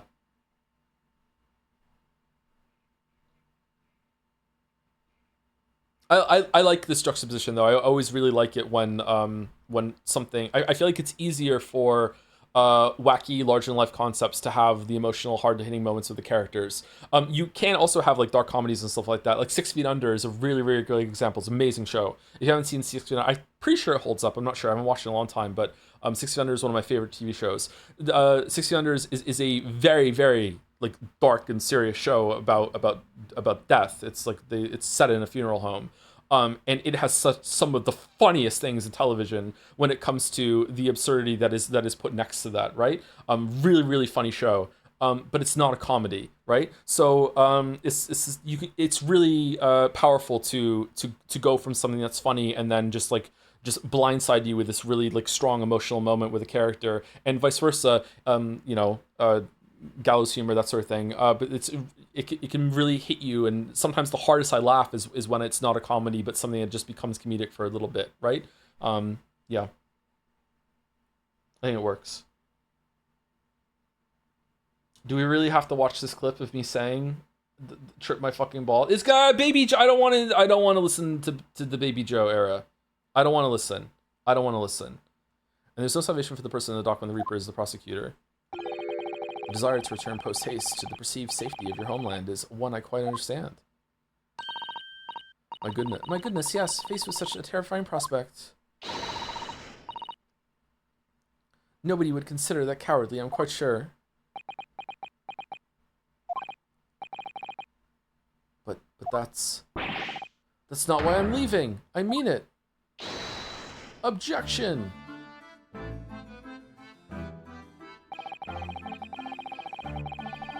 And that was the case we found ourselves embroiled in 6 months ago now. Soseki-san did indeed return to Japan and submitted a report about both cases to the government. It was on reading that report that Professor Mikotoba was prompted to visit this... How is this relevant? How did Iris write a story about this and Holmes was like, no, that one can't go out? What? And barely any time later, Suzato-san was given the news that she must return to Japan as well. On the back of a telegram stating falsely that her father had fallen gravely ill. The only possible explanation that comes to mind is what happened after the trial on the following day.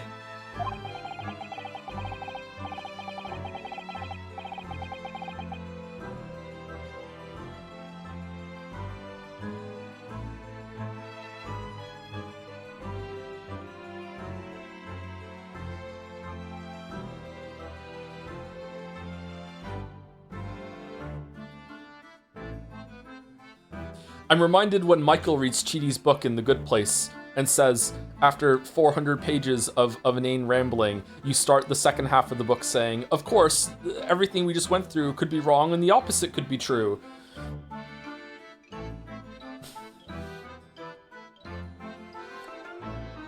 The day that we uncovered the loot hidden by the now deceased convict in his former lodgings. Michael. I love The Good Place. The Good Place is such a good show.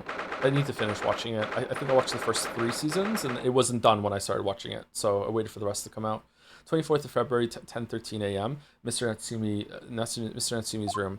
Dance Dance Resolution, is that the episode? Title of the episode is one of my favorite episodes of television. Like, I fucking love that episode. That's such a clever episode. Oh, well done, Mr. Joms. How simply marvelous of you. To uncover the secret hiding place in just one day. Wasn't it supposed to take 30 minutes, though? As I believe I told you, my dear fellow, skin prints are extremely useful in such situations. Why is your mask down? I don't like this. It's making me feel things. Put the mask up, please, when you agree, Gregson. Gregson's here! Gregsy's been happily munching in agreement this whole time, you know, Hurley. Happily, I think perhaps humorously might be closer to the truth. It is Silent Hill F flashbacks, yeah. So it transpires the man fashioned a hiding place in the ceiling. And what's in it? What exactly is the loot? Is that where the cat's been going? Let us look then, if you're ready. Let's examine the late burglar's haul. Really? They're just letting us do this? Oh, Greg's here, never mind. What the? What is that? It's a dog collar. Looks like some neckband or collar. It's got blood on it. What letter is that? Is that a B or is it 2 letters that are like been ostentatiously like written? TD? Like the bank? A collar? It's huge though. And look at the gemstone set in it. I can see why it was claimed to be worth £1,000. Perhaps I could have it as a belt. I thought it was just going to be money. Oh, have you noticed on the inside there are some dark stains? You don't think they could be blood, do you? I mean, there's quite a lot of it. On second thoughts, perhaps I won't have it as a belt. And of course, there's this emblem here. A large letter B and a small crown. B. Is it a crown or a mask? What does it signify, do you think? Oh, I hadn't noticed that.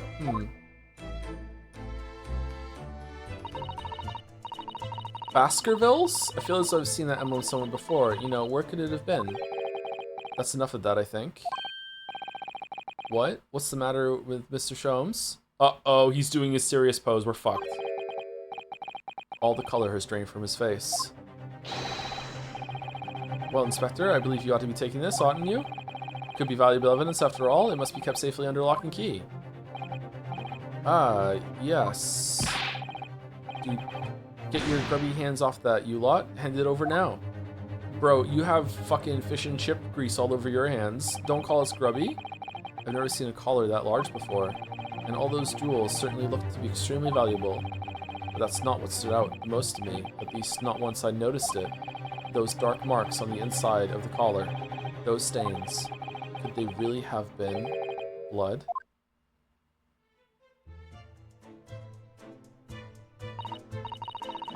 Well, that was a funny case, wasn't it? But it's all buttoned up now, and you look very pleased, Iris. I am, because I was starting to wonder what I could use the basis of this month's story in the magazine. Sorry, as the basis of this month's story in the magazine. But this case would be perfect. It's been so fascinating. You're talking about the latest installment of The Adventures of Herlock Joms, I presume. The mystery of the knife in the mist, and the mustached man and the convict's curse, perhaps. I could make it a 2-part story. They did. Oh, I can't wait. Award, please, Iris. Yes, what is it, Hurley? I'm sorry, but you can't write about this case. It's out of the question. What? Why not? It's a great case. Then I shall have to insist that you limit yourself to the first 2 of your titles. The second must never be written. Is that clear? Is it just about the collar, though? Because she could just turn that into something else, right? Yes. And so it was that the second of Souseki-san's cases became buried in obscurity. Now, looking back, I feel I understand. I can see why Mr. Joms forbade Iris from publishing the story. Man, my voice acting's gone a lot better. It would take a little longer before I saw the link between everything that had happened and would happen. For it wasn't until 2 months after the arrival of Susato-san's letter that events began to unfurl again, with an incident that took place at the very heart of the eagerly awaited Great Exhibition of London. Pretty dramatic improvement. Hey! Don't have to say it.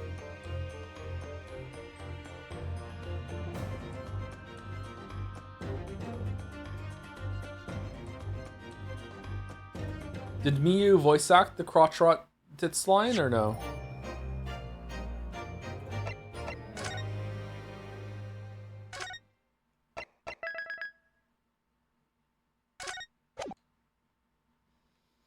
The Great Departed Soul. The Return of the Great Departed Soul. What? Episode 3. The United Kingdom. Didn't we just do that with a fucking victim coming back to life? All right. Errol, as the mouse of Greatest Attorney, there's streams. Do you want like 5 minutes of this, or do you want to stop now, or what do you want to do? What would be best? Is there going to be a good stopping point if we get into this a little bit, or no? Also, thank you, Justin T1118 for the 73 months. Thank you very much. 2 minutes ago.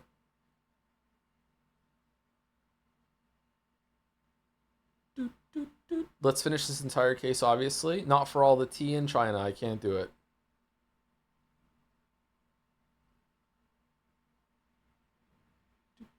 Oh, you can easily watch the openings of this. I would love if you continue a little, but I'm biased because I love the last 3 cases. Lol. Okay, we can do a little bit. Sure. We'll go for about 5 minutes or so. The headset went back on. All right, here we go. Engage.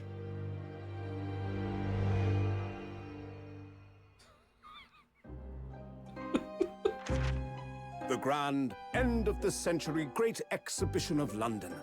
Surely there is not a soul who has failed to hear of it. Wondrous new works of culture and industry from every corner of the globe had converged on Hyde Park, welcoming over 50 million visitors. The last great hurrah of this century. What? That's so many people. And delighted people of all nations, and ended on a note of resounding success. But as regards to the terrible catastrophe that occurred during the festivities, very few are aware my friend Mr. Herlock Joms had a hand in unraveling the matter. For from the shadows, it was he who earnestly unearthed the facts of the case. And like the centerpiece of the Great Exhibition, which rose high into the skies of Hyde Park, Jones's brilliant deductions as clear and lofty as the crystal tower itself brought the truth to light.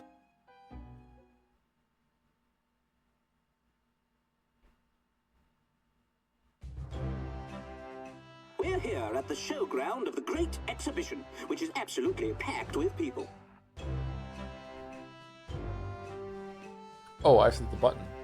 The weather is unusually fine, and we're about to witness a most extraordinary scientific experiment. Ladies and gentlemen, the 20th century will see steam engines and electrical power dominate the world. Horse-drawn carts will give way to the motor car. Ships True. will sprout wings and take to the skies. Kind of true. And today, we showcase even more advanced technology. A glimpse into the future. A world first. A demonstration of my super high voltage instantaneous kinesis machine. You're what? A man will literally be disassembled by a pulse of high voltage electricity and beamed to another location. Okay, how did I morph the teleporter? What the fuck are you talking about? Is it just a Chrono Trigger reference?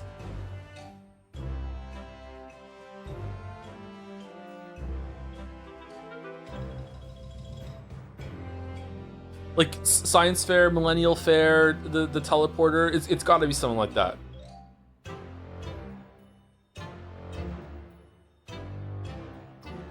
I don't know I don't know how I do this. Honest to God, sometimes I'm afraid to talk during some streams because I'm afraid that like I'm just gonna be accused of being like, well clearly this happens so much to you, Joe. You must look up shit ahead of time, and I genuinely don't. So like I don't like I don't get it. I'm kind of scared. It's got to be something that this is a common trope when it comes to fairs.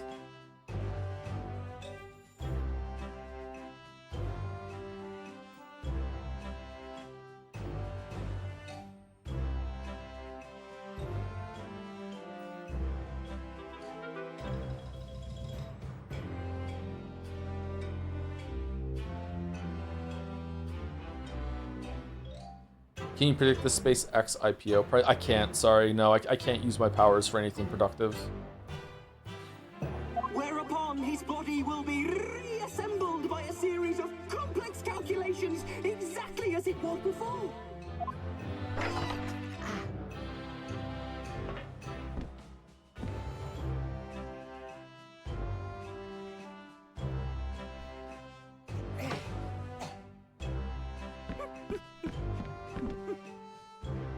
In but a few moments from now, Is he gonna turn into Lotta Hart at the other part? this gentleman will, in the blink of an eye, complete an incredible journey through the air. To arrive an instant later on the crystal tower behind you!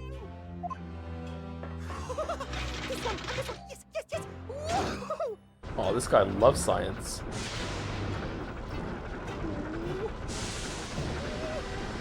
Yes, yes, yes, yes!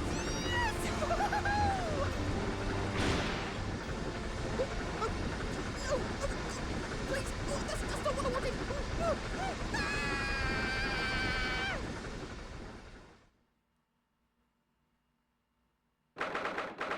27 October, 9:36 a.m. Joms is sweet. Is Susie back or no? Runo, are you listening? Runo, wake up! Oh, sorry, what was that, Iris? What's the matter with you? You've been miles away all morning. Do you like what I cooked for breakfast? Alright, it seems like this is the place to stop. So we saw the intro, and we have a little teaser what's to come, and also, but now we're gonna have like preamble with Iris and breakfast and everything like that. So there we go. I think we should stop here. Okay, if stream's ending, let me say first, I have been gently prodding Hinge Guy for more Life is Strange 2 information. He's responding slowly because he's busy playing Lego Worlds. He seemed really genuinely confused that he's the first person I've ever met that likes Life is Strange 2, He isn't even vaguely aware that it isn't a popular opinion. I'm deeply and hopelessly fascinated with the workings of his mind. I'll send further updates in Jad's or next stream when I get them.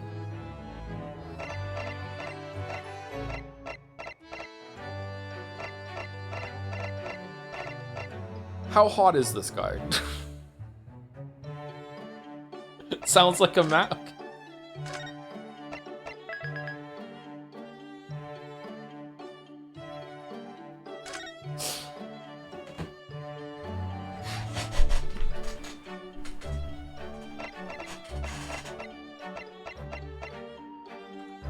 He is hot, and he's dumb because he likes Life is Strange too. That's a really good combo. Okay, that's a really, really good combo. Congratulations.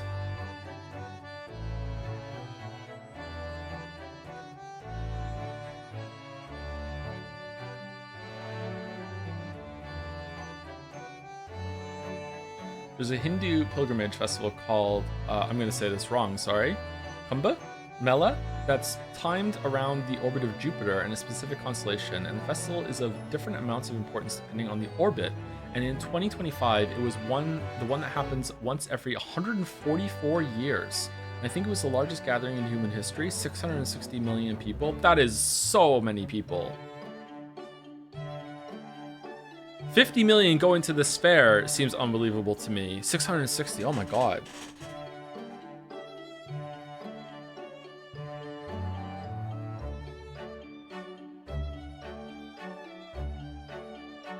We'll see, maybe I'll go on a date with him. I think he's gonna have the wolf tattoo.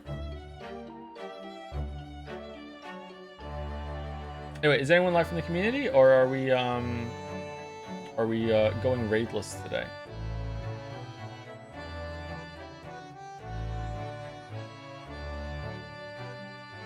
Raidless?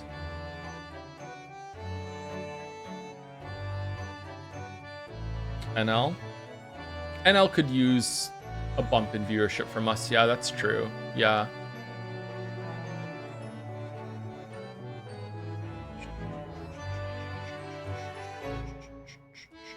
Wooly versus live with AA3. Neil Newbin, voice of Astarion, is live with Resident Evil 9.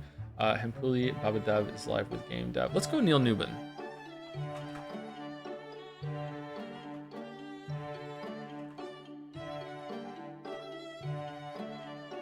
Although I would like to raid Wooly because we raided Pat yesterday, but I think Neil Newbin is a rarer target. Is that right?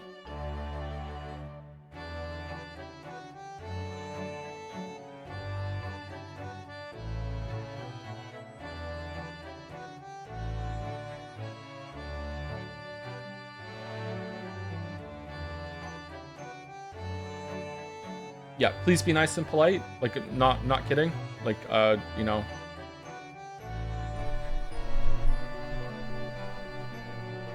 There is a future where we just stop doing raids. So, like, yeah, like, you have to behave yourselves, you know, somewhat.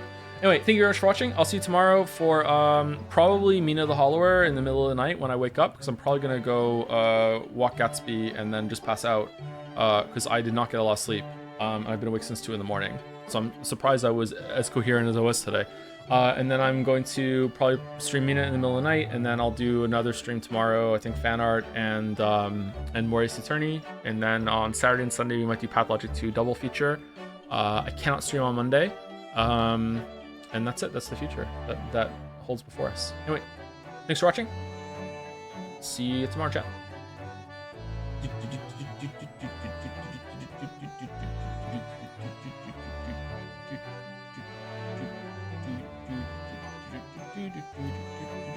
And see you, anyone who's watching on the VOD or stuck around, didn't go for the raid.